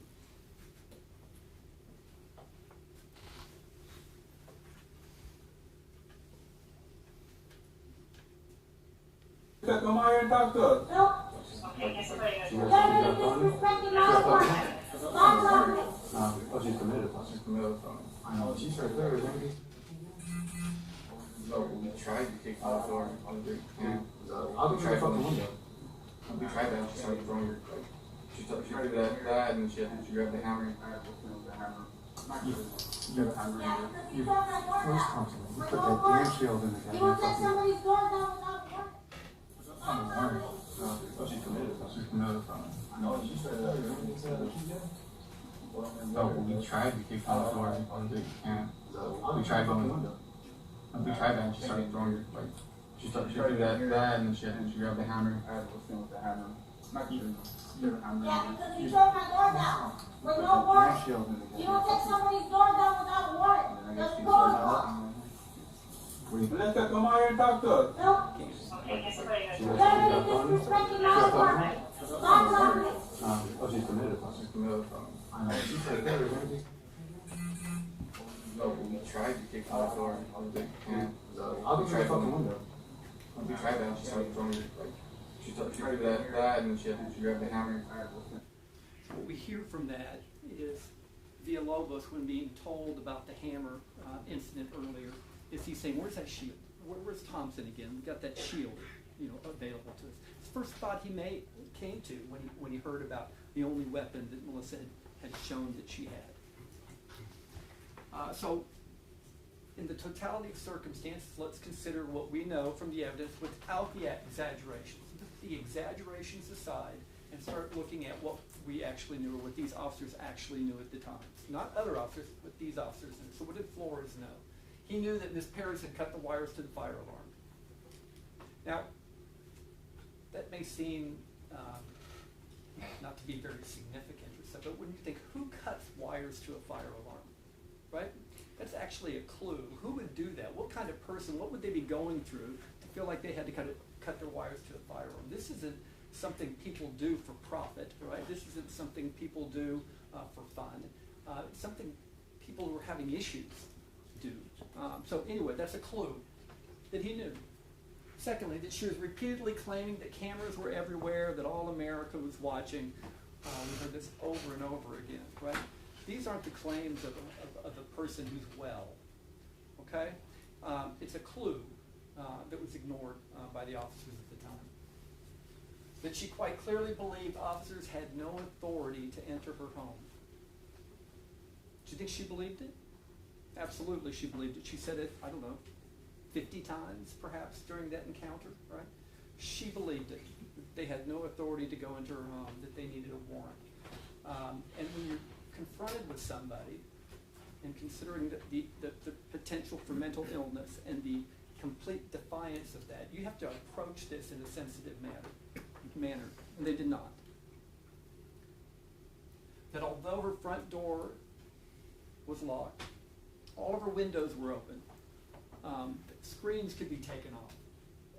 They were completely unobscured into every room, and there was a lot of space, right? We saw the room next to the patio. We saw the room next to that with the bunk bed. We had other windows to that same room around the corner, and we had her bedroom thereafter. All the windows are open.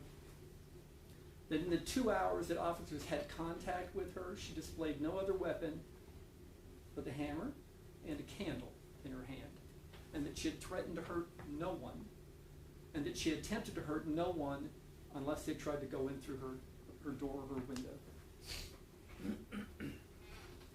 You could see how her size, her diminutive size. They could see that there was an old man in an adjoining room.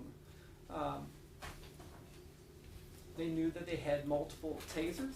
They had 15 officers present. They were well trained. They had a shield. They had bulletproof vests on.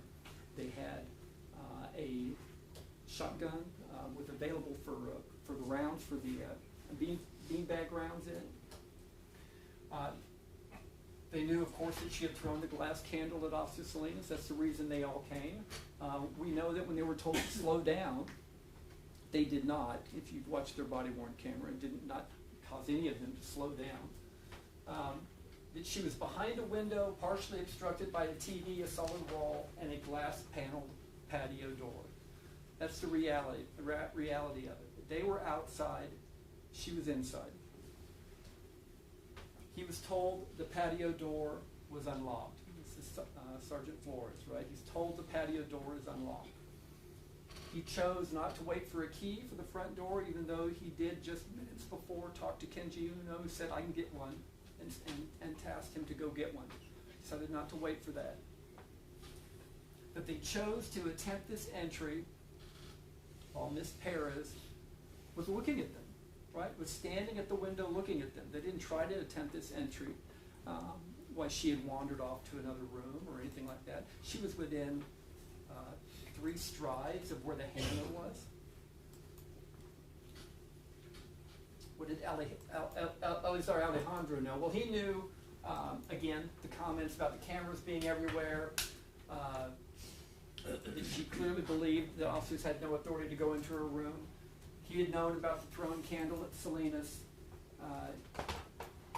He knew that other officers were saying that Nathaniel Villalobos, that she charged Villalobos with a hammer in the window. He knows, because he was present there, to hear Villalobos say that he wasn't afraid of that hammer. He could see from his positioning that Villalobos could stand there and prevent that door from opening with his foot. He knows that the only weapon she displayed was the hammer and the candle. He could see her size. He knew there was an old man in the back bedroom. This expression about saying, chick's crazy, and I welcome you to look at his body-worn camera and the other body-worn cameras to feel comfortable in your mind about who actually makes that comment.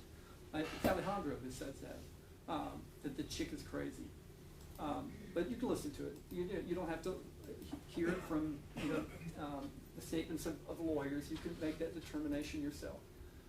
But I think it's important for you as a community in judging the officers' conduct and their reasonableness in deciding what would an ordinary and prudent person standing in that position have thought. Is the fact that this is a mental illness issue important? Does it require us to take additional time does it require us to give certain other considerations than they gave Melissa Perez in those 15 minutes? She's behind the window, obstructed by a TV. She's told, he is also told the patio door has been unlocked, that she is to attempt entry while she's watching them. Villalobos knew many of those same things. He personally felt like he had unlocked the window or the door to the patio. He had told others that he was not afraid of the hammer. And all those other things that they knew, he also knew. We had put that he had believed that he had unlocked that door. But Nathaniel Villalobos, before he fired his 3 shots there in the end, when Melissa was behind the wall, you can see him on 2 occasions approach that door and unable to open it. He knew at that time that he fired those 3 shots that door was locked and it could not be opened. He had attempted twice to open it and could not before firing those 3 shots at her unseen. He admits as much in his statement. If you look at his written statement, he'll say that he checked that door and it was locked.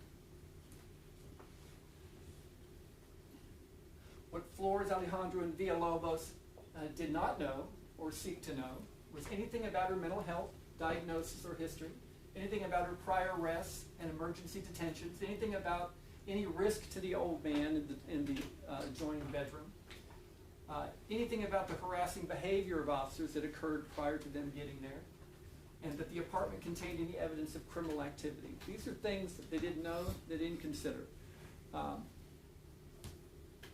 Perhaps if they had stepped back and evaluated the situation more clearly in totality of circumstances, those factors, the answers to those questions, would have led to a different course. Self-defense, use of force. It's in your jury charge. You'll see it. You probably are experts. You probably teach the subject by now, right? It says a person is justified using force against another when and to the degree the actor reasonably believes the force is immediately necessary to protect the actor against the other's use or attempted use of unlawful force. Why I've kind of broken it down there is to kind of show you that this reasonable belief goes to a number of factors here, right? It goes to the when, right? The timing of when this force is used. It goes to the degree, how much force is necessary, right? It goes to whether or not the force is immediately necessary to protect the actor or another, we've got the defense of another, against the other's use of unlawful force against them. This reasonable belief is not what the officer believed. It's what an ordinary and prudent person would believe standing in the officer's shoes. I think we've made that abundantly clear throughout this trial, right? And that may not have been something that was commonly known, but that's perspective, and why is that? Why is that? Why is it that the law and our tells us that we don't just take the person's own view of it as gospel or as definitive or as conclusory? It depends on people like yourselves who are citizens who are faced in those same circumstances. Is this the proper thing to do? Not what a hot-headed person would do, not what an insane person would do, not a person who has any motive or bias. It's what an ordinary prudent person would do. And we talked about prudent. I had Butch on the stand or so, and he agreed prudent is kind of a careful person, right? Ordinary, careful person. What would they do faced in those circumstances, perceiving what the officers perceived at that time? Use of deadly force, right? So the difference between what your authority to use between force, right, which is action not likely to cause serious bodily injury or death, and deadly force means you're utilizing force that is capable of causing serious bodily injury or death, right? So here it says it's the same things, right? Before you use deadly force against someone, you have to be confronted with deadly force, okay? The person you're seeking to protect, you have to have a reasonable belief that they need your protection from someone's unlawful use of deadly force. Not force, but deadly force, before you can use deadly force to protect them. the defense witnesses. So you heard from a number of people that are former law enforcement or present law enforcement.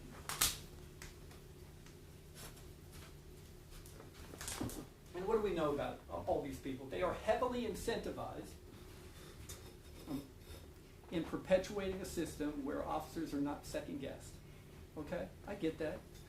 If you remember from their testimony that they're were paid for their testimony by an organization called CLEAT, Combined Law Enforcement Association something, CLEAT, right?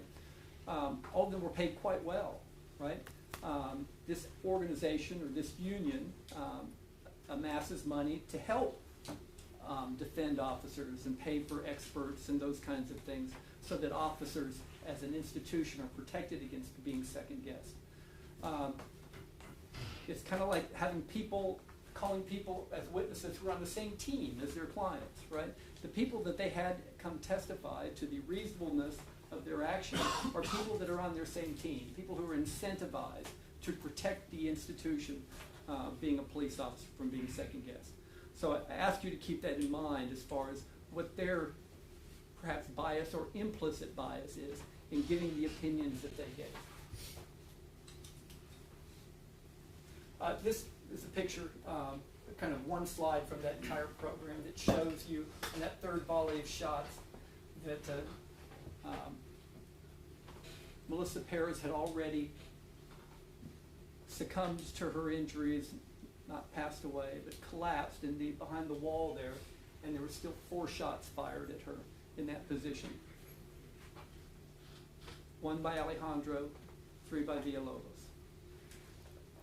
Dr. Martinelli's testimony, I talked to him about this threat assessment training that he does. And he talked about his 5 rules, right? And his first rule he talked about was not becoming emotionally captured.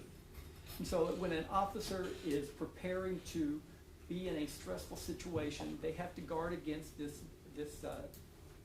dynamic of becoming emotionally captured where the endorphins and stimulants from your body and the adrenaline comes in and leaves you to engage in bad judgment, right? And he talked about this is a real thing that officers are taught about, and they have to prepare themselves not to have that happen to them, not to be captured emotionally, so that they continue to keep a clear head when they're engaging in a situation that could be life or death. He talks about rule two when approaching a threat like this, and remember he was talking about this in the sense of these high-risk entries that he was involved in, is you consider it, how can you manipulate your environment, right? Because the goal ultimately in making it a high-risk entry is that nobody's hurt, right? That nobody's hurt. Several witnesses told you that. That's the goal. Officers not hurt, the subject not hurt, right? So what can you do in approaching these situations to prevent that from happening? Well, the thing he suggested was manipulating the environment, right? What can you do in assessing your environment? Take steps to make it so that you don't have to be put in a situation where you got to shoot somebody, right? Can you push a TV over and open up an area where you can tase somebody? Can you try taking a screen off a window, right? Can you, in a situation, take a shield and put it up against the glass? Things that you can do in that environment so that things can be done more safely. He talks about rule 3, being able to safely accomplish the 5 components of an arrest. Before you go in, see to it and visualize and know that you're going to be able to enter, get your hands on the person, cuff them, place them in under arrest safely. So before you enter, when you take that action. He talked about avoiding time compression. That's probably not an expression you guys used before this trial at all, right? But you understand time compression now, right? Avoid putting yourself in a situation where you have been forced by moving towards the person that a split-second decision will have to be made. If you can avoid doing that, then avoid doing that, right? And distance and cover are your friends. In this circumstance, they had time, they had distance, they had cover to make this so that it didn't have to turn out in the unfortunate way that it did. And they didn't choose to do it in the 15 minutes that they formulated their rudimentary plan, as Dr. Martinelli called it. I would think when conducting a high-risk entry, somebody who does not want to come out, that you'd want more than a rudimentary plan. You'd want a carefully laid out plan that sought to establish the goals that you had. Nobody gets hurt in this instant, rather than let's throw this all together and jump on in quickly. He talked about, I think he spoke on it for 5 or 10 minutes when I asked him about lethal or non-lethal or less than lethal options available to officers making a high-risk entry. You know, he talked about all the different things, all the different gadgets, the electronic, the chemical, the shields, the beanbag chair, the beanbag rounds, and all those other kinds of things that officers are trained to use, that are available for them to use, so that when they go into a situation where they need to apprehend someone safely, that they use the full panoply of all those devices, so that the mission is accomplished successfully, like this one was not. A big part of his argument in his conclusion that he admitted to was that Melissa Perez, he said, was a goal-oriented assailant, and that he assessed her goal as killing a police officer. And the reason why we showed you so much of the video from earlier in the opening of our close is to show you that Melissa Perez's goal was not killing a police officer. Her goal was keeping people out of her apartment. Okay? It may not have been an accomplishable goal. It may not have been a rational goal. It may have been a goal that ended up costing her her life, her reluctance to. But her goal was not to hurt somebody. Her goal wasn't to kill somebody. The fact that he took that for granted and didn't consider that her actual goal was to keep out of her apartment affects all his conclusions, I believe. That's for you to decide. When you remove the exaggerations and you look at what you saw, because you can see her actions the entire time of what her actual objectives were and what her actual goals were. She wasn't looking to hurt anybody, just like the officers weren't looking to kill her until they were, right? Her goal wasn't looking to kill anybody. It was to keep people out of her apartment. And she was ill. And they set up a situation where, again, it was a fatal game of chicken. Imminent danger requires proof of intent, all right? So it requires proof of intent, ability, and opportunity. And what I mean by that is, in order for that person to be an unlawful threat to the officer, they have to demonstrate that their intent is to cause harm to the officer, right? That they have the ability to do so, and that they have the opportunity to do so. This is not in the charge. This is beyond the scope of the jury instructions. Overall. And that they have the intent to cause harm, that they have the ability to cause harm, and that they have the opportunity to cause harm. Okay? I asked Dr. Martinelli about that, and he agreed. He agreed. That's really what's necessary for a person to have a reasonable belief to use force or deadly force against another person. Now, looking at those factors as they relate to Melissa Perez, did she have the intent to cause serious bodily injury or death to the officers? And I told you, and to focus and remove the exaggerations, remove the, she missed Officer Villalobos by that much. You can see in the videos nothing about her swinging, taking any action at Villalobos when he's leaning in that window. Look for it yourself. You can see 3 different angles of it. She charges at him in the window, and he backs out. She doesn't threaten him with a hammer. She doesn't swing a hammer at him. You know, they talked about, well, Melissa Perez, you know, she's going like this on her on a body-worn camera. That means, again, another exaggeration, that means that hammer was that close to Villalobos' head. There's no evidence of that. And then when Sergeant Miller, retired Sergeant Miller testified, she said she talked to Melissa Perez, and she talked to Maria Salinas, and Maria Salinas confirmed for her that this meant I was that close to shooting her, not anything about the exaggerations that were told about. So consider when you're looking about that what Melissa Perez's intent was, okay? What was her intent when she came at the charge at the windows? like she had charged the window so many times before. And then you consider what her ability was. What was her ability to cause serious bodily injury or death? And, you know, this hammer's been picked up, it's got lots of fingerprints all over this hammer right here, right? But what was her ability with that hammer, given her size and her location? Perhaps she could have swung that hammer if she got close enough to somebody, right, to hurt them, right? You know, there's a sharp end on it, a hard, blunt end on the end. I'm not going to dispute the ability of a person in close quarters to cause serious bodily injury or death. But then it comes down to the opportunity. Did she get into enough close quarters with somebody in an area that was not obstructed where she had the opportunity to hurt an officer seriously with this hammer? I suggest to you that she did not. She was behind a door with framed windows. She was behind a wall. And when Officer Villalobos and Sergeant Flores went across that wall, they didn't have their guns drawn. They were confident that they were in a safe area of that porch when Melissa Perez made that charge and Officer Alejandro overreacted and started shooting at her. Okay? And that kind of what prompted the others to react and respond. But they did not fear serious bodily injury from her. Just like Villalobos 10 minutes earlier, knowing she had a hammer, did not fear serious bodily injury from her in the position on the patio that they were. Okay? And neither should he. Neither should he have.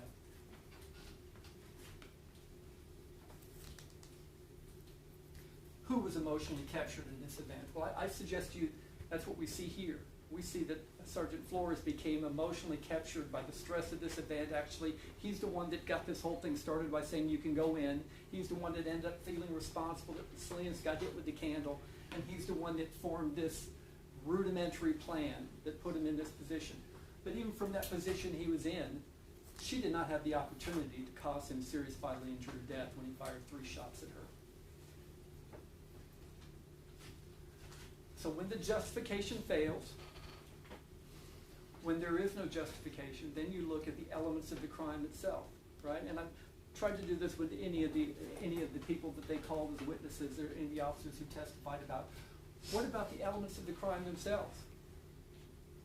Did Officer Flores, or Detective Flores, or Sergeant Flores, did he, on or about June 23rd, 2023 in Bexar County, Texas, intentionally or knowingly cause the death of Melissa Perez?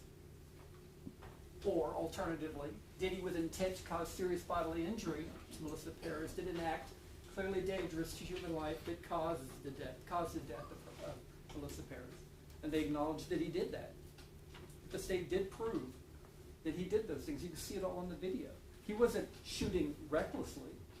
He was shooting purposefully at her midsection, knowing that's an act clearly dangerous to human life, to stop her from charging, okay? He admitted to that. I think I even heard the lawyer say, we own that, right? She did. Sergeant Flores did commit the offense of murder absent the justification. Then the intent then is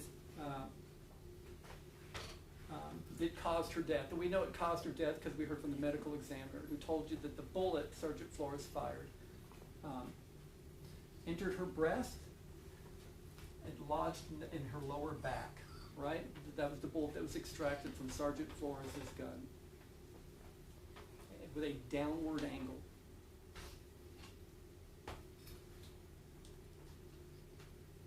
Alejandro, Officer Elizar Alejandro, what evidence do we have whether or not he committed the offense of murder?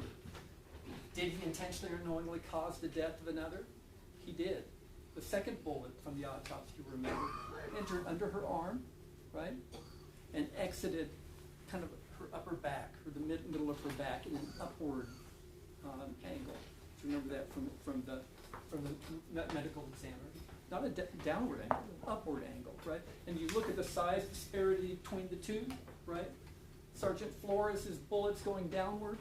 Sergeant Alejandro's bullet is going upward, okay?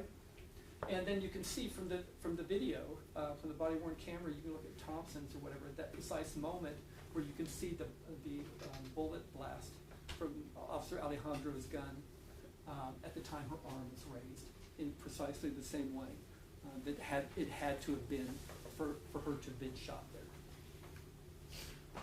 Was that an act clearly dangerous to human life of him shooting her? It was. And did it cause her death? It did. Aggravated assault by a public servant. You know, these crimes, aggravated assault, there's aggravated assault by causing bodily injury with a deadly weapon, and there's aggravated assault by threat using a deadly weapon, right? So any shot that's fired that missed, right, is still a threat to that person. And again, there's testimony of that, right? So any shot, and Alejandro fired 10 times, Flores fired 3 times, Villalobos fired 3 times, right? So any shot that they fired that missed is an aggravated assault by threat by a public servant. Any shot that struck her, in the cases of the 2 bullets that struck her, both of those bullets caused her death or murder, and that's the difference between those 2 kinds of crimes, right?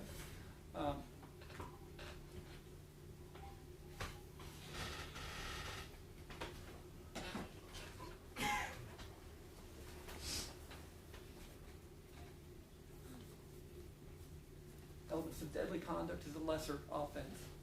Each one of those, murder, aggravated assault, deadly conduct is a lesser offense of those. And deadly conduct ignores the fact that Melissa was threatened, or ignores the fact that she was injured, and ignores the fact that she was killed, okay? So it's the crime of shooting into somebody's apartment, right? To knowingly discharge a weapon at in the direction of an individual. Whether it was a threat to them, or whether it struck them, it's still a crime, and that crime is deadly conduct, okay? They did, each of them, discharge a weapon knowingly at Melissa Perez. Their statements admit as much. The videos tell you as much that they did.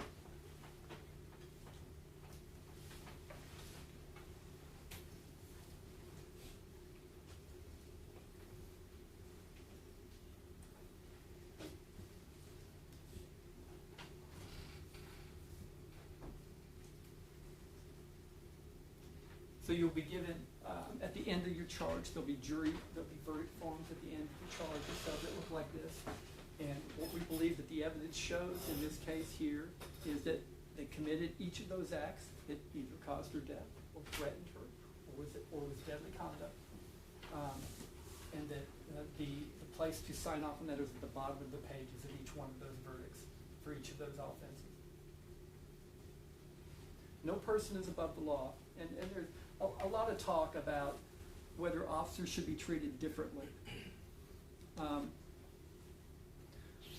We value our police officers, we value what they do, but any person who is accused of causing the death, murdering someone, it's not unusual for a warrant to issue to them that same day. Just because a person is a police officer that engages in the conduct does not mean that they have to be treated differently, that somehow they have to be put off, that the charging decision or the arrest decision has to be put off longer. Any one of us who engaged in a non-justified shooting would be arrested that day, and these officers were after 16 hours. Isn't an outrage. It is. Why should officers get a break, right? I mean, these officers got more of a break than Melissa Perez did. You know, when it first happened, before all the videos were watched, before all the statements were taken, they came in and they were given the consideration of you come in, you submit your weapons, they did a round count on them, they did a GSR test on them, they issued them new weapons or whatever it is. This wouldn't happen to a typical citizen, but again, they waited it out until they saw the videos, and later that day when they saw the videos, they read the statements, and the San Antonio Police Department, through its chain of command, said, this ain't us. This isn't a justified shooting. We need to issue a warrant. We need to stand up and show that the citizens that we're not giving special treatment to police officers, and issued a warrant for him. There's nothing wrong about that. There's nothing to apologize for that. You know, we've been subject to a lot of abuse, myself and Mr. Harris here, and the unit, the civil rights unit that Mr. Joe Gonzalez developed. You know, the idea in having a unit like this and having your prosecutors look at these cases more carefully and approach these cases is to show sunlight or put sunlight on these cases, because the public and the community needs to know on these officer-involved shootings whether or not these are being pushed under the rug, or if they are being investigated properly and filed properly, and that the community has some kind of buy-in to it's fair. That just because San Antonio Police Department is investigating their own, is there a problem with that? Well, let's shine some sunlight on the facts so that a jury like yourselves looks and evaluates these cases and says, we get to make that decision, okay? Not the police officers, not their lawyers, not the experts funded by the union. The community gets to make that decision. They get to see all the facts. And this isn't just a testimonial case. This isn't a case that really has anything to do with testimony. It has everything to do with you can see it all from beginning to end about how it happened and the circumstances surrounding when it happened. And it's for you as a community to say, this is right or this is wrong. And if you believe, and if you reflect back on when you first watched the video, when you first came in here that first, I think it was the second day, right? When you kind of saw that first video, how you felt when you saw that shooting happen, okay? And I invite you to go back in there again and maybe play this out again so that you can kind of see how you felt about how wrong that was, that woman had to die in that way, okay? That's your call, right? There's been a lot of people telling you, well, we were in a situation where there was nothing else we could do. There's a lot else they could have done. It didn't need to end this way. And you know, and your own moral compass has been called upon to decide this case. This isn't for the DA's office to decide we're going to look after and protect our police department. This isn't for the chief of police to say, I'm going to look at this, I'm just going to protect my own officers and put this in our pocket. They recognize that this is wrong. Wrong for this woman to have been killed. It's wrong for them to have shot her under these circumstances in her locked room. So that's why it's here. We make no apologies for it. I've worked as a public servant for 37 years. The last 31 of them as a prosecutor at this, a prosecutor, I guess at this office and another office. Make no apologies for bringing this case for you to decide and to look at and evaluate. And although you can say that Officer Soto could have done more, he did all that you need to see. Everything you need to see is on those videos and the forensic reports that follow. The rush to judgment, I've kind of talked about that a lot. There's a lot of talk about that, right? Whether getting them arrested was somehow too soon. Again, any citizen who isn't a police officer, given the facts that we have, would have been arrested just as quickly, and they don't deserve necessarily to be treated special in those kind of circumstances. With great power comes great responsibility. We've all heard that, and it's very true. Everyone who testified for the defense agreed that the goal in a high risk entry is that no one gets hurt. That important goal was not prioritized in this plan, this rudimentary plan that they came up with, that Sergeant Flores was responsible for and came up with. Her safety was not a consideration. It was their safety, that is one of the considerations. Her safety was not considered in this plan. Given the resource and training of these officers, it is not reasonable for Ms. Perez to be shot in this high-stakes game of chicken that they set up for her. It was almost as if they're in a semi and they put this person on a motorcycle in direct path of them and said, let's go at it, right? That's basically what happened to her. Finding someone guilty of a crime is simply holding that person accountable, right? We ask you to hold them accountable. We ask you to tell the police department that their officers need to adhere to their training, that the officers themselves need to pay attention to their training. Mr. Harris had shown you that the policy that was going in there that they've all been trained on. So the human life is important and it's to be protected and not to be ignored when you're confronting a situation like that. The answer is not to release a verdict that basically says, congratulations guys, pat on the back, go back to service. It can't be that. Or there's going to be many other instances, as there have been, of police officers shooting citizens unnecessarily. So Godspeed. Please return a true verdict on this case. Thank you. All right, members of the jury, you now have all the evidence before you. You have the law through the charge of the court, and you have the closing argument of counsel. Once each of you is assembled in the jury room, you can begin your deliberations. We will be in recess until you've advised us if you've reached a verdict. I'm going to ask alternate juror 107 to stay behind. The rest of you, go ahead and instructing you to begin your deliberations. All rise for the jury.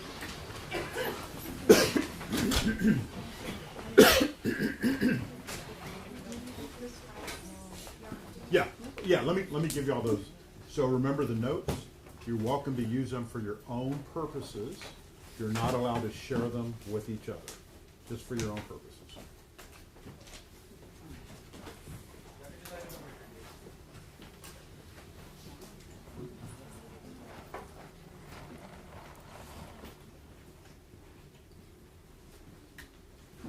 You want to come forward, man?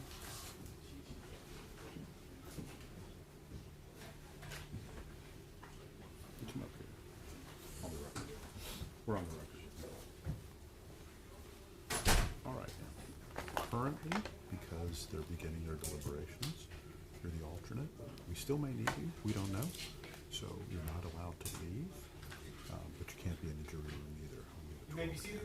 So if there's a verdict of guilty, then we would bring you back in. So you got to stay around the courthouse. Where do I go? You can go anywhere in the courthouse if you want. Did we get her something? Yeah, they did. I believe so too. Yeah, we got you a sandwich. Okay. So we'll get that for you. You probably should not be here just because you don't want to see the defense attorney or the prosecutor's work. But there's other, we have a basement in the courthouse. And do you want this in? No, you can hold on to that because officially you're still here. We do have your phone number, right? Yes. So we contact you when we need You have my phone. Yes. Oh yeah, we can get her phone. Yeah, we'll get you your phone. In fact, you can go in there and get your phone. But as long as you don't communicate with the other jurors, the idea is you're not released from jury service yet. We want to make sure that, because you never know. If we need you, we'll let you know. But certainly, if there's a verdict, we'll bring you back. Quiet, please. We're on the record. Can I get my bag? Yes. Yes. Miss Sugar. Miss Sugar. If you wait for me right here outside this door, I'll get your phone.